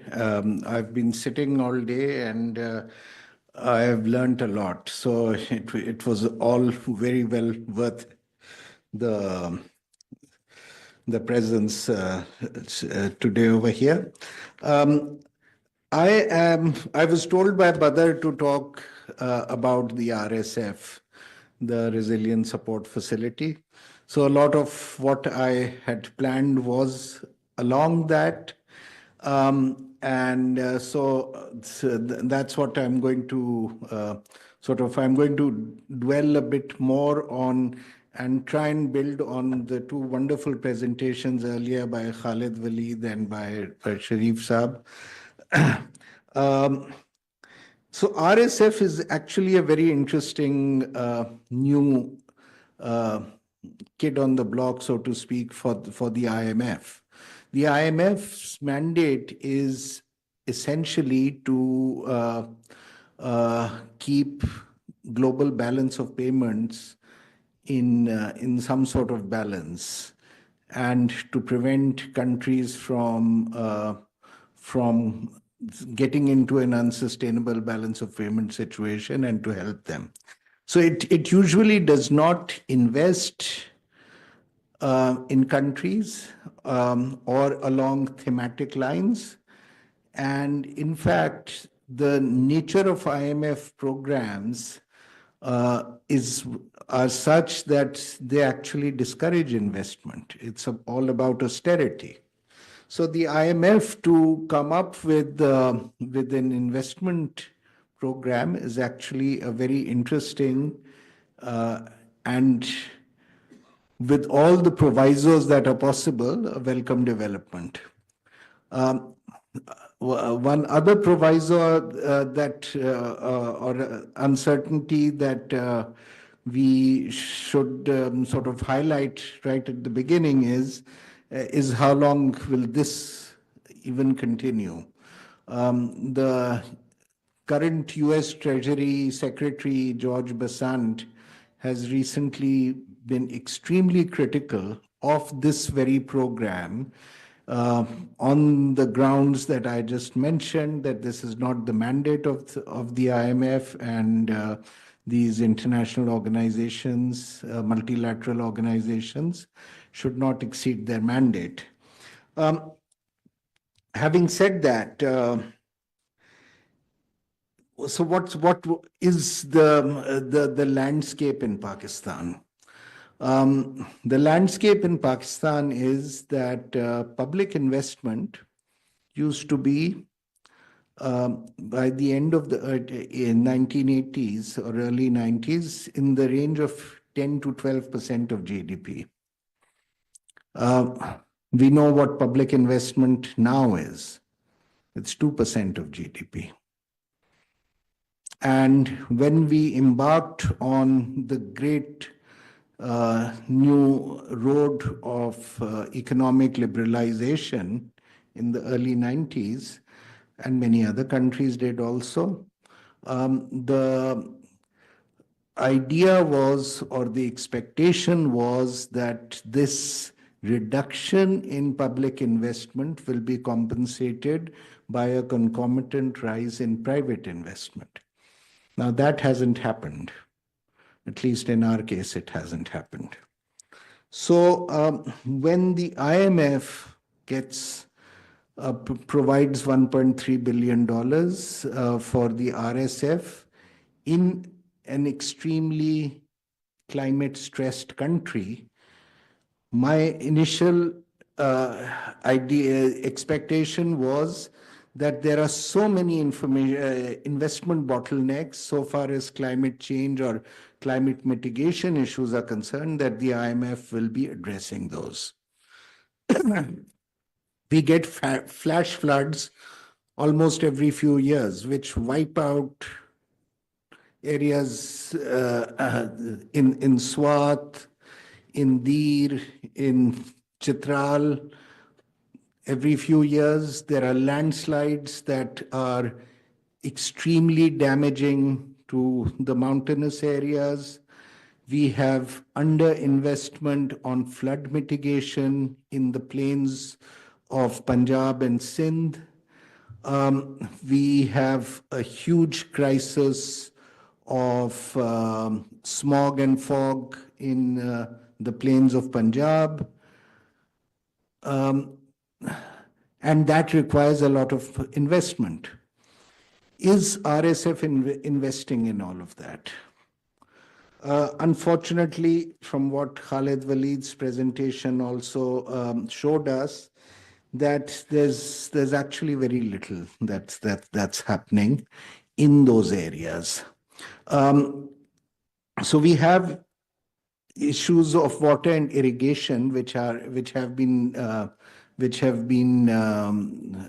highlighted by the fund in the RSF, and the only area that they are interested in is water pricing. Now, water pricing may be an important issue. And they do acknowledge that water pricing at some level has happened in Punjab quite well, so they want to extend it to the rest of the 3 provinces. However, the issue of water usage or water availability goes way beyond the issue of water, if I dare say, go beyond that of water pricing. If economical use of water is required, it would mean that you have to have a much more robust system of canals, better and more durable lining of canals, which all requires investment. If people are to use, and especially the smaller farmers are to use drip irrigation or other water sort of economizing techniques in farming, that would require a very different form of subsidization or a very different forms of investment that are required. What water pricing can perhaps do is that it might just price out small farmers. And so the equity impact of it is very abundant. We see it day in and day out in terms of a number of energy-related areas where ability to pay, not willingness to pay, but ability to pay becomes a huge barrier. So the issue of irrigation and water required investment, but investment of a very different sort. The decarbonization sort of emphasis, which really in the IMF the document which has just been released after the second tranche was agreed upon, emphasizes essentially the carbon tax. That's about all. Now, so that's not an investment measure, it's actually a fiscal measure, which works very well with the other IMF goals, and that is to increase your revenue stream. with the added advantage or the added supposed externality of reducing the carbon footprint. Now, how would that happen with motorbikes, for instance, where more than 70% of your private transportation is taking place. It can happen. There are EV motorbikes, about 4 times more expensive than the others. So again, you'd be pricing out a significant amount of the population. Second, if investment was the goal, this particular issue of reducing carbon emissions should have made a huge investment in public transportation, in trams, rails, intracity rail transport, other forms of public transport, which could be even electric to the extent possible. So that investment is clearly not happening. It's more of a fiscal measure draped under the guise of an environmental measure.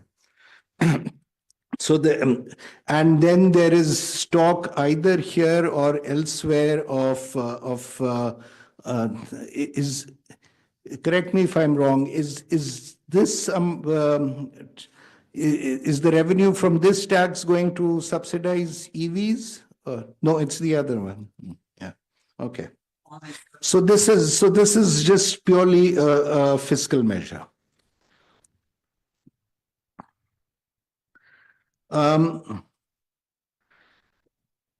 So and then there's talk of subsidizing EVs or subsidizing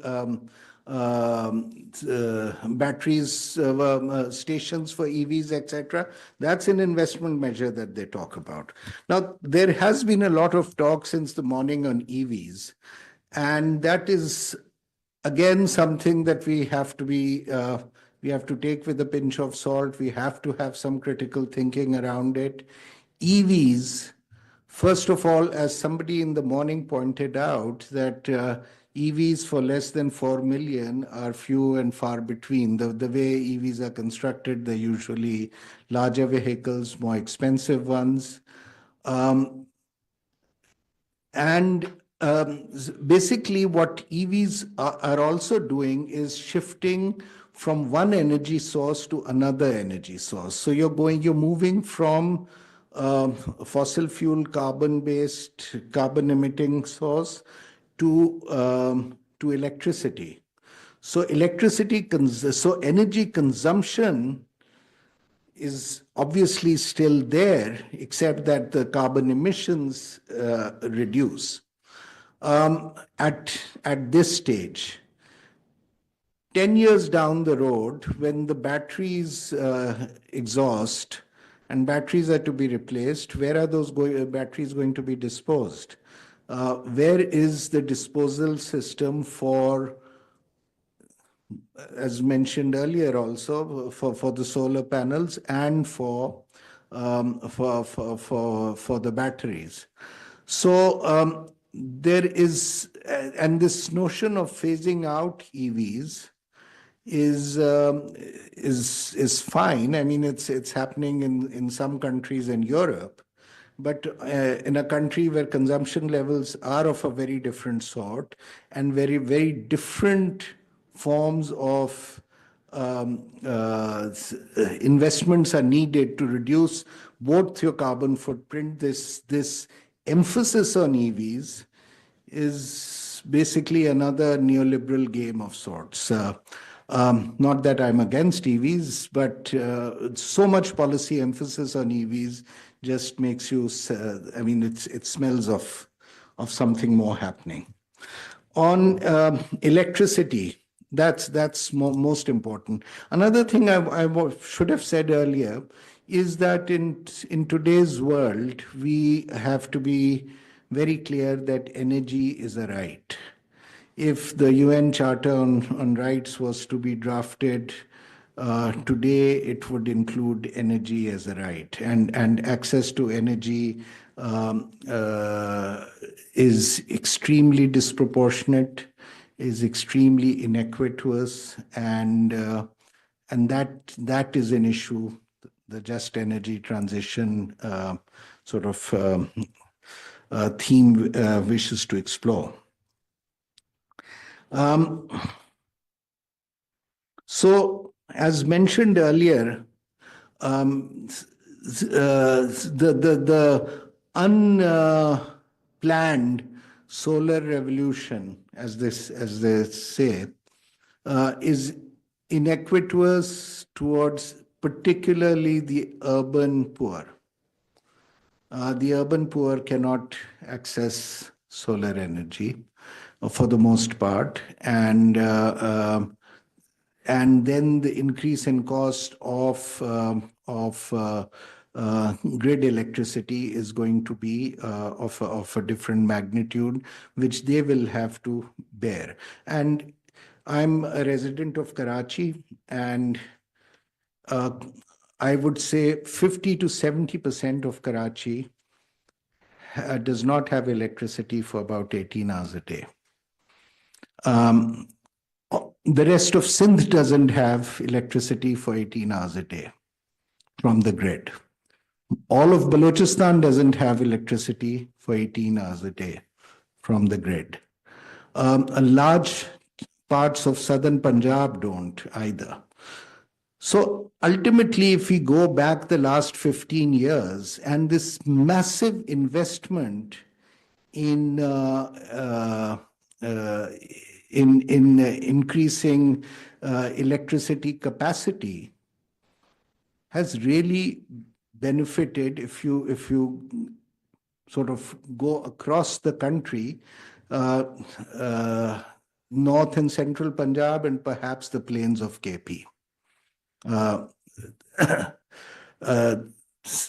the rest of the country. You still don't have 18 hours of electricity, and if you do, you would have the same complaints that the poorer residents of north central Punjab do, or plains of KP do, that it's very expensive. Hence the solar, the entire sort of going off grid. Now, that off-grid, as has been mentioned, is unplanned. It's all over the place. There are instances the technology does exist. It's happening in Cambodia. It's happening in Bangladesh. It's happening in a number of low-income countries, low to middle-income countries, where meso and microgrids from solar energy have been developed, are being developed, and they are providing the grid then provides for electricity at a different level. So you go off grid to create more decentralized grids. That is an investment that would have been very useful to have been done by the IMF through the RSF. But obviously, that's not where the emphasis is. So the emphasis again is towards removing subsidies, making it more. So the document says we'll make it more expensive for the rich, and more expensive for the rich, but the rich already need net metering and are sort of reduce their bills while remaining on grid, whereas the poor are excluded from that.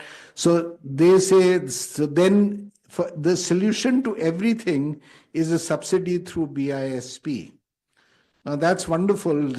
It would have been nice if there was another point in the RSF where they had mentioned how they're going to develop and build capacity for the BISP to be handling, which right now handles about, at best, 10 to 15% of the population, to take it up to about 60 to 70% of the population. That's not going to happen automatically. I mean, trust me, I've worked enough with BISP to know how expensive it is going to be, or how difficult it's going to be without adequate financing and without significant financing for BISP to be able to do to catch up on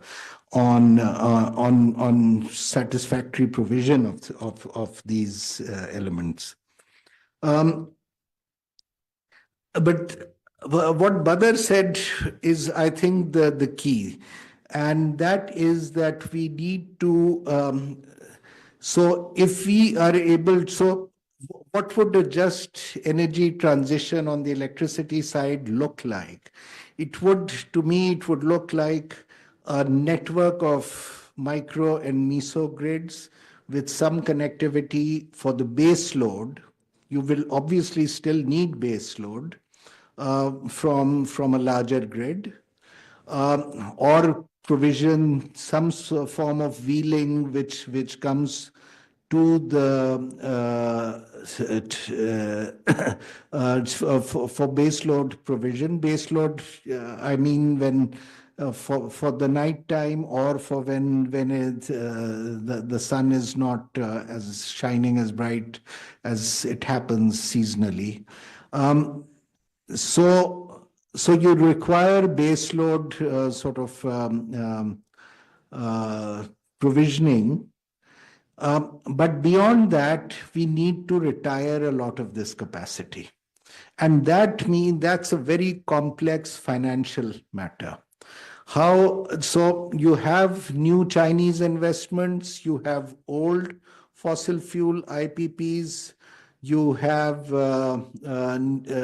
new ones, you have imported coal ones, you have existing coal ones. However you do it, whatever the level of base load management that is required from non-renewables, the rest of it will have to be retired. And that requires a lot of financial expertise. And that's where really the role of the IMF comes in. The IMF, as Hakan Najib said so eloquently, that it is not, they do not have the capacity for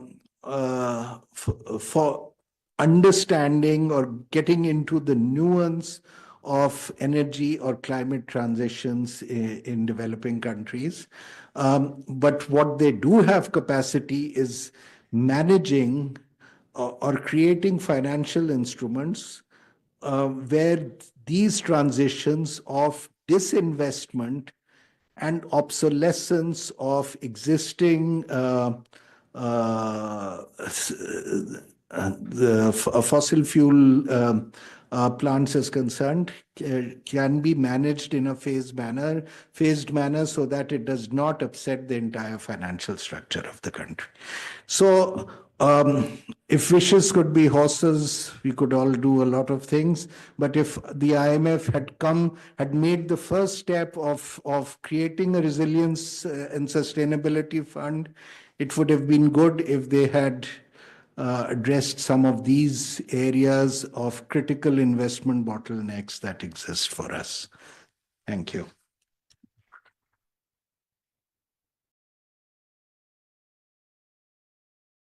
Urdu का एक शेर है कि जी भर के रो लिया है उसे रात रात भर, जी भर के रो लिया है उसे रात रात भर, फिर भी ये काम हस्बे तमन्ना नहीं हुआ। तो अगर आपकी तमन्ना है कि कुछ सवाल पूछना चाहते हैं आप डॉक्टर खालिद वलीद से, असद से, फैसल शरीफ साहब से, तो kindly raise your hand and please ask pertinent and short questions, ताकि हम जल्दी जल्दी अपने नेक्स्ट सेशन के लिए चले जाएं, जिसके स्पीकर्स जो हैं वो हमारे पास आ चुके हैं। जी आप ये इधर भी स्पीक माइक देना पड़ेगा। हेलो, अच्छा सर, डॉक्टर खालिद से सवाल है। ہمارے پاس ایز اے نیشن کیا وہ پالیسی ایکسپرٹیز یا انسائٹس انٹلیکچوئل موجود ہیں کہ ہم آلریڈی پریڈکٹڈ ماڈل کے اوپر ڈیسیجنز لے سکیں تاکہ جو بھی آئی ایم ایف کے ریفارمز آئی ایم ایف کے کہنے پہ کیے جاتے ہیں ہمیں اس سے سال 2 سال پہلے پتا ہو کہ ہم نے کیا کرنا ہے. اینڈ سیکنڈ تھنگ از جیسے ہم نے کل کی نیوز سنی that U K had an agreement for CBAM with E U, تو کیا ایسا کوئی بھی کنڈیشنل آر ٹی ایز یا ایک E T S system Pakistan والے لیول کے کنٹریز ویتنام بنگلہ دیش کے ساتھ یا کوئی بھی ایسے countries south Asian Asia Pacific countries کے ساتھ ایسا ماڈل کریٹ کیا جا سکتا ہے جو سی بیم کے ڈیمیج کو ریڈیوس کر سکے؟ Thank you so much. Very important question. Pakistan کو انٹیگریٹڈ لانگ ٹرم پلاننگ کی طرف جانا ہے جس کا کافی عرصے سے فقدان ہے. صرف اگر الیکٹریسٹی کی اگزامپل دوں تو back in 2007 when there was accessibility crisis, load shedding تھی, اس ٹائم پہ we planned for the short term اور ہم نے سولوشن یہ نکالا کہ we need to expand the capacity, اور اس کو جس طرح ڈس انٹیگریٹڈ مینر میں کیا گیا, the solution to that crisis brought us to another crisis جو کہ آج کل فیس کر رہے ہیں, دا افورڈیبلٹی کرائسس. اور اس افورڈیبلٹی کرائسس کا جو سولوشن نکالا جا رہا ہے کہ build on Thar coal, build on coal without looking into, جو آپ نے کہا سی بیم اور ای یو نے بھی ابھی اس پہ یو کے ساتھ مل کے ڈیل کیا, تو وداؤٹ لکنگ انٹو سی بیم اور اس کی امپلیکیشنس کو, شاید اس کا سولوشن ایک اور کرائسس کو کھڑا کرے گا, and that would be sustainability crisis. So we need to plan for that long term. اور وہ جو ماڈلنگ کی بات کر رہے ہیں اس میں انسرٹنٹی کا ایک عنصر بڑا غالب رہتا ہے پاکستان میں, لیکن still we need to plan for that integration and for the long term mechanism, long term planning. دوسرا کوشچن جو آپ کا تھا سی بیم پہ, ایک تو چیز یہ کہ سی بیم از اے ریالٹی ناؤ. بائی 2030 اگر پلاننگ اسٹارٹ کریں گے تو بڑے پیچھے رہ جائیں گے. We need to plan starting from today. اور شاید کاربن ٹیکس اس کی ایک ایگزامپل ہے کہ سی بیم میں there is a condition that if there is a domestic taxation you are not liable for CBAM taxation اور سی بیم فی. So again carbon taxation شاید اس زمرے میں ہمیں ہیلپ کر رہا ہوگا, لیکن still we need to look into کہ جو ریونیو کلیکشن ہے اس کا ریسائکلنگ کیسے ہو رہا ہوگا. ہم کیا اس کو just for the sake of revenue collection ہی اس کو یوز کر رہے ہوں گے یا فسکل میئرس کے لیے یوز کرے ہوں گے, یا we are going to build اور sustainability economy as well. So ایک E T S, regional E T S کی بات کی جا سکتی ہے ود ویتنام, ود بنگلہ دیش, لیکن اسٹل ریجن کے جو معاملات ہیں وہ ہمیشہ کھٹائی میں پڑ جاتے ہیں due to hard borders, due to geopolitics. What Pakistan can do, ایک ڈومیسٹک کاربن مارکیٹ یا compliance market can be established جس میں تھوڑا سا کمپلائنس پہ فوکس ہو, لیکن again the revenue should be used for the climate justice issues, for climate financing, so that vulnerable جو کمیونٹیز ہیں ان تک فائدہ پہنچایا جا سکے. Thank you doctor sahab. Any other question جی؟ کوئی اور سوال آپ پوچھنا چاہتے ہیں جی؟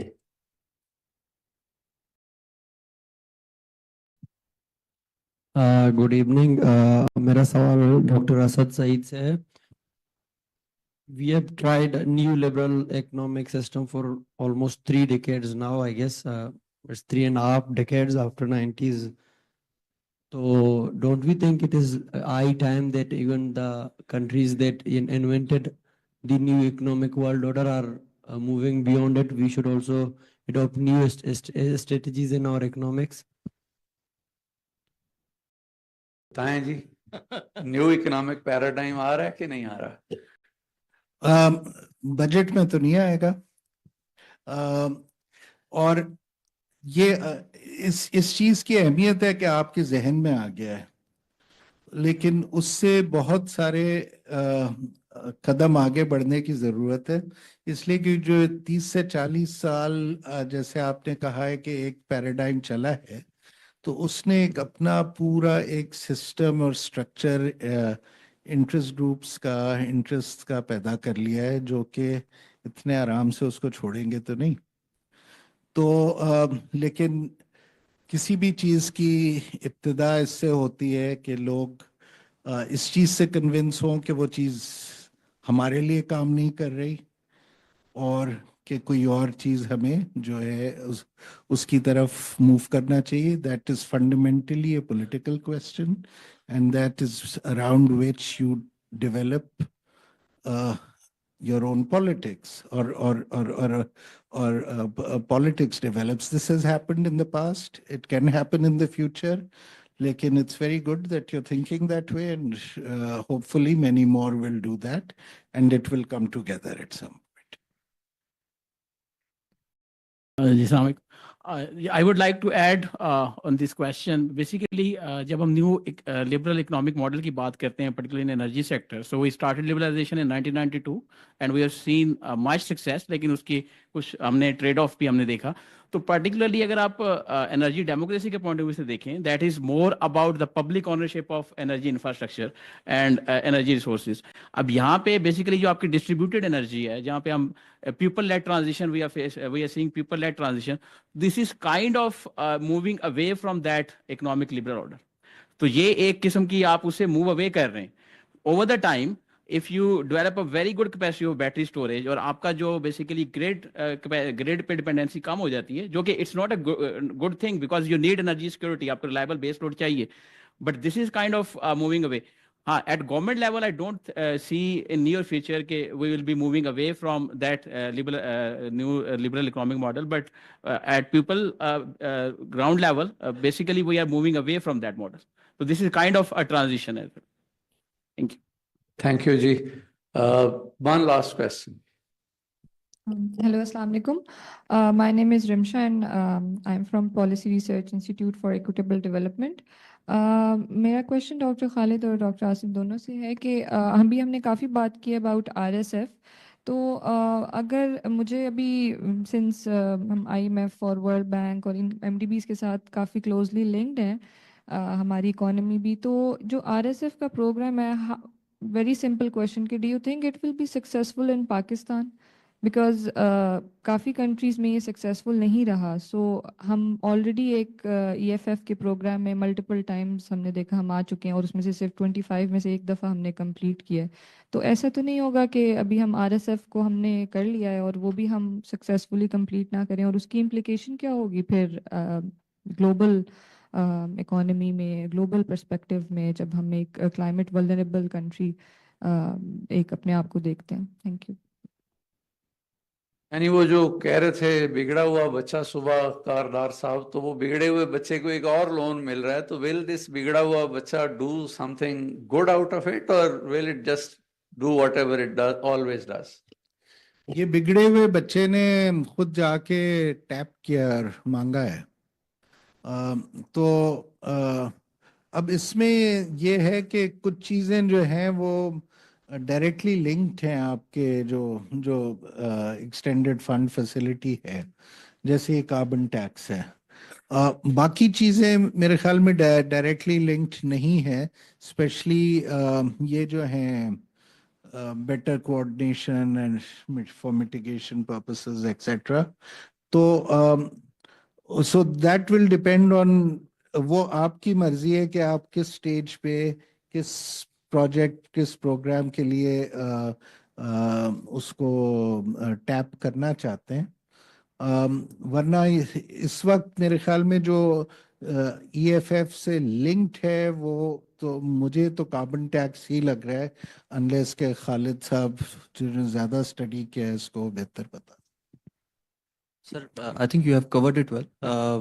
Well, depends कि पाकिस्तान किस तरह से इसको implement करता है. For example, अगर आप एक ग्राफ प्लॉट करें पाकिस्तान के फिस्कल डेफिसिट का over the period of time, you will see उसके अंदर राइज एंड फॉल्स आते हैं. जैसे ही आप आईएमएफ का एक प्रोग्राम लेते हैं, इट डिक्लाइंस, और जैसे ही इलेक्शन का एक साल रह जाता है वो फिर से बढ़ जाता है.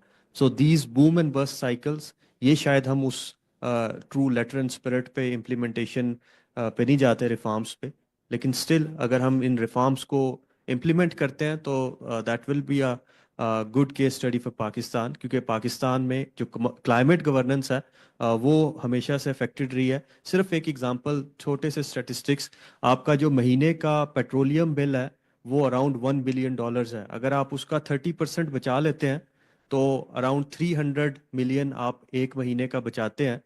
تو اگر آپ اس کو اینولی دیکھیں تو اراؤنڈ 3.6 بلین ڈالرز جو ہے وہ بچ جاتا ہے.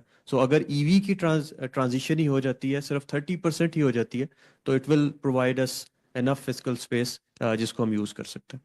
لیکن اسٹل اگین میرا جو پوائنٹ تھا کہ کیا کلائمیٹ فائنانس کو, کلائمیٹ جسٹس کو دیکھتے ہوئے کیا ڈیٹ کریشن ہونی چاہیے یا ڈیٹ کریٹنگ انسٹرومنٹس ہونے چاہیے, تو وہ نہیں ہونے چاہیے. Thank you doctor Khalid.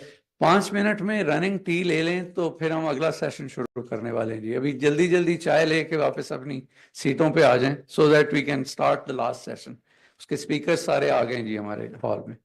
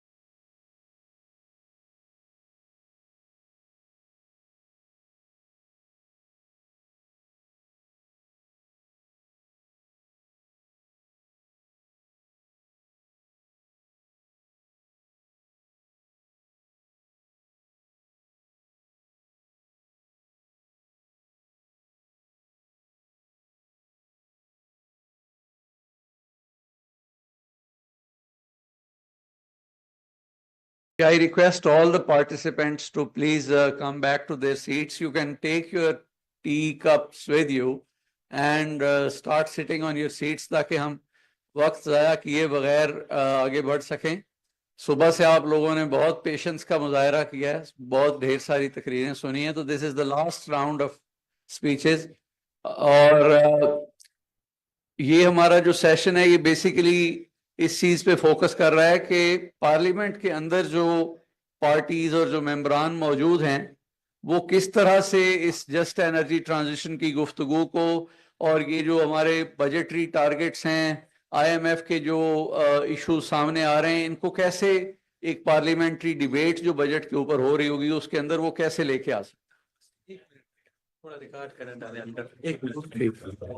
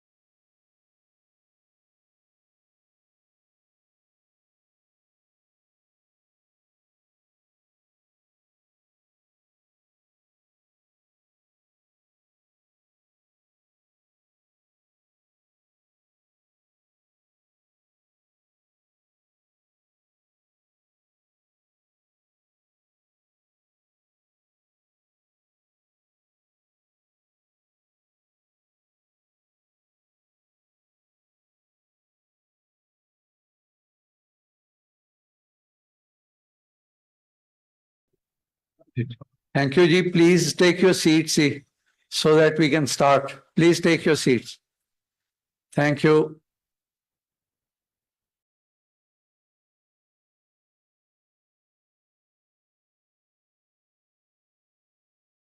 As I said earlier, this session is about Parliament's role in driving a just energy transition. हमारे पास बहुत senior parliamentarians मौजूद हैं from all the 4 provinces.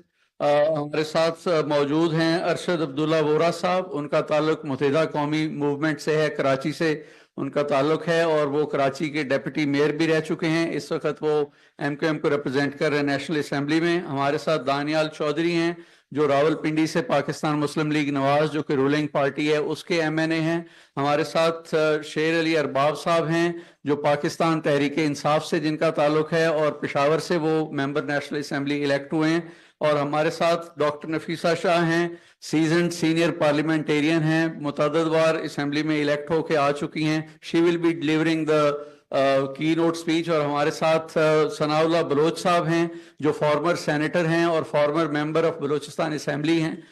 तो चारों सूबों की हमारे पास रिप्रेजेंटेशन मौजूद है और हम एक एक करके सब दोस्तों को बुलाएंगे और उनसे पूछेंगे कि किस तरह का रोल लेजिस्लेटर्स और पार्लियामेंटेरियंस अदा कर सकते हैं इन driving just energy transition, not just during the budget debate but also beyond that. तो सबसे पहले मैं अरशद साहब से रिक्वेस्ट करता हूं कि वो काइंडली आएं. 2 बेसिक सवाल हैं जो मैं छोड़ना चाहता हूं उनके लिए. He can then elaborate on those. एक तो ये है कि कराची के अंदर बहुत सीरियस क्राइसिस है लोड शेडिंग का, बिजली की एक्सेस नहीं है लोगों को.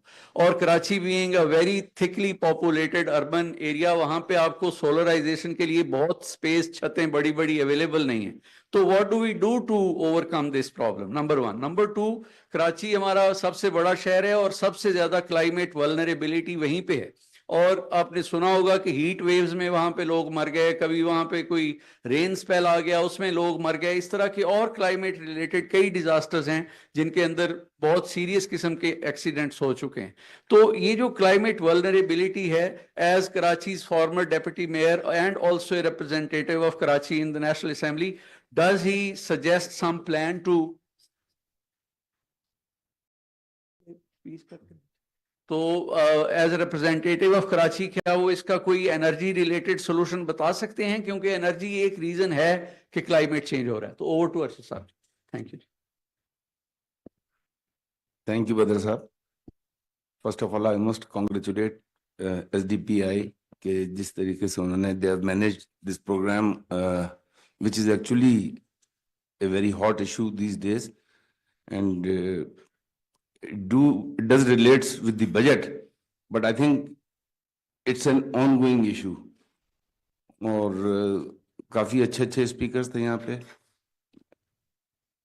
अब आपके असल में जो आज 2 सब्जेक्ट्स हैं, एक आपका जो है रिलेट कर रहा है energy transmission towards cleaner and greener energy, और दूसरा जो है वो क्लाइमेट चेंज से रिलेट करता है. तो मैं ये समझता हूँ कि दोनों डिफरेंट हैं to a certain extent. That power and energy transition जो है वो that relates to the federal government, and climate change mainly I think it has gone to the province. It has become the provincial responsibility after the 18th amendment. So दोनों को हमें बिल्कुल different तरीके से लेना होगा. जैसे पहले मैं एनर्जी पे ही बात कर लूँ. अभी डॉक्टर असद साहब ने बताया कि कराची में 70% ऐसे एरियाज हैं जहाँ पे कि 18 घंटे बिजली नहीं है. तो कराची के बारे में जब हम सुनते हैं और जब हम कराची शहर का नाम लेते हैं तो एक ऐसा लगता है जैसे कोई ग्लैमरस सा सिटी है, और but it's not like that.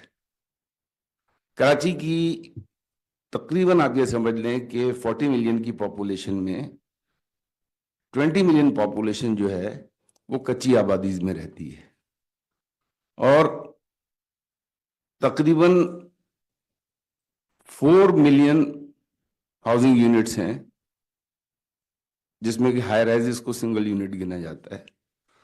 اور اس 4 ملین میں سے 1.5 ملین وہ کچی آبادی اس کے ہیں. تو یہ جو کچی آبادیز ہیں تقریباً 550 تو کراچی میں رجسٹرڈ کچی آبادی ہے، اور یہ غربت کی لکیر سے بھی نیچے کے لوگ ہیں جنہیں ایک وقت کی روٹی کا مسئلہ ہوتا ہے تو وہ بجلی کا بل نہیں بھر سکتے. بجلی کا بل they can't afford. That is why K Electric, they have declared these areas as very high loss areas. And according to their own manual, which is called Consumer System Manual, they can only do the load shedding into those areas not more than 7.5 hours, whereas they are doing it for 18 hours. It is injustice. We have gone to NEPRA, we have put a case with NEPRA against K Electric. But this is what happens after privatization. Now, Dr. Khagan was showing electricity sector میں میرے خیال سے 13 institutions انہوں نے بتائے تھے، ان کے losses بتائے تھے. میں ان فیگرز کو چیلنج تو نہیں کروں گا، لیکن اس میں فیسکو نہیں تھا، ہیسکو نہیں تھا، اور ریسنٹلی ہم نے اسٹڈی کیا ہے فیسکو، ہیسکو، یہ سارے پروفیٹیبل آرگنائزیشنز ہیں. اب کے الیکٹرک کو پرائیویٹائز کرنے کے بعد آج کے الیکٹرک جو ہے وہ نیپرا کو رسپونڈ نہیں کر رہا. اگر نیپرا ان کو پینلائز کرتا ہے تو وہ کورٹ میں چلے جاتے ہیں، اور پھر کورٹ کا پروسیجر وہ چلتا رہے گا، تو کوئی حل نہیں ہے. کراچی میں کراچی کی بجلی کی ریکوائرمنٹ تقریباً ہے 2500 میگا واٹ، اور کراچی کے پاس اس وقت کے الیکٹرک کے پاس بجلی ہے 1800 میگا واٹ. تو ایک تو شارٹ فال پہلے ہی ہے. When we had the agreement with K Electric, when we were doing the privatization, so at that time they agreed to do the investment, build up new powerhouses, but unfortunately انہوں نے کچھ بھی نہیں کیا. Instead what they have done, they have changed the total electric wire system from the city, which was made of copper, very expensive item, and replaced it with aluminium. So کوئی پوچھنے والا نہیں. ایک طرف ہمیں پرائیویٹائزیشن اچھا لگتا ہے، لیکن پھر جو وہ ایگریمنٹس کرتے ہیں اس کو کون فالو کرے گا؟ Who made it sure کہ اس کو جس طریقے سے جو ایگریمنٹس کیے ہیں اس پہ امپلیمنٹیشن ہو؟ پرائیویٹ سیکٹر میں تو جا کے وہ شیئر بن جاتے ہیں. اب یہ جو شارٹ فال ہے، میں یہ سمجھتا ہوں کہ شروع میں گورنمنٹ نے ایک پالیسی دی کہ آپ سولر جنریشن کے لیے ان کے پینلز پہ جو ہے duty structure was different, plus banks کو کہا تھا کہ آپ ان کو لو انٹرسٹ ریٹ پہ لونز دیں گے. انفارچونیٹلی وہ زیادہ دنوں تک نہیں چلا، اور آج بینک فائنینسنگ کی جب بات ہوتی ہے تو وہی جو نارمل انٹرسٹ ریٹ ہے وہ پلس کائبور پہ چلا، اور آج بینک فائنینسنگ کی جب بات ہوتی ہے تو وہی جو نارمل کائبور پہ آپ کی ماسز ہیں ان کے لیے افورڈیبلٹی نہیں رہی. لیکن ہمیں اس کو افورڈیبل بنانے کے لیے کچھ پروگرامز لے کر آنے ہوں گے، چاہے وہ پبلک سیکٹر لے کے آئے، چاہے وہ پرائیویٹ سیکٹر لے کے آئے، اور ان جگہوں کو ہمیں alternate source of energy, green energy انہیں دینی ہوگی. اگر ہم بات کرتے ہیں، بالکل اچھی بات ہے، ہم جھمپیر سے یا گھاروں سے جو ونڈ ملز ہیں ہم وہاں سے لے کر آئیں بجلی، اور بٹ وہ بجلی ڈائریکٹ ڈسٹریبیوٹ نہیں ہو سکتی. It has to be through K Electric. Until and unless there are government کوئی دوسری کمپنیز بنائے، چاہے وہ سندھ گورنمنٹ بنائے، فیڈرل گورنمنٹ بنائے، اور وہ ڈسٹریبیوشن کمپنیز میں کمپٹیشن ہو تو شاید کچھ ریٹس بھی گریں. تو وہ پاسبل نہیں ہے کیونکہ وہ جائے گا پھر وہی کہ الیکٹرک کو, وچ مینس کہ آپ کو more than 20 million of population, more than 1.5 million of houses, or maybe 2 million of houses, ان کو آپ کو سولر سسٹم پہ لانا ہوگا. اس کے علاوہ اور کوئی طریقہ نہیں ہے, اور ان کی افورڈیبلٹی کے لیے there has to be a programme. یہی میں سمجھتا ہوں کہ ساری دنیا یہی چاہتی ہے کہ ہم گرین انرجی پہ آئیں, تو ہم وہیں سے شروع کر سکتے ہیں جہاں پہ افورڈیبلٹی از این ایشو. اسی طریقے سے ہم کلائمیٹ کی جب بات کرتے ہیں تو Karachi very densely populated, Karachi میں جو ہے بات ہو رہی تھی کہ ای ویز کی, تو اس میں ظاہر 2 ویلر بھی ہیں, 3 ویلر بھی ہیں, 4 ویلر بھی ہیں. تقریباً 6.5 ملین ویلرز ہیں کراچی میں, 6.5 ملین. اب آپ امیجن کر لیں اس نمبر کو سڑکوں پہ, that is 2 wheeler. The reason being کہ وہاں پر اب گرین بسز آ رہی ہیں, الیکٹرک بسز وہاں پبلک سیکٹر میں آ رہی ہیں, گورنمنٹ نے لگائی ہیں, لیکن جو ریکوائرمنٹ ہے وہ بہت زیادہ ہے.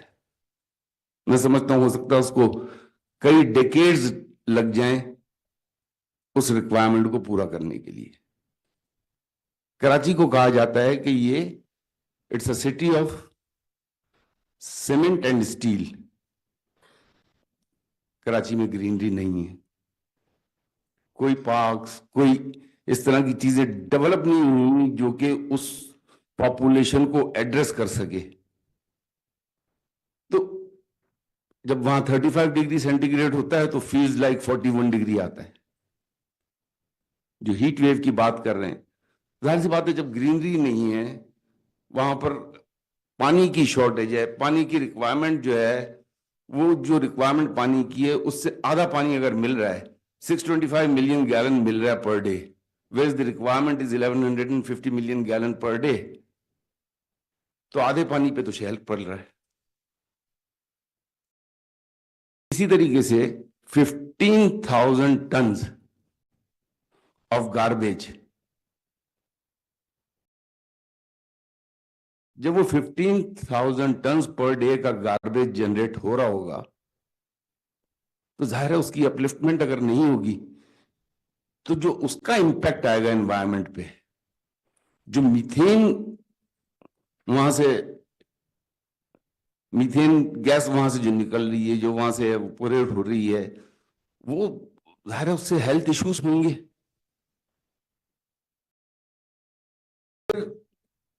آپ کا سیویج, آپ نے بھی یہ دیکھا ہوگا کہ پولیو کے سب سے زیادہ کیسز پورے پاکستان میں کراچی میں آئے. What is the reason? یہ تو آپ کا سب سے بڑا شہر ہے جو کہ 65% of country's economy 65% to the national exchequer کو دیتا ہے. سارے کیسز ادھر ہی, میکسیمم نمبر آپ کو کراچی میں ملیں گے. تو دیر آر ایشوز. میں یہ سمجھتا ہوں کہ ہم سب کو ہم کلین اینڈ گرین کراچی کا سلوگن دے کے کلین اینڈ گرین کی طرف جانا ہوگا, صرف لفاظی میں نہیں, ہمیں پریکٹیکلی ہمیں کراچی کو ڈیولپ کرنے کے لیے ہر پاکستانی کو, کیونکہ پورے پاکستان کا شہر ہے یہ, ہر پاکستان کے دل میں چاہتا ہوں کہ ایک درد ہو کراچی کے لیے. جیسا میں نے کہا کہ کراچی کا لفظ آتا ہے تو لوگ سمجھتے ہیں کہ it's a very glamorous city, but unfortunately it is not. ابھی لاسٹ منتھ ہی میرے خیال سے آپ لوگوں نے دیکھا ہوگا کہ صرف انفراسٹرکچر نہ ہونے کی وجہ سے کہہ لیں یا واٹ ایور اٹ از, جو ڈمپرز ہوتے ہیں یا ٹینکرز ہوتے ہیں more than 50 तकरीबन 70 डेथ्स हुई हैं, क्योंकि वो जाहिर सी बात है जब इंफ्रास्ट्रक्चर नहीं होगा तो आपकी चाहे वो ट्रक हो चाहे डंपर हो, वो अपना बैलेंस तो नहीं रखेगा ना. तो देयर आर इश्यूज, और ये दोनों वही इशू हैं जिस पे कि आज का हमारा सब्जेक्ट है. हर बेसिक नेसेसिटी है इलेक्ट्रिसिटी, और हम भी चाहते हैं कि हम ग्रीनर सोल्यूशन दें, हमारे गरीब लोगों को ग्रीनर सोल्यूशन दें जो कि अफोर्ड ही नहीं कर सकते बिजली की कीमत. और सिमिलरली एक क्लीनर और ग्रीनर एनवायरनमेंट भी देना चाहिए, लेकिन उसके लिए हमें प्रैक्टिकली काम भी करना होगा ना. मिल रहा हो, मैं खुदा ना खास्ता, मतलब मैं इसको पॉलिटिक्स नहीं जाना चाह रहा, मैं आपको सिर्फ रियलिटीज की तरफ लेकर जा रहा हूं, और ये रियलिटीज हैं. तो मैं समझता हूं कि यही आप लोगों के जो जितने स्पीकर्स आए थे, अगर उन तक ये नॉलेज जा रही है तो I would be very grateful to them कि they come up together with a better solution for the city like Karachi. Karachi चल रहा है तो पाकिस्तान पल रहा है. Thank you very much. Pakistan जिंदाबाद.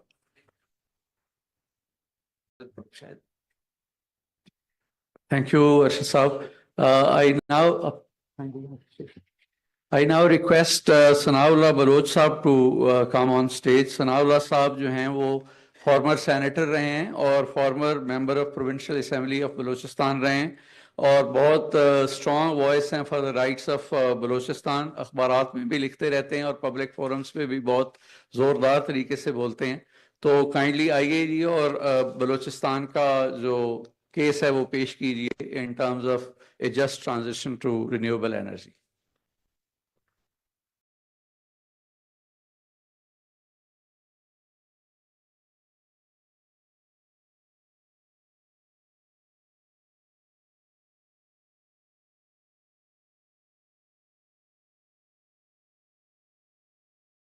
बिस्मिल्लाहिर्रहमानिर्रहीम. थैंक यू ब्रदर साहब, आपका प्राइड का, एसडीपीआई का, आपके तमाम सीनियर मैनेजमेंट्स का, कोलीग्स का, जिन्होंने ये बड़ा टाइमली सा जो डिबेट है rethinking economic policy for a just energy transition, इसका इनेकाद किया बजट से पहले. Particularly why budgets are important. Pakistan में साल में एक दफ़ा जो भी वसाइल की तकसीम होती है, जो वसाइल यानी हमारे टैक्सेस से या कर्ज़ों से या दीगर ज़राए से जो हासिल होते हैं, पूरे पाकिस्तान में तरक्की के लिए जो वसाइल की तकसीम होती है वो सालाना एक दफ़ा इस बजट में होती है. गो कि पाकिस्तान के अंदर प्रॉपर प्लानिंग नहीं है, एनुअल PSDPs बनते हैं और most of this PSDPs contradict the following one और द कमिंग वन. तो पाकिस्तान के अंदर कोई भी ट्रांजिशन, चाहे वो बजट की हो, किसी भी पॉलिसी की, वो कभी हमेशा से जो है वो दुरुस्त भी नहीं रही, काबिल अमल भी नहीं. मुझसे पहले आज सुबह तकरीबन, मैं इसीलिए जल्दी भी आ गया, because for us particularly coming from Balochistan, these events are an opportunity to learn, to experience and even to gain such knowledge, जिससे हम हमेशा बड़ा हमें मालूमात भी नहीं होती, और ये डेटा या इंफॉर्मेशन बलूचिस्तान में एक्सेसिबल भी नहीं है. और particularly the type of data is presented this morning in different sessions, they are so complicated that a common Baloch who is fighting in mountains, a common Baloch who is deprived of electricity, a common Baloch who is deprived of clean drinking water, a common Baloch who is deprived of motorway, highway, they don't know what is the reason of their deprivation. So the deprivation is all there in different data. एक छोटी सी presentation है, I will share that one. पहली बात तो ये है कि जब हम एनर्जी पे बात करते हैं, it's all about politics. Energy is not something different. Energy सिर्फ कमरों में रोशनी के लिए या होटलों के कमकमों के लिए या हमारे कैमरों के लिए या मोबाइल की चार्जिंग के लिए इस्तेमाल नहीं होता. रोशनी इंसान की जिंदगी में उम्मीद, इंसान की जिंदगी में रोशनी भरता है, कमरों में रोशनी नहीं भरता है. एंड बलूचिस्तान की महरूमी आज जो आप इस वक्त देख रहे हैं या महसूस कर रहे हैं, या जिनकी जो है झलक आपको बड़ी खूनख्वार तरीके से खबरों में नजर आती है, वो असल में बलूचिस्तान के अंधेरेपन की वजह से है. अगर बलूचिस्तान को 1948 से, जब से बलूचिस्तान पाकिस्तान का हिस्सा बना है, इलेक्ट्रिसिटी में, एनर्जी में, उसको उसका फेयर शेयर मिलता तो आज बलूचिस्तान इकोनॉमिकली बहुत ही डिफरेंट होता। आज बलूचिस्तान का नौजवान वो अपने घर के अंधेरे छोड़कर किसी पहाड़ की किसी मैदान का रुख न करता, वो शायद किसी अच्छी यूनिवर्सिटी का रुख करता, किसी अच्छे जो है तालीमी इदारे का रुख करता, या कोई ऐसी इंडस्ट्री जो बिजली से या गैस से चल रही हो उसके इर्द गिर्द के जिले में, वहां पर जाकर मुलाजमत कर रहा होता। लेकिन unfortunately Balochistan is a industrial less province, highway less, motorway less, hospital less, university less, school less, and in terms of, you can say it's a governance less province. और बलूचिस्तान मेरे ख्याल में आप सबको टेक्स्ट बुक्स में पढ़ाया जाता है कि it's 43% of Pakistan. It's not 43% of Pakistan. अभी इंडिया और पाकिस्तान की जो लड़ाई हुई तो बलूचिस्तान की अहमियत का अंदाजा मेरे ख्याल हमारे स्ट्रेटेजिक जो मैथ्स को डील करते हैं उनको इसका अंदाजा बड़ी अच्छी तरीके से हुआ होगा कि आपके सियालकोट से लेकर लाहौर तक तमाम निशाने 2 से 4 मिनट या 12 मिनट के वक्फे पे हैं। लेकिन बलूचिस्तान के अंदर अगर आपकी कोई भी स्ट्रेटेजिक एसेट है, it takes 2 to 3 hours to reach someone, particularly your enemy, to target that area. But that strategic importance has not been highlighted and that has not been shared with you. उन्होंने कभी आपको बताया नहीं है कि बलूचिस्तान क्यों हमारे लिए अहमियत कामिल है। बलूचिस्तान 1955 में जिस एनर्जी की हम बात कर रहे हैं, energy is not all about electricity, ये सिर्फ बिजली की नहीं है, गैस भी एक एनर्जी का सोर्स है। 1955 में पाकिस्तान पेट्रोलियम लिमिटेड ने जब गैस निकाला, आपको पता है कि दुनिया के अंदर 1955 में कितने ममालिक थे जहां गैस डिस्कवर हुआ था या वहां से गैस निकल रही थी? There were only 5 countries. और वो कौन से ममालिक होंगे जहां पर 1955 में गैस निकला होगा? और उन ममालिक की हालत क्या है? क्या वो बलूचिस्तान की तरह अभी भी इस वक्त डिसअपियरेंसेस, डिसेबिलिटी, डेप्रिवेशन या इस तरह की सूरत हाल से गुजर रहे हैं? लेट मी आपको बताऊं, America, United states of America 1955 में वहां गैस निकला था। दूसरा था कनाडा, तीसरा था आपका कायरो मुस्लिम ममालिक में, और मुस्लिम ममालिक में चौथा ये यानी पाकिस्तान। तो जब आपके पास कनाडा, अमेरिका और रूस, सोवियत यूनियन जो उस वक्त उसको कहा जाता था, तो ये 3 ममालिक थे बड़े सुपर पावर जहां 1955 में गैस निकला, और 2 मुस्लिम ममालिक में, एक में इजिप्ट में जिसकी ईटिंग वैल्यू गैस की बहुत कम है। बलूचिस्तान में जो गैस निकला वो तकरीबन इस वक्त तक पाकिस्तान में अगर वो जितनी गैस एक्सट्रैक्ट की गई है वो $200 बिलियन के करीब है। अच्छा, गैस से सिर्फ आपके चूल्हे नहीं जले, आपके गीजर नहीं जले, आपके घरों में खाना नहीं पका। पाकिस्तान की सारी इंडस्ट्रियल रेवोल्यूशन और डेवलपमेंट बलूचिस्तान के उस एक एनर्जी सोर्स की वजह से हुई जिसे गैस कहते हैं। और जब गैस बलूचिस्तान से निकाला गया तो it was transmitted to all over Pakistan. Transmission की इंपॉर्टेंस क्या होती है या एनर्जी की इंपॉर्टेंस क्या होती है? Energy is like a blood.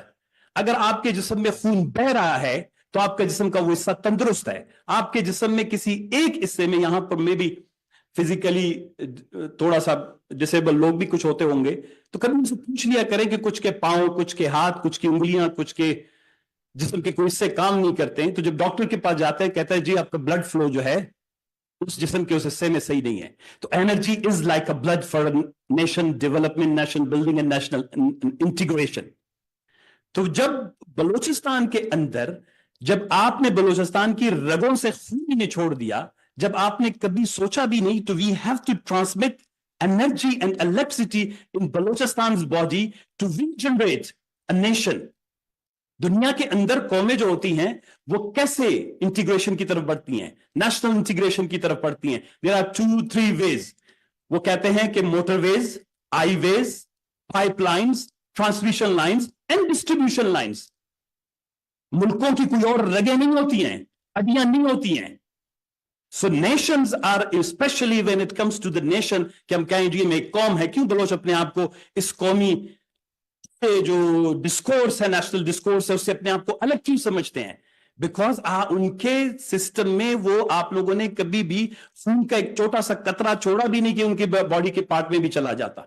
They are disconnected in terms of the जो स्टेट का जो बॉडी है, इसका स्ट्रक्चर है, उससे कंप्लीटली डिस्कनेक्टेड है, डिसएसोसिएटेड है।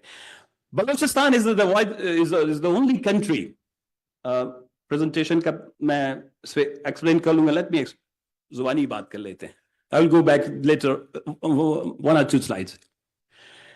बलूचिस्तान ने जब 1955 से जब गैस निकला, मैं जिक्र कर रहा था कि गैस के बाद जितनी भी हमारे पाकिस्तान के अंदर तकरीबन इस वक्त 35-40% पाकिस्तान में जो बिजली पैदा होती है वो थर्मल से होती है, कुछ तो फ्यूल से होता है, कुछ गैस से होती है। जब गैस से बिजली पैदा की गई तो 1 यूनिट भी वापस बलोचिस्तान को नहीं दिया गया, और इसका बहुत बड़ा स्ट्रांग लिंक है आपकी इकोनॉमिक डेवलपमेंट के साथ। आपको जब एनर्जी नहीं दी जाती तो आपकी इकोनॉमिक ग्रोथ और इकोनॉमिक डेवलपमेंट मुकम्मल तौर पर रुक जाती है। तो बलोचिस्तान का मैं जो कह रहा था कि आपको बलोचिस्तान पाकिस्तान का तकरीबन 70% एरिया है इन terms of land, in terms of waters. आपका 250,000 एक्सक्लूसिव इकोनॉमिक जोन जो एक्सटेंड करता है आपको इंटरनेशनल वाटर्स तक ले जाता है, दैट्स वो सारे बलोचिस्तान के अंदर है। तो बलोचिस्तान ने आपको इतना कुछ दिया, उसके बदले में जब ये अभी मेरे दोस्त बदर साहब कुछ इससे पहले जब क्वेटा आए थे तो we had a discussion in Serena, तो उन्होंने मुझे वो एक छोटे सा उन्होंने एक किताबचा बड़ा वो क्या कहते हैं थॉट कंसाइज कंप्रिहेंसिव सा एक 3 पेजर मुझे दिया था, तो मैं 2-3 दफा उसको पढ़ा कि एक alternative and renewable energy policy 2019 में बनी थी, जिसमें ये फैसला किया गया था कि 30% जो है वो अल्टरनेटिव एंड रिन्यूएबल एनर्जीज के जो है वो बनाया जाएगा। यानी बलूचिस्तान में उसके पोटेंशियल ज्यादा थे कि बलूचिस्तान से तकरीबन 10 से 20% या 30% तक जो है वो विंड से, सोलर से या किसी और तरीके से जो है रिन्यूएबल एनर्जी पैदा की जाएगी। लेकिन अभी जो ये रिसेंट जिस पे भी बहस सारी हमारी चल रही है IGCEP पे, इसमें जो है वो सबको रिड्यूस किया गया है, और जो सोलर है उसमें भी बलूचिस्तान को 2% से कम पे ले जाया गया है कि बलूचिस्तान में अगर हुआ गुंजाइश पैदा हुई। सुबह हमारे कुछ कुलीग्स यहाँ पे डिस्कशन कर रहे थे, आप लोग सारे इंटेलेक्चुअली इकोनॉमिकली पाकिस्तान के पॉलिटिकल लैंडस्केप को, इश्यूज को जानते हैं। उन्होंने एक बात की, हमारे दोस्त चले गए, he was an expert and he was leading the CPEC project as well। तो उन्होंने फर्स्ट फेज में CPEC के फर्स्ट फेज में ये किया।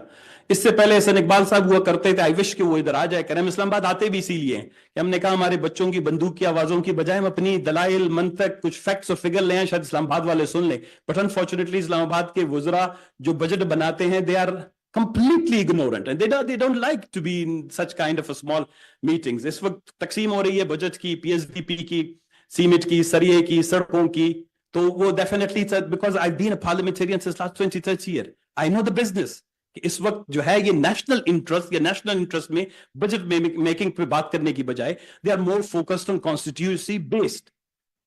तो मैं बोलना नहीं चाहूंगा, लेकिन इन लास्ट CPEC से लेकर आज तक नारोवाल से अगर कोई दोस्त बैठा है नाराज ना हो, तो जो कुछ हसन इकबाल साहब ले गए, अगर नारोवाल जितनी बलूचिस्तान को दे देते, आज बलूचिस्तान का नौजवान पहाड़ों पर नहीं होता।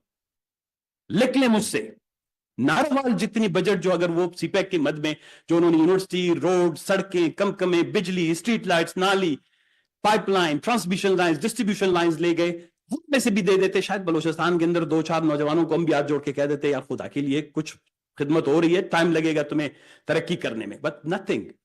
तो कहने का मकसद ये है कि जब ये सारी चीजें जब बलूचिस्तान के अंदर पर्टिकुलरली, अगर एक स्लाइड दिखा ले, मैं इसका आपको थोड़ा सा एक इकोनॉमिक इसका मैं आपको सिर्फ एक, अगर आपको यहां पे नजर आ रहा होगा तो आप जरा देख लें बलूचिस्तान को। ये है एक जनरेशन एंड कंजम्पशन का, इंक्लूडिंग इसका जो लिंक है ग्रिड एक्सेस के साथ। जिस तरह मैंने कहा कि बॉडी पार्ट्स इंसान के जिस्म के लिए खून की जरूरत होती है, इसीलिए इसका लिंक क्यों बनता है हमारी HDI के साथ, ह्यूमन डेवलपमेंट इंडेक्स के साथ, हमारी GDP के साथ, हमारी इकोनॉमिक ग्रोथ के साथ, हमारी लिटरेसी के साथ, हमारी जो है ये आप पंजाब में देख लें, इस वक्त तकरीबन जनरेशन 50,000 गीगावाट आवर्स और इसकी कंजम्पशन 45,000, यानी 95% Punjab is connected to the grid. 95% Punjab population has access to electricity. बहुत सादा लफ्जों में यह है कि उनको बिजली तक रसाई हासिल है, और इसके बदले में जो उसका शेयर है नेशनल GDP वो चला जाता है 61% पे, बल्कि 62 पे भी चला गया होगा। सिंध में जो है वो आप देख रहे होंगे तकरीबन 35,000 गीगावाट आवर्स जो है वो अवेलेबल है बिजली, उसके बदले में 85% सिंध की पॉपुलेशन जो है वो कनेक्टेड है ग्रिड के साथ, वहां पर उनकी जो GDP है वो 23% है। तो Sindh has to work on their GDP because energy enough है। गैस उनके पास बलूचिस्तान से भी अब ज्यादा आ गया है, लेकिन क्योंकि सिंध के अंदर इकोनॉमिक पॉलिसीज को उन्होंने एनर्जी के साथ कनेक्ट नहीं किया है, इस वजह से सिंध के अंदर की जो GDP है वो ग्रेजुअली जो है उतने की बजाय सिंध की जीडीपी कमजोर होती जा रही है। खैबर पख्तूनख्वा हमारी पॉपुलेशन का पाकिस्तान का तकरीबन 12% है, 15,000 वहां पर जनरेट होती है गीगा, और 12,000 गीगावाट पावर जो है उनको एक्सेस है वहां के लोगों को। 80% यानी 80% जो आबादी है खैबर पख्तूनख्वा में वो ग्रिड के साथ कनेक्टेड है, यानी इसके मतलब ये मुल्क के साथ कनेक्टेड है, कौम के साथ कनेक्टेड है, नेपरा के साथ कनेक्टेड है, वजारत पेट्रोलियम के साथ, वजारत एनर्जी के साथ कनेक्टेड है, उनके जो है इंटरेस्ट उसके साथ मुंसलिक है। लेकिन बलूचिस्तान में आप आके नीचे देख लें, बलूचिस्तान में ग्रिड एक्सेस जो है 20% है, शेयर उसका 3% है जीडीपी में। दुनिया का वो मुल्क जो 1955 में अमेरिका, सोवियत यूनियन, मिस्र के बराबर और कनाडा के बराबर उसने जो है गैस पैदा की, उसकी जीडीपी आके 3% पे सोमालिया से भी नीचे आके रुक गई है। It has a very strong correlation with energy supply, with access to energy. अगर बलूचिस्तान को प्रॉपर एनर्जी मिलती, this is called justice. We got enough share of militarization, we got enough share of cantonments, we got enough share of checkposts, but we didn't get the enough share of transmission lines. CPEC की तरफ मैं आता हूं, next. ये development का snapshot, तकरीबन यही चीजें हैं, थोड़ा सा एक्सपेंडेड। अगर आप इसको एक उसकी तस्वीर लेके बाद में तसल्ली से देख लें, टाइम की कमी है, नफीसा शाह साहब और मोहतरमा दूसरी बैठे हैं तो आएंगे। अब बलूचिस्तान की जो इवन डेवलपमेंट इंडेक्स में देख लें, वो है तकरीबन 0.4 पे। आजाद जम्मू कश्मीर, जहां पर अब चीनी भी सस्ती है, घी भी सस्ती है, तेल भी सस्ता है, अब तो उनको बिजली भी बहुत सस्ते नर्ख पे दी जा रही है। हालांकि वो बिजली जब पैदा करते हैं, हम गैस पैदा करते हैं, लेकिन बिजली बलूचिस्तान को सबसे सस्ती देनी चाहिए, इसलिए कि मल्टी डायमेंशन पॉवर्टी इंडेक्स जो है बलूचिस्तान में वो तकरीबन 78-79% है, according to ministry of planning and development. Ahsan Iqbal sahab की अपनी रिपोर्ट जो 2016 की है, तो उसमें 0.7 पे जो है उनकी एचडीआई है, the highest in Pakistan. Balochistan के सारे इंडिकेटर्स देख लें, कंपेयर करें किसी भी सूबे के साथ। हमें कहा जाता है, अब जिधर भी जाते हैं कहता है जी यूनिटी, कौमियत, भाईचारा, तो भाई हम भी तो कहते हैं भाईचारा, हम भी तो आपसे मांगते हैं कि भाईचारा। कोई बजट ऐसा बनाएं, कोई मार्शल प्लान ऐसा बनाएं। आईसीयू में जिंदगी गुजारने वाली बलूचिस्तान की आबादी, the entire population lives in ICU like situation, gas deprived, oxygen deprived, electricity deprived, health deprived, road deprived, security deprived, employment deprived. Whatever deprivation exists in human lives and society, Balochistan उन सबसे deprived है। एक budget तो बलूचिस्तान के लिए ऐसे ही बनाए जो इन चीजों को एड्रेस करे। छोड़े हमारे उन बच्चों को जिन्होंने आपके खिलाफ बंदूक उठाया है, छोड़े उन पॉलिटिकल लोगों को जो आपके खिलाफ सख्त जुबान बोलते हैं। If you love people of Balochistan, आपके माथे का झूमर है, दिस इज योर झूमर। So have a very clear look of the झूमर, कि झूमर के जो है हालत इस वक्त कैसी है, नीचे से ऊपर तक। Infant mortality rate is the highest. Sierra Leone, in terms of human development index, I was part of the Human Development Report 2020 का National Human Development Report, UNDP ने publish किया। I was part of the advisory council. Hafiz Pasha साहब was the author. Ehsan Iqbal साहब was in the advisory council. तो हमने push किया कि let's get into the basics of our development landscape of Pakistan.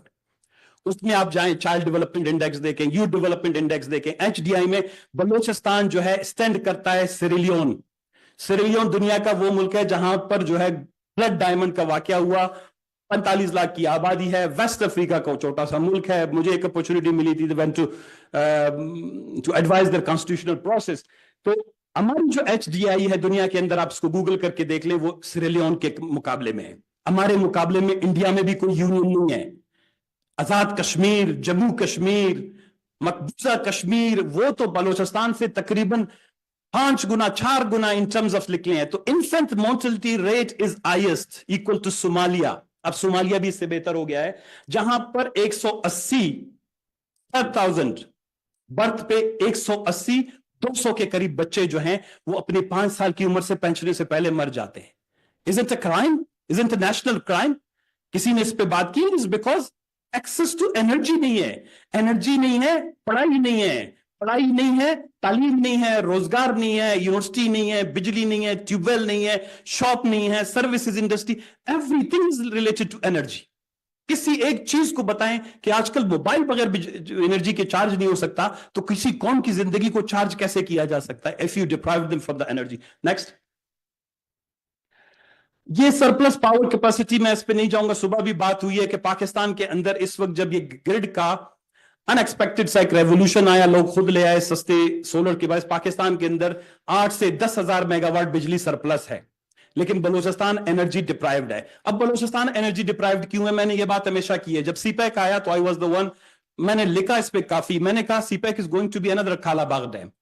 And for us it became as another Kala Bagh Dam because جب سی pack plan کیا گیا تھا تو اس میں یہ تھا کہ جی 2000 کلومیٹر ٹرانسمیشن لائنیں بچائیں جائیں گی 500 kV کی.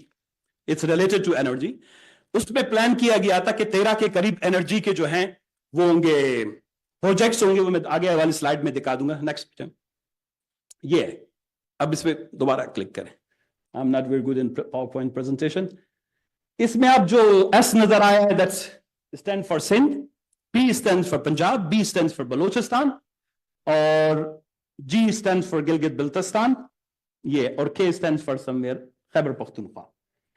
اب اس میں جو انرجی کی یہ بیسکلی جب پروجیکٹس تھے 8 کے ابھی 11 کے قریب سی پیک کے پروجیکٹ کمپلیٹ ہوئے ہیں. Most of you are very well known. آج کل تو کمپیوٹر نے اور اے آئی نے سب نے آسان کر دیا ہے. لکھ دیں کہ سی پیک سے کتنی بجلی کے پروجیکٹ جو ہیں وہ بلوچستان میں لگیں.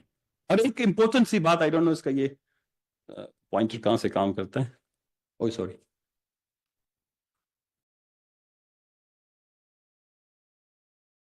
اس میں جو امپورٹنٹ ایک اسپیکٹ ہے, پاکستان کی جو رپورٹ آئی تھی 2016 میں ملٹی ڈائمینشنل پاورٹی انڈیکس کا, میں نے اس کے بعد ایک آرٹیکل لکھا, ابھی بھی گوگل کر لیں, دی نیوز پہ ابھی تک اویلیبل ہے, United by flag divided by facts. میں نے کہا ہمیں ایک جھنڈے کے زور پہ متحد تو رکھا جا رہا ہے, لیکن اگر حقائق اور دلیل, یہ والی تھینک یو, اور اگر حقائق اور دلیل سے دیکھا جائے تو ہم بالکل الگ ہیں. We are completely separate people, separate nation, separate region. ہمیں زبردستی آپ بزور جھنڈے کے آپ نے ہمیں رکھا ہے. آپ مجھے ایک چیز بتائیں کہ we have equal status like rest of Pakistan. تو اس میں یہ جو آپ دیکھ رہے ہیں یہ بھی بہت امپورٹنٹ ہے. یہ جو آپ گرین سے یہ دیکھ رہے ہیں یہ سی پیک کے آئی ویز ہیں, روڈز ہیں, موٹر ویز ہیں. اس کو کہتے ہیں ایسٹرن رم آف پاکستان. یہ جس میں پی ہے, ایس ہے, یہ پاکستان کا ایسٹرن پارٹ ہے. کبھی ہمارے پاس ایسٹرن اور ویسٹرن پاکستان ہوتے تھے, but in this Pakistan we have a much more what they call it a stronger eastern Pakistan, east and west divide in terms of poverty, in terms of deprivation, in terms of human development index کی جو variations ہے, differences ہے. تو اس میں آپ دیکھ رہے ہوں گے یہ سارے جو پروجیکٹ 13 کے 13 سی پیک کے, یہ پاکستان کے ایسٹرن رب پہ لگے. کچھ سینٹرل پنجاب میں لگے, کچھ ناردرن پنجاب میں لگے, کچھ جو ہے پنجاب کے اندر سارے لگے. اور بلوچستان کے اندر یہ ایک پرپوز ہوا تھا, یہ ہے, یہ کوئی 250-350 میگا واٹ کا پرپوز ہوا تھا آپ کے ماتے کے جومر کے لیے. تو ماتے کے جومر کا یہ پروجیکٹ ابھی تک نہیں بن سکا. سی پیک کے تمام پروجیکٹ کمپلیٹ ہوئے. صبح میرے ایک دوست نے یہاں پر ذکر کیا کہ ارلی فیز کے پروجیکٹ, فاسٹ ٹریک پروجیکٹس, یہ تھے کافی گمکس ہوتے ہیں. جب آپ ہمارے یہاں پالیسی میکنگ میں جب ہوتی ہے ڈیسیجنز ہوتے ہیں, کہتا ہے جی فرسٹ فیز ہے, ارلی فیز ہے, ہم جو ہے سیکنڈ فیز میں جو ہے بلوچستان کو ترجیح دے دیں گے. تو وہ نہ ارلی فیز ختم ہو گیا, فرسٹ فیز بھی ختم ہو گیا, اور سیکنڈ فیز بھی نہیں آیا, اور دوسرے فیز بھی نہیں آیا. اسی لیے بلوچستان کے اندر سی پیک کا کوئی ایک بھی پروجیکٹ نہیں لگا ان ٹرمز آف انرجی پروڈکشن. ہاں ایک لگا, آپ لوگ اس کا مطلب یہ نہیں پڑھتے ہیں, آپ لوگ مجھے ضرور کوسچن کرتے. وہ یہاں پہ ایک لگا, پیچھے جائیں بیک, وہ یہاں پہ لگا, یہ اس کو کہتے ہیں اب پاور پروجیکٹ. اب ساری سیاست یہاں پہ ہے, اس کو یہاں پہ لگایا گیا. اب میں, اب کو پہلے بھی لائسنس دی گیا تھا, اب کو بعد میں کول کا لائسنس دیا گیا. یہ تقریباً 1.5-1.6 بلین ڈالر کا ایک پروجیکٹ بہت جلدی کمپلیٹ ہوا. میں نے آپ سے پہلے ایک بات کی, NTDC ہے جو نیشنل ٹرانسمیشن اینڈ ڈسپیچ جو ہمارا وہ ہے, اس کے تحت پاکستان کے اندر تقریباً ہزاروں کلومیٹر 500 kV کی ٹرانسمیشن لائن ہے. جس طرح یہ بہت معمولی تاروں سے یہاں پر بجلی آ رہی ہے, تو کسی ایک صوبے سے دوسرے صوبے تک, دوسرے 500 kV کے گریڈ اسٹیشن تک بجلی لے جانے کے لیے آپ کو 500 kV کی ٹرانسمیشن لائنیں ضرورت ہوتی ہیں. تو بلوچستان بڑا خوش قسمت صوبہ ہے کہ یہ تمام ہزاروں کلومیٹر ٹرانسمیشن لائنیں پاکستان کے اس ایسٹرن رم کو کرس کراس کرتے ہوئے پہنچتی ہیں. یہاں اب میں ایک 500 kV کی ٹرانسمیشن لائن ہے جس کی لینتھ صرف 25 کلومیٹر ہے, وہ میرے گھر کو جاتا ہے, مذاق کر رہا ہوں, وہ کراچی کو جاتا ہے. تو جو ابکو میں لگی پاور پلانٹ ہے اس کے لیے بلوچستان پاکستان کی تاریخ میں 500 kV ٹرانسمیشن لائن کی 1 کلومیٹر ایگزسٹ نہیں کرتا. 500 kV کا ایک گریڈ اسٹیشن بلوچستان میں موجود نہیں ہے. تو imagine energy deprived in a very systematic way, تو بہت ٹیکنیکلی اور سسٹمیٹکلی نیکسٹ. تو یہ انرجی کی صورتحال ہے. ابھی سی پیک میں 2000 کلومیٹر تقریباً 500 kV کی ٹرانسمیشن لائنیں بھی شامل تھی along with this projects. وہ دونوں بھی کہاں سے نکلتی ہیں؟ ایک حیدرآباد سے نکلتا ہے مٹیاری سے فیصل آباد تک, دوسرا نکلتا ہے حیدرآباد سندھ سے کراچی سے آتا ہے لاہور تک. تو دو بڑی جو ٹرانسمیشن لائنیں $4 بلین کی, $4 بلین کی, جو بھی ان پہ کام ہو رہا ہے تقریباً نیئر ٹو کمپلیشن ہوں گے, وہ بھی کرس کراس کریں گی آپ کی ایسٹرن پاکستان میں. اور پھر آپ لوگوں کو اس بارے میں بتایا جائے گا کہ یہ ہمارے ماتھے کا جومر ہے, اس کے لیے ترقی کے لیے بہت کچھ کر رہے ہیں. ادھر تو ہم گیس دے رہے ہیں, ادھر بجلی دے رہے ہیں, ادھر گریڈ اسٹیشن لگا رہے ہیں, ادھر تو کچھ جو ہیں وہ سازشی عناصر ہیں جو اس کو ملک کے اندر جو ہے وہ جو ہے نفرتیں پھیلانا چاہتے ہیں. These نفرت میں بھی ordinary بلوچ doesn't understand کہ اس کو بجلی کیوں نہیں مل رہی ہے. But an educated Baloch knows that بجلی تعویذوں سے, دعاؤں سے, اور دعاؤں سے نہیں آتی. بجلی has to come through 500 kV grid station, through 500 kV transmission line, پھر 220 کی ٹرانسمیشن لائن, پھر 120 کی ٹرانسمیشن لائن, پھر ولیج الیکٹریفیکیشن. اور پورے پاکستان کی ولیج الیکٹریفیکیشن کی تاریخ نکال کے دے کے میں نے اس پہ کام کیا ہے. آپ کو جتنے 5 سالہ منصوبے اور پی ایس ڈی پی میں بلوچستان کی جو ولیج الیکٹریفیکیشن ہے وہ 1% بھی نہیں ملے گی. Never Balochistan has been a priority. کیوں نہیں ہے؟ اس لیے کہ پاکستان کا جو فیڈرل اسٹرکچر ہے اس میں آبادی سب کچھ ہے, اس میں انسانوں کی, شہریوں کی, علاقے کی جو جغرافیہ میں. نیکسٹ اس پہ بھی. اچھا, یہ اب اس میں ہمیں جو سسٹمیٹک نیگلیکٹ کا میں بات کر رہا تھا, ہمارا ٹاپک ہی آج کے تقریباً یہی ہے. اس میں یہ ہے کہ ان کا فوکس ہے کہ جی اس دفعہ ہم لیسٹ کاسٹ پاور جنریشن پہ جائیں گے, ہائیڈرو کو, نیوکلیئر کو, اس کو دیں گے, اور اگر سولر کی بھی کچھ پروجیکٹس ہیں تو وہ پنجاب اور سندھ کو اور کے پی کو ملیں گے. یعنی ایک تو یہ کہ ویسے بھی انہوں نے رینیویبل انرجی کا, سولر بیسڈ کا وہ کم کر دیا, لیکن اگر تھوڑی بہت پروجیکٹس بھی ہوں گے تو وہ سندھ اور پنجاب اور کے پی کے کو جائیں گے. اب سندھ سے بھی خدا نخواستہ کوئی بیر نہیں ہے, پنجاب سے کوئی بیر نہیں ہے, لیکن پوری دنیا میں اسٹڈیز پڑی ہوئی ہیں جو ایکسپرٹ کی اسٹڈیز ہیں, وہ ابھی آپ گوگل کر کے دیکھ لیں کہ بلوچستان سالانہ 300 دن بلوچستان میں ہائی پوٹینشل جو سولر جو انرجی ہے اس کی پوٹینشل ہے, جو ایک مخصوص ٹرم اس کے لیے استعمال کیا جاتا ہے کہ جو سولر کی پیداوار کے لیے, سولرائزیشن کے لیے, سولر انرجی کی پیداوار کے لیے بلوچستان اس خطے میں سب سے زیادہ پوٹینشل رکھنے والا ہے. جبکہ سی پیک کے تحت باولپور میں بھی یہاں سولر پارک بنایا گیا, قائد اعظم سولر پارک بنایا گیا, لیکن وہ بھی بلوچستان میں نہیں بنایا گیا. تو یہاں اندازہ لگا کے جو آنے والی پالیسی بھی ہوگی 2034 تک, اس میں بھی بلوچستان نگلیکٹڈ ہے. تو یہ تقریباً 10,000 میگا واٹ کے قریب پرپوزڈ ہے کہ جی اس میں ایڈ کیا جائے گا. نیکسٹ جائیں میں آپ کو. اب یہ ہمیں اگنور کیوں کیا جاتا ہے؟ اب دیکھیں, ایک تو یہ ہے کہ آپ نے گزشتہ 70 سال سے ہمیں بجلی سے محروم رکھا, ہمیں ترقی سے محروم رکھا, ہمیں سڑکوں سے محروم رکھا. اگر میں آپ کو ایک چھوٹی سی مثال دوں گا, اور اس پہ میرے خیال میں ایس ڈی پی آئی کو پرٹیکولرلی ایک اسٹڈی بھی کرنی چاہیے. آئی وش اگر الاؤ کرے میں آ کے کچھ دن ایس ڈی پی میں بیٹھ جاؤں گا, اگر بعد میں مجھے لاپتہ نہ کر دیں, اس کی ذمہ داری وہ اٹھا لیں, بند نہ ہو جائے. بلوچستان سے 1955 سے جب گیس نکلی ہے, اس کے جو کیسر بنگالی صاحب کو آپ سب جانتے ہیں, is a very well known name in terms of development. انہوں نے ایک اسٹڈی بھی کی تھی, پھر میں نے تھوڑا سا کیا تھا. میری یہ کتاب تھی 2002-2003 میں پبلشڈ ہوئی, اپریسڈ بلوچستان, مظلوم بلوچستان کے نام سے. تو گیس کا جو ویلڈ پرائس تھا, اکنامک ویلیو گیس کی تھی, گیس ڈیپریویشن پہ, سسٹمیٹک نیگلیجنس پہ, ساری چیزوں پہ تقریباً ایک اسٹیمیٹ یہ ہے کہ بلوچستان نے 1955 سے لے کر آج تک $200 بلین کی اکنامک ویلیو کا گیس جو ہے وہ پاکستان کی लाइफ लाइन को इतने अरसे में मुहैया किया है, इंडस्ट्रीज को, गैस को, इलेक्ट्रिसिटी को, सारी चीजों को। तो अगर आप 200 बिलियन बलूचिस्तान को ये 70 सालों में लगते, बलूचिस्तान की 1.5 करोड़ आबादी है, तो आप अंदाजा करें बलूचिस्तान आज किस मुल्क के बराबर होता। तो आप खुद इसको अपने वाले किसी फोन में डालें, हाउ कुड बलूचिस्तान बीन, अगर उसके $200 बिलियन लगते, 10,000 तकरीबन किलोमीटर से ज्यादा हमारे पास हाईवेज और मोटरवे की जो है लाइनें होती, हमारे पास स्कूल होते, हमारे पास 20 के करीब बैन अवी मैार की यूनिवर्सिटियां होती, हमारे यहाँ हॉस्पिटल्स होते, हमारे यहाँ रोजगार के जराये होते, हमारी तकरीबन तालीमी की शरह इस वक्त 92% होती।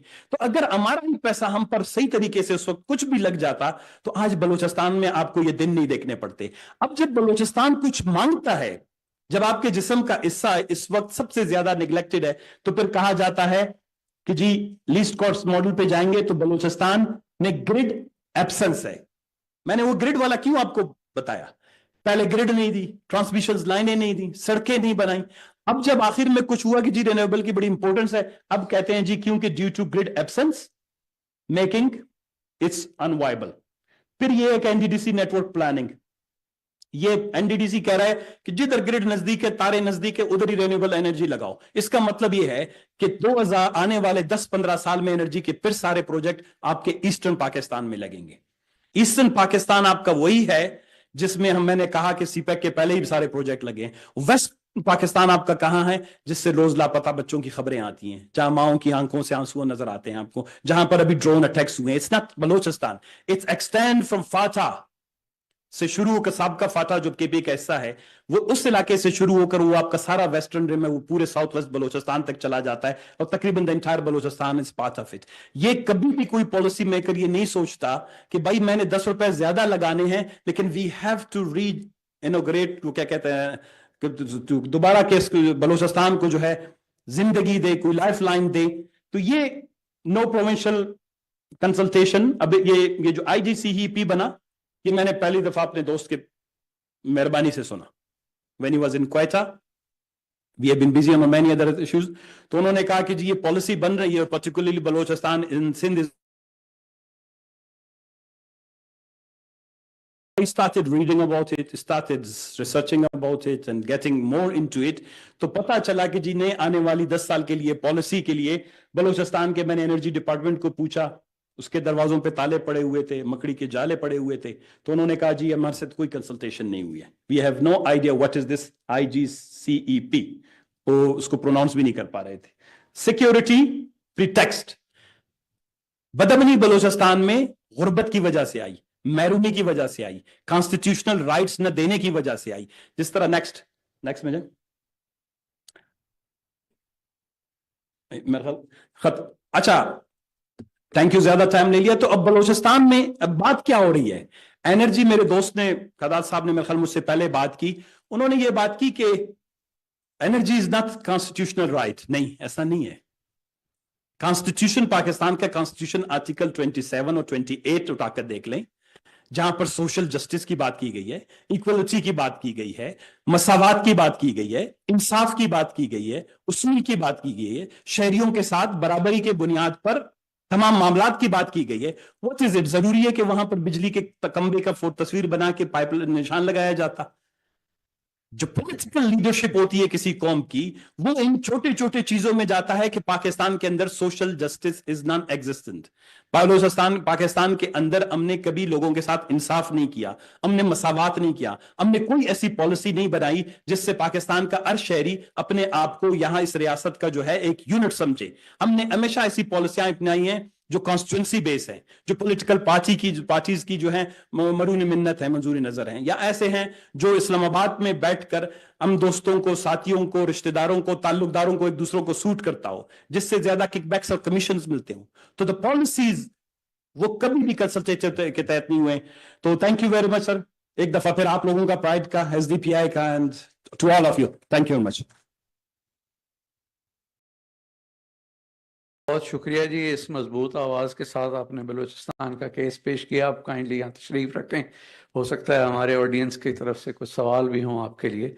अब मैं रिक्वेस्ट करूँगा दानियाल चौधरी साहब से कि वो आएँ, और वो चूँकि रूलिंग पार्टी से उनका ताल्लुक है, तो बहुत सारे सवाल तो ऑलरेडी रेज हो गए होंगे, مگر کچھ اس طرح کے سوال بھی ہیں کہ جسٹ انرجی ٹرانزیشن کی طرف گورنمنٹ کیا اقدامات کر رہی ہے, بجٹ کے اندر ہم کیا ایکسپیکٹ کریں, اور جو اوور آل IMF کے پروگرام کے ہم تحت کام کر رہے ہیں تو اس کی کیا کنسٹرینٹس اور کیا اپرچونیٹیز جو ہیں وہ گورنمنٹ کے سامنے آتی ہیں. اوور ٹو یو جی دانچل.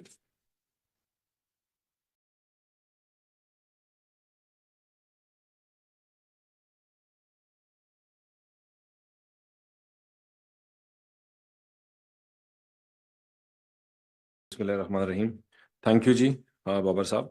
میں بیفور آئی اسٹارٹ, میں اسپیشلی جو آپ کی پرائڈ کی پوری ٹیم ہے, میں ان کا بڑا شکر گزار ہوں, اسپیشلی آپ کا, زہرا کا, اسد کا, کہ جو ساری آپ لوگوں کی محنت سے ہم پورا دن یہاں بیٹھ کر آپ کے ساتھ گزارا ہے, اور اس پازیٹیو رول جو ہے اس میں آپ کی وجہ سے آپ نے یہ پلیٹ فارم دیا, اور نفیسہ شاہ صاحبہ جو اس کو ہیڈ کر رہی ہیں ان کی کاوشوں سے کہ that we all on the same platform where we can work together for a constructive اور اے بیٹر بجٹ.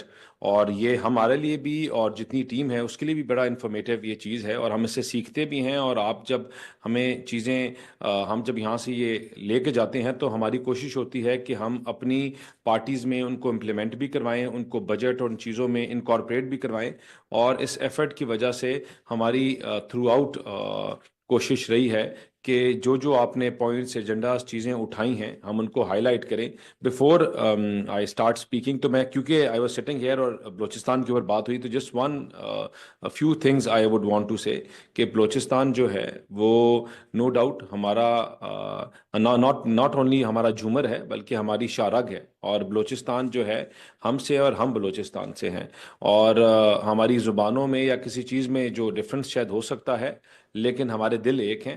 اور ہماری گورنمنٹ کی جو پالیسی ہے وہ ہمیشہ یہ رہی ہے کہ خاص طور پہ ہماری جماعت کی, کہ بلوچستان میں جب بھی ہمیں رائٹ دیا گیا تو ہم نے ایسا لیڈر بلوچستان کے لیے چوز کیا جو ان لوگوں کی نمائندگی کرے اور سب کو اکٹھا ہو کر ایک پیج پہ لے کر چلائے. اور ابھی ریسنٹلی جو گورنمنٹ کا ایک انیشیٹو تھا جس میں 300 بلین جو ہے کہ ملٹیپل پروجیکٹس جو ہے وہ فیول ایڈجسٹمنٹ کو پرائزز جو ہے ایڈجسٹ نہیں کی گئی, اور وہ بلوچستان کے لیے وہ N25 ہو گیا, یہ ان کا اور ملٹیپل پروجیکٹس ہیں, اس کے لیے گورنمنٹ نے وہ سائٹ پہ کیے ہیں. اور انشاءاللہ جو ان کے پروجیکٹس ہیں وہ آگے چلیں گے بھی. اور we as young parliamentarians and with new people in parliament جو بلوچستان کی آواز اٹھاتے ہیں, ان سب کی یہ کوشش ہے کہ بلوچستان کے ایشوز ہیں, محرومیاں ہیں, ہم سب کو پتہ ہیں, ہم سب دیکھتے رہے ہیں, اور ان کو آگے آنے والے ٹائم پہ ہم ان کو مل کے حل کریں آپ کے ساتھ, اور ہم سب اکٹھے ہو کر. جس طرح آپ نے کہا کہ اس مشکل ٹائم پہ پتہ چلا کہ اس کی کیا امپورٹنس ہے, ہمیں ہر اچھے برے ٹائم پہ امپورٹنس پتہ بھی ہے, پتہ رہے گی بھی, اور ہر پاکستانی کی کوشش ہوگی کہ جو ان کی محرومیاں ہیں they are lot of them, کہ ان کو حل کر کے اور ادھر واپس وہی چیزیں خوشحالی ہونی چاہیے جو پورے ملک میں ہیں. تو rightly said what you said. میں before we start in English, تو اپنی جو بات ہے کرنے سے پہلے میں 2-4 چیزوں کا کروں گا فار دا میڈیا, کہ جو پرائڈ کی جو سپورٹ ہے اس کی وجہ سے ہم نے ایک بڑا پازیٹیو رول پلے کیا ہے اس پلیٹ فارم نے.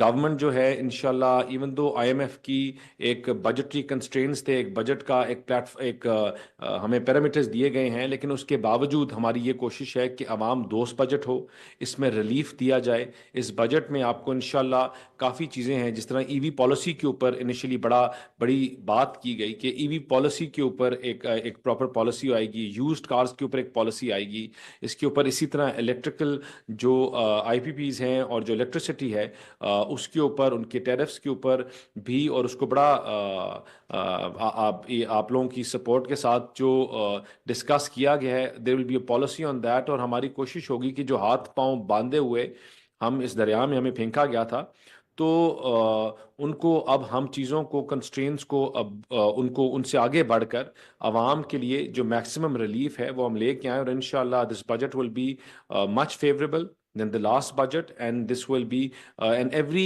coming year with the support of People's Party, with the support of other political parties جو ہمارے ساتھ ہیں, کہ ہماری کوشش ہے کہ ہم اس کو اب لوگوں کی ریلیف کی طرف جائیں. اور انشاءاللہ within next year یہ جو بجٹ کے جو اس سال کچھ چیزیں ایسی ہوں گی जो आपको शायद लोगों को लगे कि एक बर्डन है, लेकिन वो पिछले साल से कम होंगी और इंशाल्लाह एक बेहतर पॉलिसीज की तरफ हम आगे लेके जाएंगे. I am very thankful to all our guests here, all honourable colleagues and valuable members of the forum. Our nation's strength lies in the people, the framework in Sindh, the nourishing crops under scorching sun, the students in Balochistan studying by the flickering candlelight, the mothers in Punjab praying for affordable electricity to cool her home. To them, resource dispute are not only political abstracts. In fact, when we talk about them, they are struggles for dignity, equity, and hope.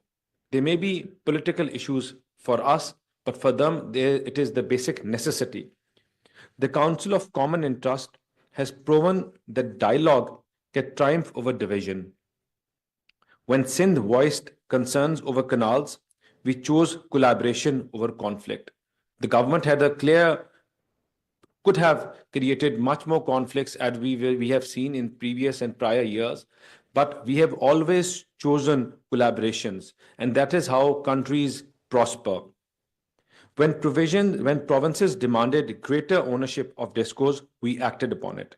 Today, I reaffirm our commitment. Provincial management of these utilities will be prioritized. Accountability to local communities. This is not mere governance, it is justice delivered. Renewable energy is the bridge to equity.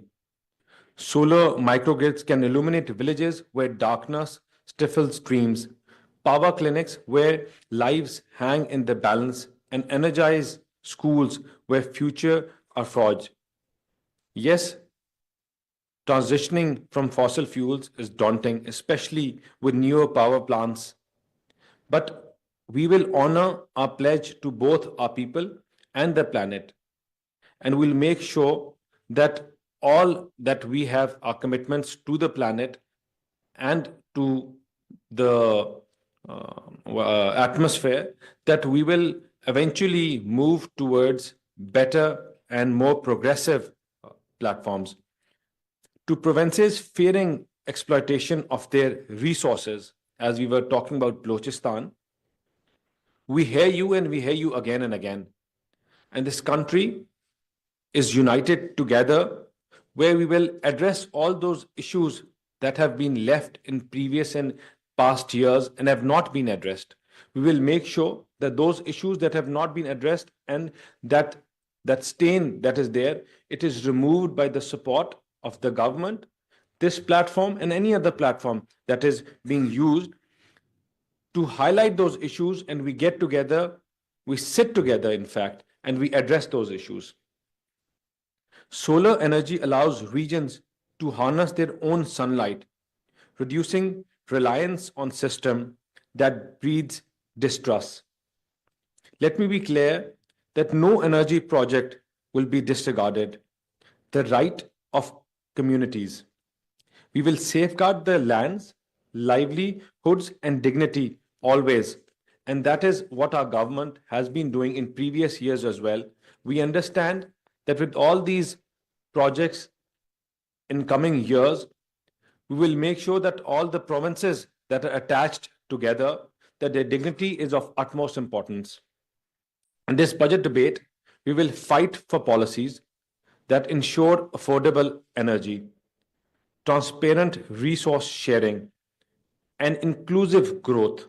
We cannot grow when we talk about Sindh alone, Punjab alone, or KPK alone, or FATA alone. We're all together as one unit, and that is the only way we can go forward as a country and address those issues. Our forum's bipartisan spirit, rooted in empathy, not expediency, will guide us. Together, we can transform the contention into consensus, scarcity into stability, and despair into shaped prosperity. And that is how nations are built and are taken forward. This is our convent, Pakistan, where every province thrives. Every voice, as what you were saying earlier, that every voice shapes policy. and no citizen is left behind.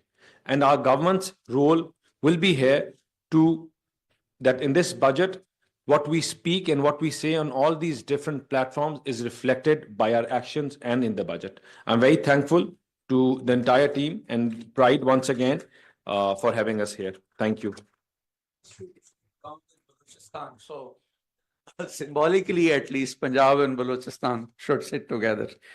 I now request Sher Ali Arbab Saab to come and share with us his understanding of Pakistan's energy transition, both at the federal and the provincial level. He is a member of the National Assembly from Peshawar and is affiliated to Pakistan Tehreek-e-Insaf. Over to you, Arbab Saab. Technically, it's SIC, but yes, Tehreek-e-Insaf. That tells you how things are going. Auzu billahi minash shaitanir rajeem. Bismillahir rahmanir rahim.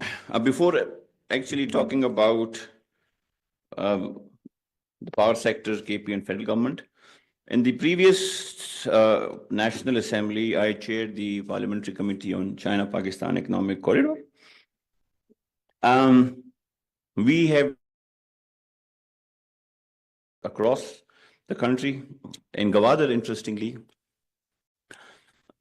which our colleague, the Honorable MNA from Gwadar, would say the Jumar of CPEC. We did not have a power plant, so power would be supplied from Iran. So that is how serious we are. We have been with Gwadar. And the second big issue in Gwadar, even speaking off the top of my head, was security. When we visited, both the times, we would have a 17-vehicle security detail with armed forces, police, whatever others. And there would be literally a curfew-like situation in old Gwadar city. So if that is how you would attract investment by providing them security details, good luck with that. You see, not just power, across, there are certain things that we have to consider. Pakistan is a federation.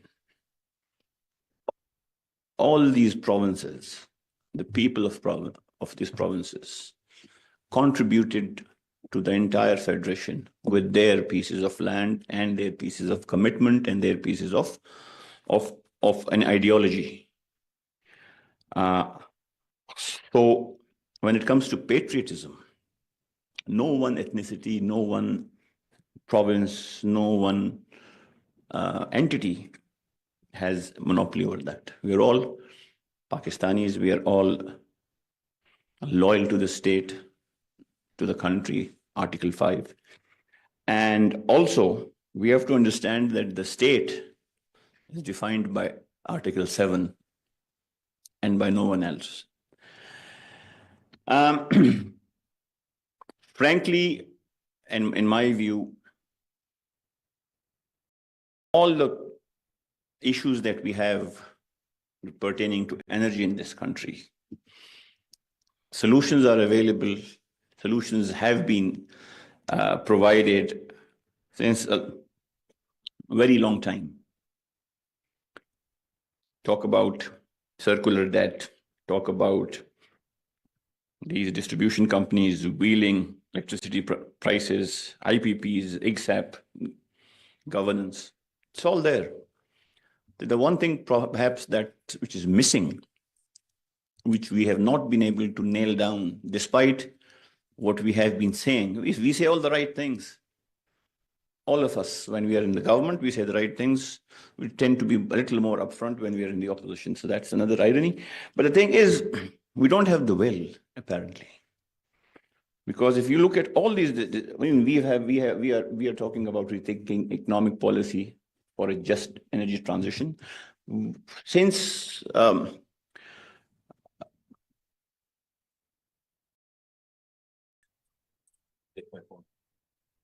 was going to nick it. Anyways, so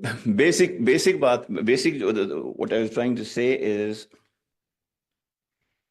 let me gather my thoughts because where was I? Sorry. Very disruptive. Yes, well, it didn't work. It didn't work. So the thing is, I was talking about the will. I was talking about we also, Dr. Nafisa Shaiba and myself, we recently formed a parliamentary forum on energy and economy. Daniel Chaudhary Sahab also is part of it, and a number of parliamentarians. And we've had a number of events under that. We've talked about discos, we've talked about IPPs, we've talked about wheeling, and we've talked about a number of other issues pertaining to energy. We're also going to hold a number of events on economy, especially taxation, budgeting, etc. And based on my experience, and obviously Dr. Saiba would have her views and experience based on her vast experience and knowledge, that, I mean, everybody, most of the people in the energy sector have a vague idea what the problems are and how to address them. When it all comes down to implementation. It all comes down to will. And at times, it also comes down to expediency. Sometimes political, sometimes otherwise. For instance, we talk about discos. And then we talk about electricity and load shedding, especially, because that's one of the biggest problems. Every disco is understaffed by at least 50%, if not more. Investments in discos have been extremely scarce since the last 7 to 8 years. Most of the discos are facing, I mean, they don't even have, if you talk about people who actually, the linemen who can actually go up the pole and try and identify a fault, that is not even 10% in each disco. Then we talk about circular debt. It all started when we sort of tried to encourage investments, and we made certain guarantees. And initially that made sense, but then we persisted with it, and the capacity payments and other issues arose. We also have issues when it comes to ICSAP. I mean, I tend not to talk specifically about, I mean, I don't want to sort of bifurcate it into provinces, but there are issues. For example, KP's strength is Heidel, but then there have been a number of occasions where we are facing issues at the center, and at times it's not considered renewable energy, so it does not fit into that overall ICSAP framework, which we feel is sort of depriving us. There are also issues of wheeling. We have issues of net idle profits. We have similar issues. It's very interesting when we talk, when we sort of, in the parliament, we talk about, there are just different kinds of debates and discussions. And there are provinces who sort of say that, well, when we move from this province to the other province, the road network deteriorates, which is very unfortunate. Ours is a different issue. Ours is the issue of survival. I mean, look, yesterday, there was a drone strike in Waziristan, killing innocent people. So yesterday, I delivered a speech, about 10, 12 minutes, and I've been told it's being censored, so I'm not going to get a copy of it. It's probably not even going to be aired anywhere, so it's gone. Sorry? Sorry?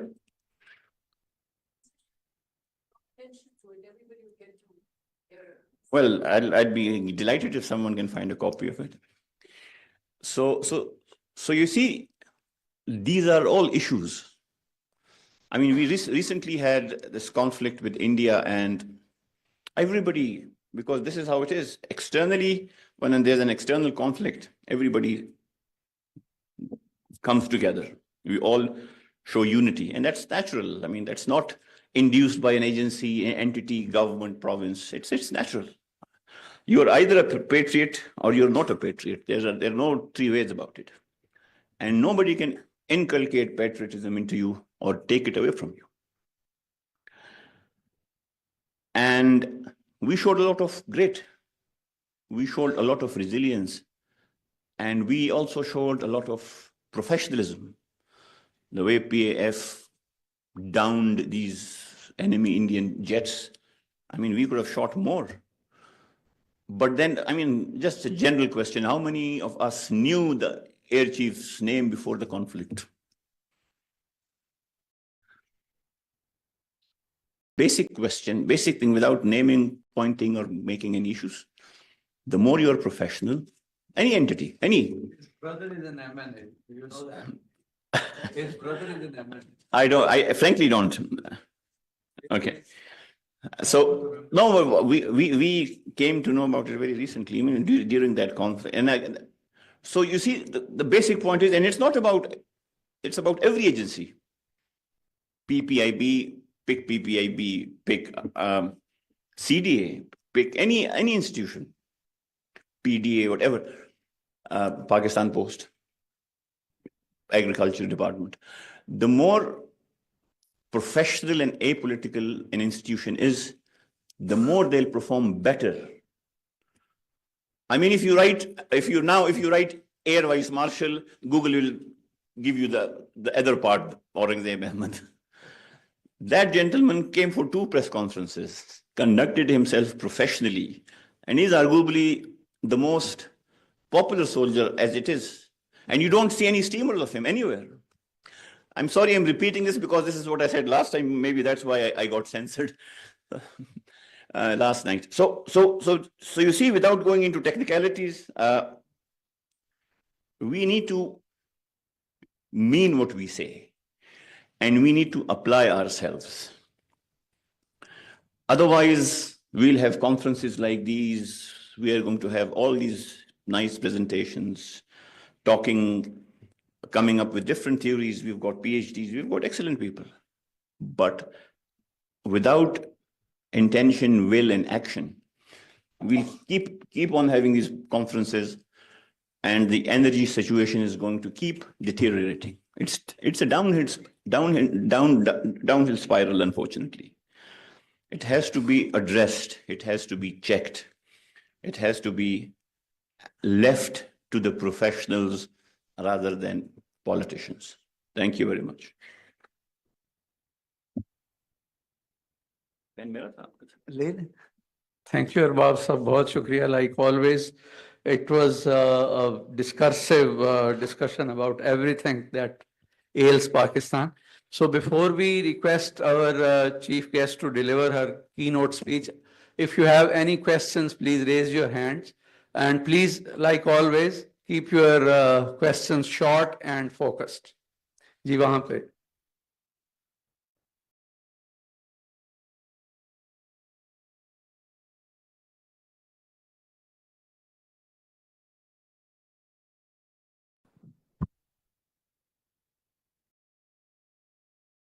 ये भी बताइएगा कि किन से आप सवाल कर रहे हैं. अच्छा, मेरा सवाल पहला तो दानियाल चौधरी साहब से है कि दानियाल चौधरी कह रहा था कि बलूचिस्तान हमारे माथे का झूमर है, हमारे शहरा है. सर, पहली बात तो ये है कि बलूचिस्तान के लोग, टू बी ऑनेस्ट, जब आप इस तरह की फैंसी बातें करते हैं, हम खुश नहीं होते, बल्कि हम आप पे हंसते हैं कि भाई एक यहाँ की नैरेटिव में और बलूचिस्तान की नैरेटिव में क्या फर्क है. आप जो सोचते हैं हमें उससे बिल्कुल भी गर्ज नहीं है बलूचिस्तान के लोग. और जिस तरह से लास्ट मंथ आपका टेन्योर था सीसीआई की मीटिंग में, आप लोगों ने बलूचिस्तान से 70 लाख लोगों को लापता किया था. सना बलूच साहब आपके साथ बैठे हैं, वो इसको कंफर्म कर सकते हैं। तो आपने 70 लाख लोगों को लापता किया था और आप यहाँ पे बैठ के आज बलूचिस्तान के हुकूक की बातें कर रहे हैं।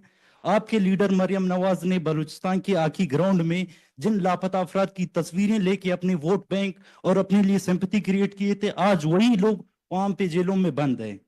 तो आप किस तरह की बातें कर रहे हैं? आगे आपका पॉइंट उनको रिस्पॉन्ड करने दें।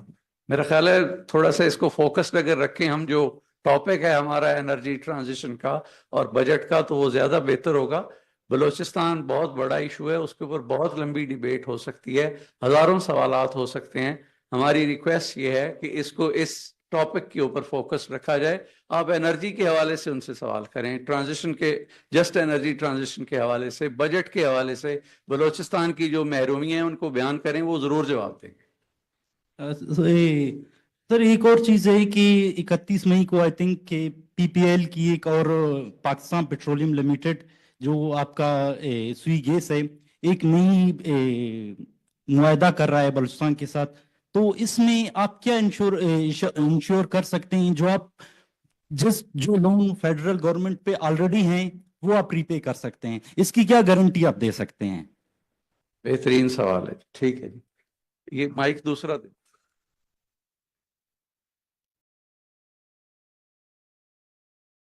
देखें, मैं पहले एक चीज़ को आंसर करना चाहता हूं कि जब हम सूबों की बात करते हैं तो हम 18वीं तरमीम के बाद डेवोल्यूशन ऑफ पावर की बात करते हैं। आप जो इस सूबे की नुमाइंदगी कर रहे हैं वो सूबे के चीफ मिनिस्टर कर रहे हैं। इस सूबे की जो चीफ मिनिस्टर हैं उनका सूबे से ही ताल्लुक है। इस सूबे के जो सेनेटर्स हैं वो उसी सूबे को रिप्रेजेंट कर रहे हैं। आपके जो मिनिस्टर्स हैं जो वहां रहे हैं वो भी आपके ही सूबे के लोग रहे हैं। जब सिंध या कोई और सूबा अपनी महरूमियों की बात करता है तो हम एक चीज बार बार कहते हैं कि अपनी या उन लोगों की कोताहियों को आप, या उन स्पेसिफिक लोगों की कोताहियों को आप पूरे मुल्क के ऊपर ब्लेम नहीं कर सकते।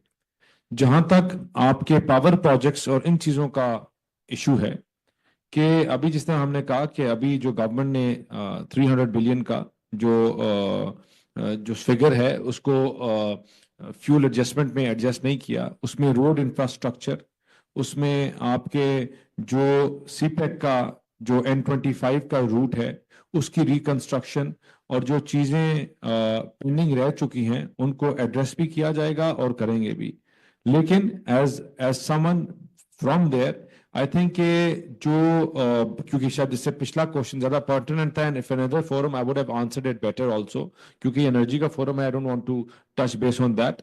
लेकिन यहाँ बहुत बड़ा सवालिया निशान जो है वो आपकी अपनी गवर्नमेंट की गवर्नेंस के ऊपर भी होता है कि मेरी बहन या बेटी हैं अभी जो पीपल्स पार्टी से, अगर इनकी गवर्नमेंट किसी चीज में डिलीवर नहीं कर सकती या पंजाब की गवर्नमेंट नहीं कर सकती, तो ये सवालात जो हैं इसको फेडरल हुकूमत से ज्यादा बेहतर जो एडजस्ट है वो उनके सूबों के चीफ मिनिस्टर्स कर सकते हैं rather than the federal governments. Thank you जी। और सवाल जी? ये यहाँ पे जी, इधर।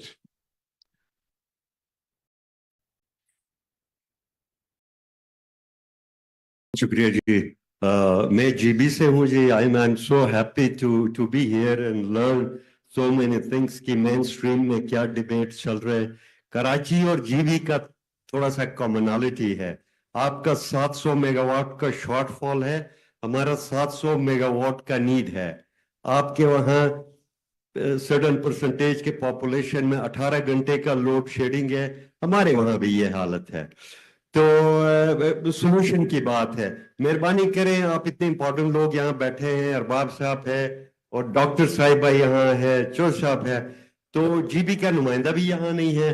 मैं तो बाय डिफॉल्ट आए हूँ, तो आइंदा मुझे मेरे ख्याल है कि ये प्राइड वाले जो है ये मुझे नहीं बुलाएंगे, SDPI वाले।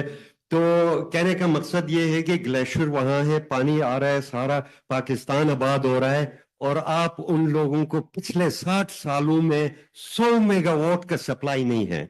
60s में शुरू हुआ था और 60s से अभी तक 100 मेगावाट का सप्लाई नहीं है, और वहां पोटेंशियल 1 लाख मेगावाट का है हाइड्रो का।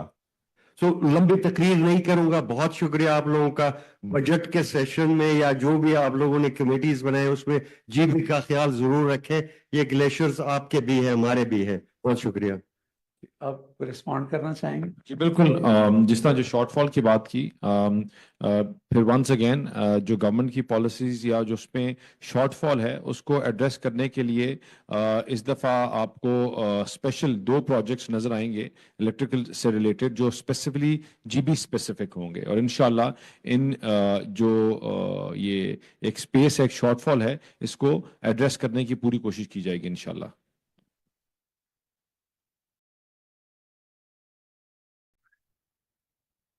अस्सलामुअलैकुम जी तमाम ऑडियंस से कि आपने सुबह से बहुत अच्छी डिस्कशन सुनी। मेरा जो अभी पार्लियामेंटेरियंस हैं, ख़ास तौर पे अभी जो लोग स्टेज पर बैठे हैं, नफीसा शाह साहिबा हैं, आसिफ इकबाल नाम है, मैं पीएचडी स्कॉलर हूँ, एनालिस्ट हूँ।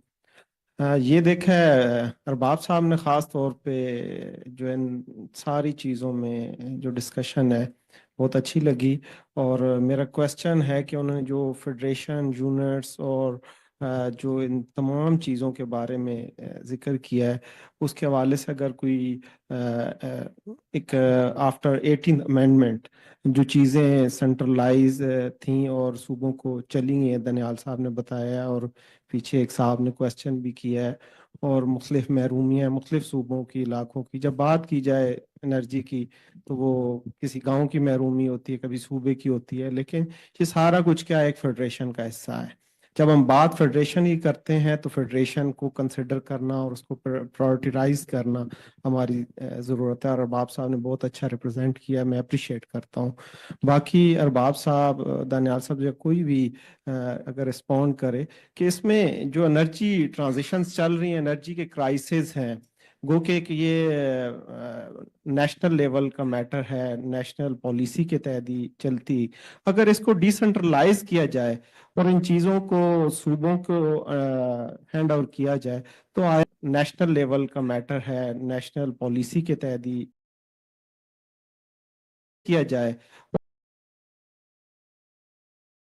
और किया जाए इम्कानात हैं और इसमें कोई अच्छी पॉलिसी और बेहतरी लाई जा सकती है। कोई भी इसमें रिस्पॉन्ड कर दे। दूसरी बात कि बहुत से जो हमारे बलोचिस्तान से साहब हैं, कोई बता रहे हैं 20-30 ईयर्स ये रहे हैं पार्लियामेंटेरियंस, तो वो मैंने बहुत सी जगहों पे देखा है जिसमें एग्जांपल है मेरे पास। लास्ट ईयर में मई में जॉर्जिया में था एडीपी के एनुअल कॉन्फ्रेंस में, तो वहां पर 80% जो है वो गुर्बत है, वहां पर क्राइम्स हैं, सारी चीजें हैं, लेकिन वो यूरोपियन यूनियन के एप्लीकेंट भी हैं, डिफरेंट अदर कंट्रीज भी वहाँ इन्वॉल्वमेंट पैदा करते हैं। उनके नेबरिंग कंट्रीज में यूरोपियन कंट्रीज भी हैं और रशियन कंट्रीज भी हैं, जिनकी वजह से वहाँ विद इन द कंट्रीज बहुत से प्रॉब्लम्स होते हैं। तो आया कि जो पावर में रहते हैं, बलोचिस्तान में है, सिंध में है, पंजाब, जहां भी हैं, तो आया कि जो पावर्स में होते हैं, आया कि वो रिस्पॉन्सिबल नहीं है। मेरा ख्याल है ये अनफेयर क्वेश्चन है, ये बिल्कुल अनफेयर क्वेश्चन है, ये नहीं पूछना चाहिए। जैसे बिल्कुल ये बहुत गलत डिबेट है। पहले मैंने उनको रोका है, आपको भी रोक रहा हूँ। बिल्कुल नहीं, की बात नहीं, ये सवाल ठीक है, थैंक ये यू अनफेयर सवाल है। पहले सवाल का आप प्लीज जवाब। जी, थैंक यू सर। जी बिस्मिल्लाहिर्रहमानिर्रहीम। देखें 18th अमेंडमेंट जो है, इट वाज एन एवोल्यूशन कि जी सारा इख्तियार फेडरेशन के पास था, तो सोचा गया कि जी प्रोविंसेस को भी एम्पावर किया जाए, उनको एनएफसी में भी हिस्सा दिया जाए और जो ये रिसोर्सेज हैं ये तकसीम हो जाए। उसके बाद आपको ये भी पता है कि काफ़ी जगह काफ़ी टाइम डिफरेंट टेन्योर्स में, मैं स्पेसिफिक पे नहीं जाता लेकिन जस्ट एकेडमिकली इस 18th अमेंडमेंट पे या उस पे हमले भी हुए, trying to undo some of it. मेरा अपना ज़ाती ख्याल है कि 18 अमेंडमेंट के बाद भी काफ़ी मजीद इस पे काम करने की ज़रूरत थी या अभी भी है, टू फर्दर डिवॉल्व, जिसमें एक 2-3 और चीज़ें भी आ जाती हैं, कैपेसिटीज़ की भी आ जाती हैं। پروونسز جو ہیں ان کی کیپیسٹی کمپیریٹیولی فیڈرل گورنمنٹ سے کم ہوتی ہے. لیکن جو امپورٹنٹ چیز ہے ایوولوشنری وہ ہے at the end of the day local government. ہمیں پروونشل آٹونومی تک کی چیز ٹھیک ہے لیکن local government we have not been able to properly وہ اختیار جو نیچے لوکل گراس روٹ تک وہ ہم نہیں کر پائے across the country. It's a failure of the political class. دوسری بات یہ ہے کہ ہمیں جو ہے میرا this is my opinion and you might agree, somebody might agree or not. Political parties at different stages for getting into power have made compromises with people who had no business with politics. ہماری کوتاہیاں ہیں. اس کو اگر ہم address نہیں کریں گے تو یہ چیزیں اسی طرح لاپ سائڈڈ چلتی رہیں گی. انرجی ہو, پاور ہو, ہر ایک چیز ہو. ایون اسی لیے ہم اس کو کل وہی والی بات we have to identify and address our fault lines. ہمیں کوئی ایسا موقع ایکسٹرنل فورسز کو یا انٹرنل جو ڈسٹیبلائزرز ہیں ان کو نہیں دینا چاہیے کہ وہ مزید اس ملک میں بگاڑ اور تقسیم پیدا کریں. یہ بھی it has to be led by the politicians. It doesn't have to be led by a government institution or any attached department of any division. This is something that politicians have to do. لیکن اس کے لیے پھر ہمیں we have to try and do away with political expediency. بڑا fair question ہے. 18th amendment ہے. It was probably in the PPP's tenure or it's a good thing. But مطلب ہے کہ جنرلی اسپیکنگ پھر اس کو آگے بھی لے کے جانا چاہیے تھا. لوکل گورنمنٹ کی ہماری انسٹیٹیوشنز دیکھ لیں, they're probably weakest in the country, in the region. اصلی اختیار تو وہاں پہ جانا چاہیے. تو ان چیزوں کو ایڈریس کرنے کی ضرورت ہے اور ان چیزوں پہ سیاست کی ضرورت نہیں ہے. بیکاز جس طرح میں نے آپ کو شروع میں کہا بڑا سمپل سی, میں پشتون ہوں, پختونخوا سے. میرے اینسیسٹرز ادھر ہی جہاں پہ میں اب رہتا ہوں ادھر ہی رہتے تھے. اس وقت پاکستان نہیں تھا, اب ہم تھے. اسی طرح I'm sure باقی بھی جو ہمارے provinces ہیں we've come together to based on an ideology, based on religion کہ ہم نے ایک ساتھ رہنا ہے. So اس کے اندر اگر ہم ان چیزوں کو اٹھائیں گے آگے لے کے جائیں گے تو ڈویژنز پیدا ہوں گی. اور جتنے ایشوز ہیں آپ بلوچستان میں دیکھ لیں, کے پی میں دیکھ لیں, یہ ڈرون اسٹرائکس جو ہو رہے ہیں اور مسنگ پرسنز دیکھ لیں اکراس. یہ مسنگ پرسن پشتون بیلٹ کا ایشو بھی ہے, بلوچ بیلٹ کا ایشو بھی ہے. اور پھر آپ دیکھیں کہ جو چیزیں ان دو صوبے میں ہو رہی ہیں اس کو اٹھا کے امیجن کرے کہ ریمینس, اور ان دونوں صوبوں کو انٹرسٹنگلی لوگ پیریفری کہتے ہیں, اور باقی مین اسٹریم اور یہ پیریفری ٹرمز دیکھ لیں. تو اگر ان چیزوں کو ہم نے ہیڈ آن نہیں کیا اور اوپن ڈیبیٹ نہ کی تو ایک دفعہ 71 تو ہم نے دیکھ لیا ہے. خدا نہ کرے اس طرح کے حالات کہیں آگے ہوں تو پھر ہم ہی ذمہ دار ہوں گے. We don't have to blame anybody else. جی پلیز. سوری نفیسہ, آپ کا ٹائم لے رہے ہیں ہم تھوڑا سا. Just because my colleague is a P H D scholar and he is working on this. اگر آپ 18th امینڈمنٹ پہ کام کر رہے ہیں, آئی ول سبسٹیشیٹ کہ کیسے 18th امینڈمنٹ آلریڈی اس کو جو ہے تقریباً رول بیک کیا گیا ہے, ہو چکا ہے. ایک چھوٹی سی مثال آپ کو کانسٹیٹیوشن کا نا article 153 council of common interest ہے, جس میں یہ اس طرح کے بڑے فیصلے جو ہیں وہ پاکستان کے طے کیے جاتے ہیں. اور کونسل آف کامن انٹرسٹ کا یہ ہے کہ اس میں تمام الیکٹڈ ریپرزنٹیٹیوز یا چیف منسٹرز ہونے چاہیے جب بھی کوئی فیصلہ سازی کا وقت ہو. نگران حکومتیں نہیں کرتی. میرے کولیگ نے جو سوال کیا تھا, I think he was unable to explain it very well. اگست 2023 میں سی سی آئی کا جو ایک اجلاس ہوا جس میں سینسس کو, جو پاکستان کا جو سینسس تھا 2023-22 کا, اس کو ویلیڈیٹ کرنا تھا. تو وہاں پر سی سی آئی نے باقی تمام صوبوں کو چھوڑ کر بلوچستان کی جو آبادی ہے, جو آلریڈی جو اسٹیٹکس جو سینسس باڈیز نے اور کمیشن نے سب نے دیے تھے, ان میں سے سی سی آئی میں بیٹھ کر جو آرٹیکل کا 153 کے تحت وہ صوبوں کا ریپرزنٹیٹیوز ہونے چاہیے تھے, انہوں نے بیٹھ کے, اس وقت 2 صوبے جو ہیں وہ آج موجود ہی نہیں تھے, کے پی کے میرے دوست بیٹھے ہوئے ہیں, وہاں کا چیف منسٹر نہیں تھا, پنجاب کا نہیں تھا, اسی طرح اور کیئر ٹیکرز کو بٹائے گئے تو اس میں یہ فیصلہ کیا گیا کہ جی بلوچستان کی 70 لاکھ آبادی جو ہے وہ کم کر دی جائے. تو یہ ایک دیکھیں یہ 18 امینڈمنٹ کے تحت سی سی آئی کا رول تھا کہ آپ 18 امینڈمنٹ تحت ڈیسینٹرلائزیشن کو پروونشل اور منی کو پروونسز کے رائٹس کو پروٹیکٹ کریں. اس کے بعد جب آ جاتا ہے کانسٹیٹیوشن امینڈمنٹ جو ہوا ہے 18 امینڈمنٹ وہ کوئی تقریباً 100 کے قریب آرٹیکلز ہیں. اس میں 5-6 آرٹیکلز بڑے امپورٹنٹ ہیں. ایک ہے 172(3) آرٹیکل 172(3) جو ریلیٹڈ ہے آئل اینڈ گیس کے حوالے سے. اس سے پہلے یہ سینٹرلائزڈ ہوا کرتا تھا, یہ اس کو ڈی سینٹرلائز کر دیا, صوبوں کو دیا, وہ پھر جا کے انرجی سے ریلیٹ کر جاتا ہے. ان فیوچر میں اٹس گوئنگ ٹو ریلیشن شپ. تو ابھی 172 کے تحت اگر کوئی بھی معاہدہ کسی صوبے اور وفاق کے مابین کے کمپنیوں کے ہو تو اس میں صوبے کو 50% جوائنٹ اور ایکول شیئر دیا جانا چاہیے. لیکن ابھی جو میرے دوست نے بھی کیا اس نے بھی ایکسپلین نہیں کر پائے وہ یہ ہے کہ پی پی ایل کا معاہدہ فیبروری 2025 کو ابھی کروایا گیا.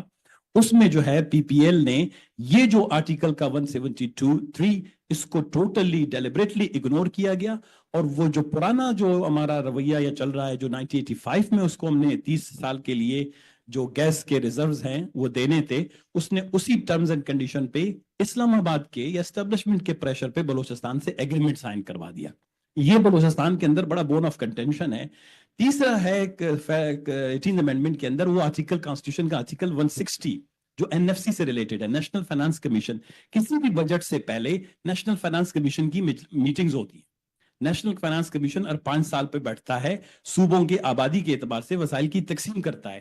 پھر وسائل تقسیم ہوتے ہیں تو اس سے بجلی کے کمبے لگتے ہیں, تارے بچتی ہیں, بلب آتے ہیں, گیس پائپ لائنیں بچتی ہیں, بغیر پیسے کے نہیں آتا.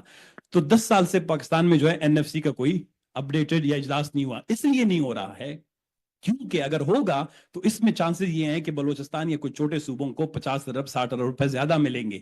اس این ایف سی میں یہ درج کر دیا گیا جو 18 امینڈمنٹ سے پہلے نہیں تھا کہ جی اب جو آنے والا این ایف سی ہوگا وہ پچھلے سے جو ہے وہ زیادہ ہوگا, کم نہیں ہوگا. تو لہذا جب ان کو پتا ہے کہ ہم اس میں کمی نہیں کر سکتے, زیادہ دینا پڑے گا صوبوں کو, تو 10 سال سے این ایف سی کی میٹنگ نہیں کروائی جا رہی. تیسری بات یہ ہے کہ کانسٹیٹیوشنل امینڈمنٹس یا کانسٹیٹیوشن وہاں پر امپورٹنس ان کنٹریز میں جو ہے ان کی امپورٹنس ہوتی ہیں جہاں ہائبرڈ سسٹم نہ ہو. یہاں پر ایک ہائبرڈ ہمارا ایک گورننس کا سٹرکچر ہے, سسٹم ہے جو انویزیبل ہے. اگر ہائبرڈ سسٹم امریکہ کی طرح دوسری دنیا کی طرح ویزیبل ہو, وہ کانسٹیٹیوشن میں ان کا رول ہو, چاہے اسٹیبلشمنٹ ہے, تو پھر بھی ہم کہہ سکتے ہیں یہ تمہاری ذمہ داری ہے, میری ذمہ داری. لیکن بلوچستان یا دیگر جگہوں پہ جب کانسٹیٹیوشنل امینڈمنٹس چاہے وہ 18 امینڈمنٹ کی شکل میں ہو یا دوسری شکل میں ہو, ان پہ اس لیے عمل درآمد نہیں ہوتا کہ کچھ صوبوں میں جو ہے وہ رول آف گیمز وہ کانسٹیٹیوشن کے متحد نہیں ہے, وہ rule of games rule of power کے تحت چلتے ہیں. That is one of the issue. تیسری بات 18 امینڈمنٹ کے حوالے سے کہوں, اور باب صاحب نے جو بات کی, یہ ایوولوشنری پروسیس تو ہونا چاہیے تھا. 1973 کا جب کانسٹیٹیوشن بنا اس وقت یہ طے کیا گیا تھا کہ 10 سال کے بعد کنکرنٹ لسٹ کا خاتمہ ہوگا. Concurrent list was around 44 subjects. I was the first one in Senate 2004 میں جب میں سینیٹر تھا تو میں کانسٹیٹیوشنل امینڈمنٹ بل لے آیا. جو 18 امینڈمنٹ ہے یہ تھینکس ٹو بلوچستان, یہ کسی اور صوبے کی طرف سے آج تک کوئی ڈیمانڈ فیڈریشن میں کسی نے بھی نہیں کیا تھا for decentralisation, because every province has always been very comfortable with this governance structure and system, even including with the constitution. Even Peoples Party جو کانسٹیٹیوشن کے وہ پائنیر ہیں انہوں نے بنایا تھا, انہوں نے بھی کبھی اس وعدے کے مطابق 10 سال کے بعد کنکرنٹ لسٹ کے خاتمے کی بات نہیں کی. تو میرا جو کانسٹیٹیوشنل امینڈمنٹ بل 2004 میں آیا, سینٹ کی لائبریری میں, you are a scholar, if you can go and you can check, اس میں اسپیچ پڑھا ہے. تو وسیم سجاد صاحب اس وقت جو ہے وہ house of leader of the house ہوا کرتے تھے سینٹ میں, تو اس نے ریجیکٹ کیا, کہتا ہے یہ نوجوان بلوچستان سے آیا ہے کانسٹیٹیوشن کے 40 آرٹیکل ختم کرنے کے لیے. تو 2004 میں نہیں ہوا, and the Balochistan conflict started since that time.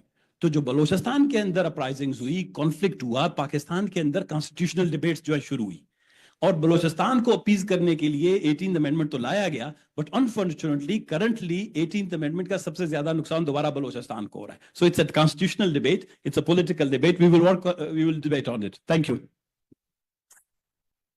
میرا خیال ہے we have run out of time. There are a couple of hands raised. مگر بہت ٹائم جو ہے وہ we are running a lot behind over schedule. تو میں اب ریکویسٹ کرتا ہوں ڈاکٹر نفیسہ شاہ سے کہ وہ آئیں اور کی نوٹ اسپیچ اپنی ڈیلیور کریں.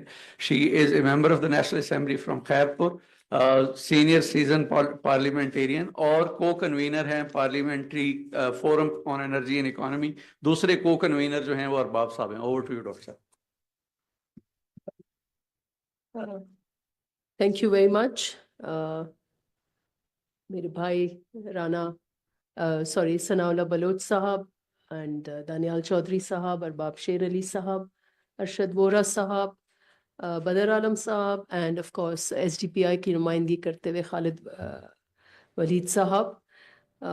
I believe I'm at 5. The energy levels must be down. The hall is thinning out, so I'll try and be very brief, and I have made a written speech, so I'll try and stick to that, because if I begin in the local language, then perhaps I will overstep the time constraints. As I always say, the issue of energy transition, of course, Pride, SDPI, they are very concerned with this policy issue of energy transition. But I always say that this issue cannot be addressed unless we address Pakistan's chronic energy crisis. And for the people of Pakistan, I always say that we have to look at the lived reality of the people of Pakistan. What is the experience of this crippling energy crisis like in the day-to-day lives of the Pakistani people? I know that there are several studies that quantify this crisis in economic terms on how it has stifled businesses, how it has hindered industrial growth. It is estimated that it has cost us as high as $82 billion in the last decade and a half. It is also estimated that with 1% energy consumption, GDP increases by 1.23%. So Pakistan is among those countries that are in the lowest rung, in the lowest part of the ladder when it comes to energy consumption. So obviously it has impacted on our growth as well. I'm not sure if there are studies that have seen how I would say generation, but maybe it's now 2 generations of Pakistanis have lived under the shadow of load shedding in hellish conditions, I would say. I don't know if anyone has studied how it has impacted on our education, on our health, on our livelihoods, and on how, in fact, it has affected Pakistan in a psychosocial way. And I think these studies are also in order with this group of people. We should see how this crippling energy crisis has affected the day-to-day lives of Pakistan and their quality. And we all know that the energy crisis is not a natural one. It is not an outcome of our poverty, our lack of resources, nor our lack of choices. It is entirely the making of successive governments, our broken ways of making policy, and most importantly, our failure for consultative decision making, inclusive decision making. And if I were to follow the Sanaullah Baloch Saab's presentation, federalized decision making. Often these decision makings are made in closed door spaces and do not consult the provinces who are directly in touch with the people. So the energy crisis is not just also a crisis of supply and demand, and that is a critical question for Pakistan, that there's a plentiful supply right now and there's a lot of demand. But there is and that is the curious case of Pakistan's case study. It is a crisis of governance, policy, and vision. So it is a curious case where we find ourselves with surplus electricity, yet it remains a luxury that a few can afford. So Pakistan, in terms of numbers, again, it presents us with very strange numbers. Our total debt is nearly 5 trillion, 2.5 for circular debt for electricity, and another 2.5 for circular debt of petroleum. Pakistan has a capacity to produce nearly 40,000 megawatts, and yet in the last March, I believe, we used only 6,000. And that is a very, very appalling and a shocking figure. Most of this crisis is attributed to 2 policy decisions. One is the take or pay model of electricity generation, and the second is dollarization of these payments. This is the same for petroleum dues. We ended up entering into agreement with foreign countries. So we tied that agreement with dollars and again, capacity payments or fixed payments. Pakistan failed also to tap its massive coal resources in time. We had Thercoal, it was ready. If we had tapped it in the 90s, that is the time when energy transition was not even a word in the dictionary or in the diction of energy policy. Had we tapped it, we would have had a different Pakistan today. We also failed to tap water resources on time. And perhaps these failures were precursors to our disastrous policy on private power. And now we are faced with another challenge, a huge resource, but with little international interest in fossil fuel-based energy. And just we are faced with the challenge of the world disinterest in dams. So there's a world disinterest in dams. The world is not interested in coal. We have all these resources around us, but there's no investment likely to come.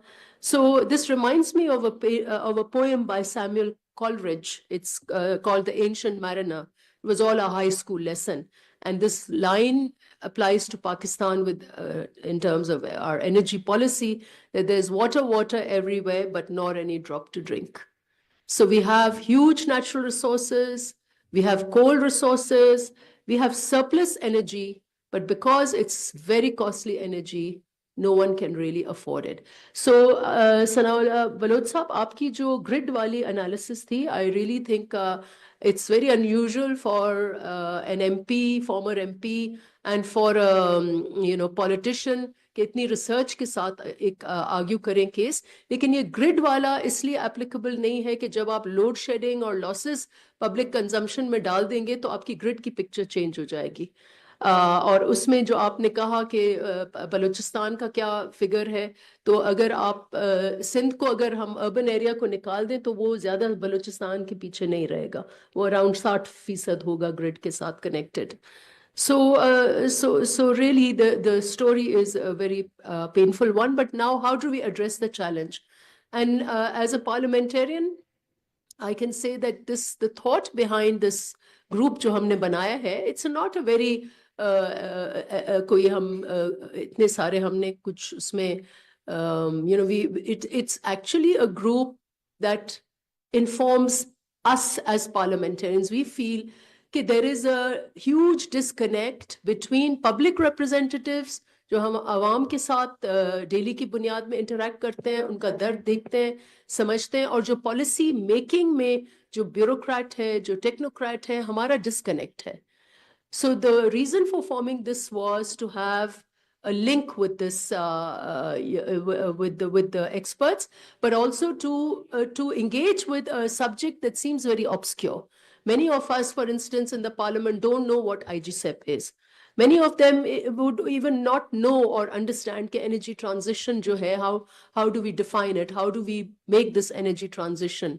What are the numbers? What do the numbers say? How is the energy generated? I mean, there are a lot of issues that the parliamentarians do not understand. So we made this because parliament ko agar acha oversight karna hai, and if we have to engage robustly with these issues and to ensure that these policies that we enact reflect the needs and aspirations of the people, then we have to be responsive. And this was one of the reasons for making this energy and economy group. Why we attached economy to this question is obviously the two are really interlinked. लेकिन इस वक्त जो आपका topic है rethinking economic policy for a just energy transition, तो हम अगर इंसाफ करें कि क्या पाकिस्तान के लोग या पाकिस्तान के political representatives के पास वो agency है कि economic policy जो है वो rethink करें या even economic policy think करें. आज एक बड़ा issue जो हम even in energy group हम लोग we're thinking of debating this is the issue of captive power plants. Now this captive power plants, IMF कहता है कि इनको बंद करो. Agar Pakistan, and of course many of us think that yes, it does make sense, but let us do it at our own pace. Let us do it in a way that the industry is not affected. Are we allowed to do that? No. So for rethinking economic policy, Badr Alam Saab, this debate jo hai, it's a bit out of sync because we do not have the agency to make our economic policy when we are in a structural adjustment program or when we are faced with a budget where nearly 80% of our revenue goes into interest payments. और अगर आप salaries और सारा structure fixed cost निकाल दें, तो हमारा जो development budget है, वो भी कर्जों से pay होता है. So, now finally, कुछ हमने issues I will not repeat. Arbab साहब ने बताया कि हमने कुछ engagements की हैं. But coming to the issue of energy transition, why I think it is out of sync with the reality of Pakistan. Pakistan has already, the people of Pakistan have already transitioned to renewables at a pace that has overwhelmed the policymakers. I fear that even IGCEP has been outpaced by the people of Pakistan. In fact, the people have taken their revenge against poor policies. And why do I say that? In the recent years, we have witnessed a great solar rush in Pakistan. I think different articles internationally isko analyze kar rahe hain, wo keh rahe hain, it's the fastest growth in the shortest possible time. Lekin this poses another dilemma. And this poses a dilemma not only for the formal grid, but it also poses a dilemma to the transition that all of us want to achieve. And why does it do that? Because the people have taken their little panel with them. अब वो उनका panel उनके पास है. They are getting their energy, but this is not happening through the grid. So the 6,000 megawatt wala जो आपको report हुआ है, that is because the grid, the national grid, which you debated, Sanaullah Saab ne grid ki baat ki, lekin grid is becoming slowly irrelevant for the people of Pakistan, particularly those marginalized people जो grid के से बाहर हैं. हमारे हलकों में जिनमें 60% लोगों के पास 18 घंटे तो क्या 10-10 साल लोगों ने बिजली नहीं देखी. तो उनके लिए तो grid has they have left the grid because the grid has abandoned them. And this is eventually an equity issue. जो आपका एक लफ्ज है जो आज relevant है आज के debate में, वो justice है, social justice है. और इसलिए grid irrelevant है कि क्योंकि grid ने इंसाफ नहीं किया पाकिस्तान के अवाम को, वो सूबों से ना इंसाफ किया हो, छोटे सूबों से ना किया हो, वो छोटे हाउस होल्ड से ना किया हो, वो रूरल कम्युनिटी से ना किया हो, वो कच्ची आबादियों के साथ आपने इनजस्टिस ग्रिड ने किया हो, तो लोगों ने भी अब ग्रिड को छोड़ दिया है. So the grassroots movement towards renewable energy is a testament to the resilience and ingenuity of the people of Pakistan. However, it also underscores a significant policy gap. How do we support this transition while ensuring the stability and sustainability of the national grid? अब हम जबरदस्ती लोगों को कह रहे हैं कि आप grid में आओ. The shift towards renewables has inadvertently weakened the traditional grid because those who control the national grid have missed the bus on renewables as well. Our inherently unjust formal grid has been put to severe test. As more households and businesses turn their backs on the grid, it becomes increasingly fragile and undermined. This presents a formidable challenge for policymakers and us parliamentarians. We must find ways to integrate these renewable solutions into our national energy strategy, ensuring that grids remains relevant, robust, and capable of meeting the nation's need. But this is a question that I leave to all of you technocrats, that in the absence, since we missed the bus on renewables, we missed the bus on coal, we missed the bus on hydel. And now we have all this surplus, jo humne IPPs ki disastrous policy ki, we have all this unusable energy that we are not able to consume, that is not going towards our businesses, and there are business shutdowns. How do we really make the national grid relevant to the people of Pakistan? That is the central question for all of us today, collectively. And I think as parliamentarians, we form this group so that we can find answers to this most important question. Unless we don't make the national grid relevant to the people of Pakistan, I think either renewable or fossil fuel or any kind of energy mix that you are talking about, the people of Pakistan will leave it behind and will find alternate solutions. Thank you very much.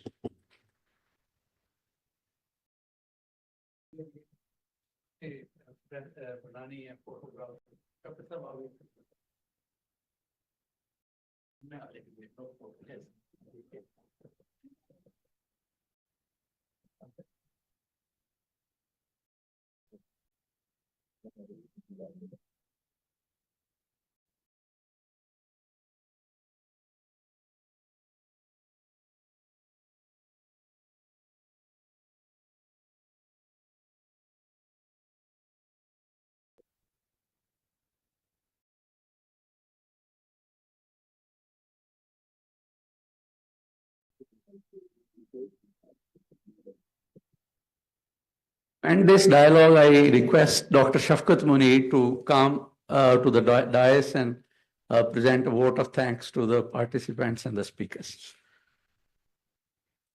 Thank you, Badar Sahab. My role is very minimal.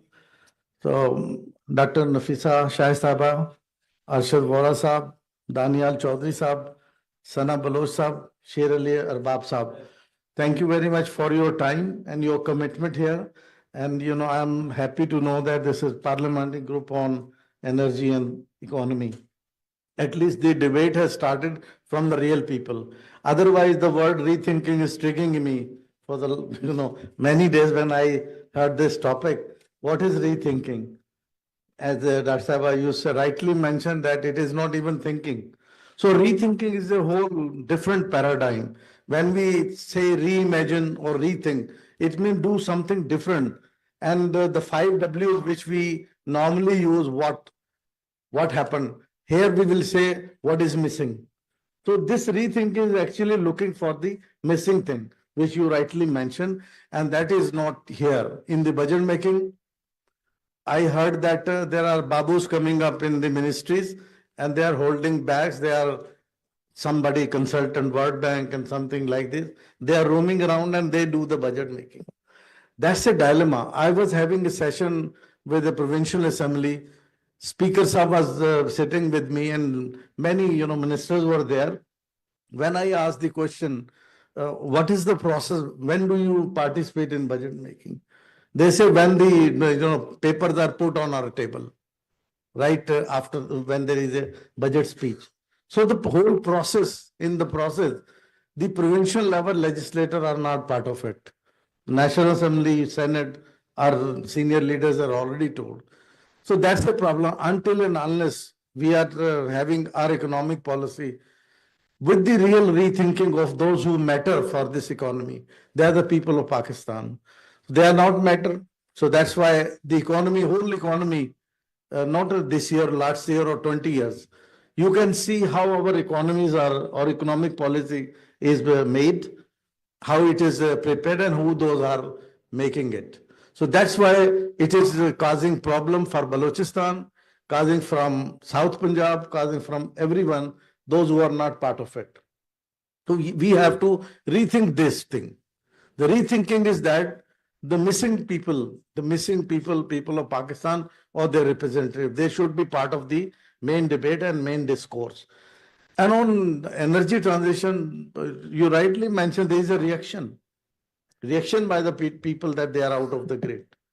Now, how can you take people back to the grid when your rates are highly exorbitant? So they cannot pay for it. They can simply pay for 1 or 2 plate and they will have their system running. So there should be an inclusive policy, inclusive economic policy, inclusive just transition policy. It should not be seen in isolation. That cannot work. So I don't want to take much time because my senior leaders have already talked about that.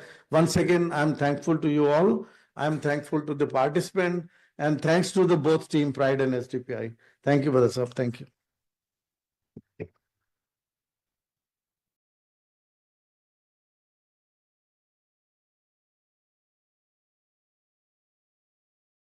If I can please request team of Pride and SDPI to please join us at the front. Yeah. Zahra, Asad Sahab, please. Saira, Dr. Khalid. Ajay. Arfa, please. Yeah.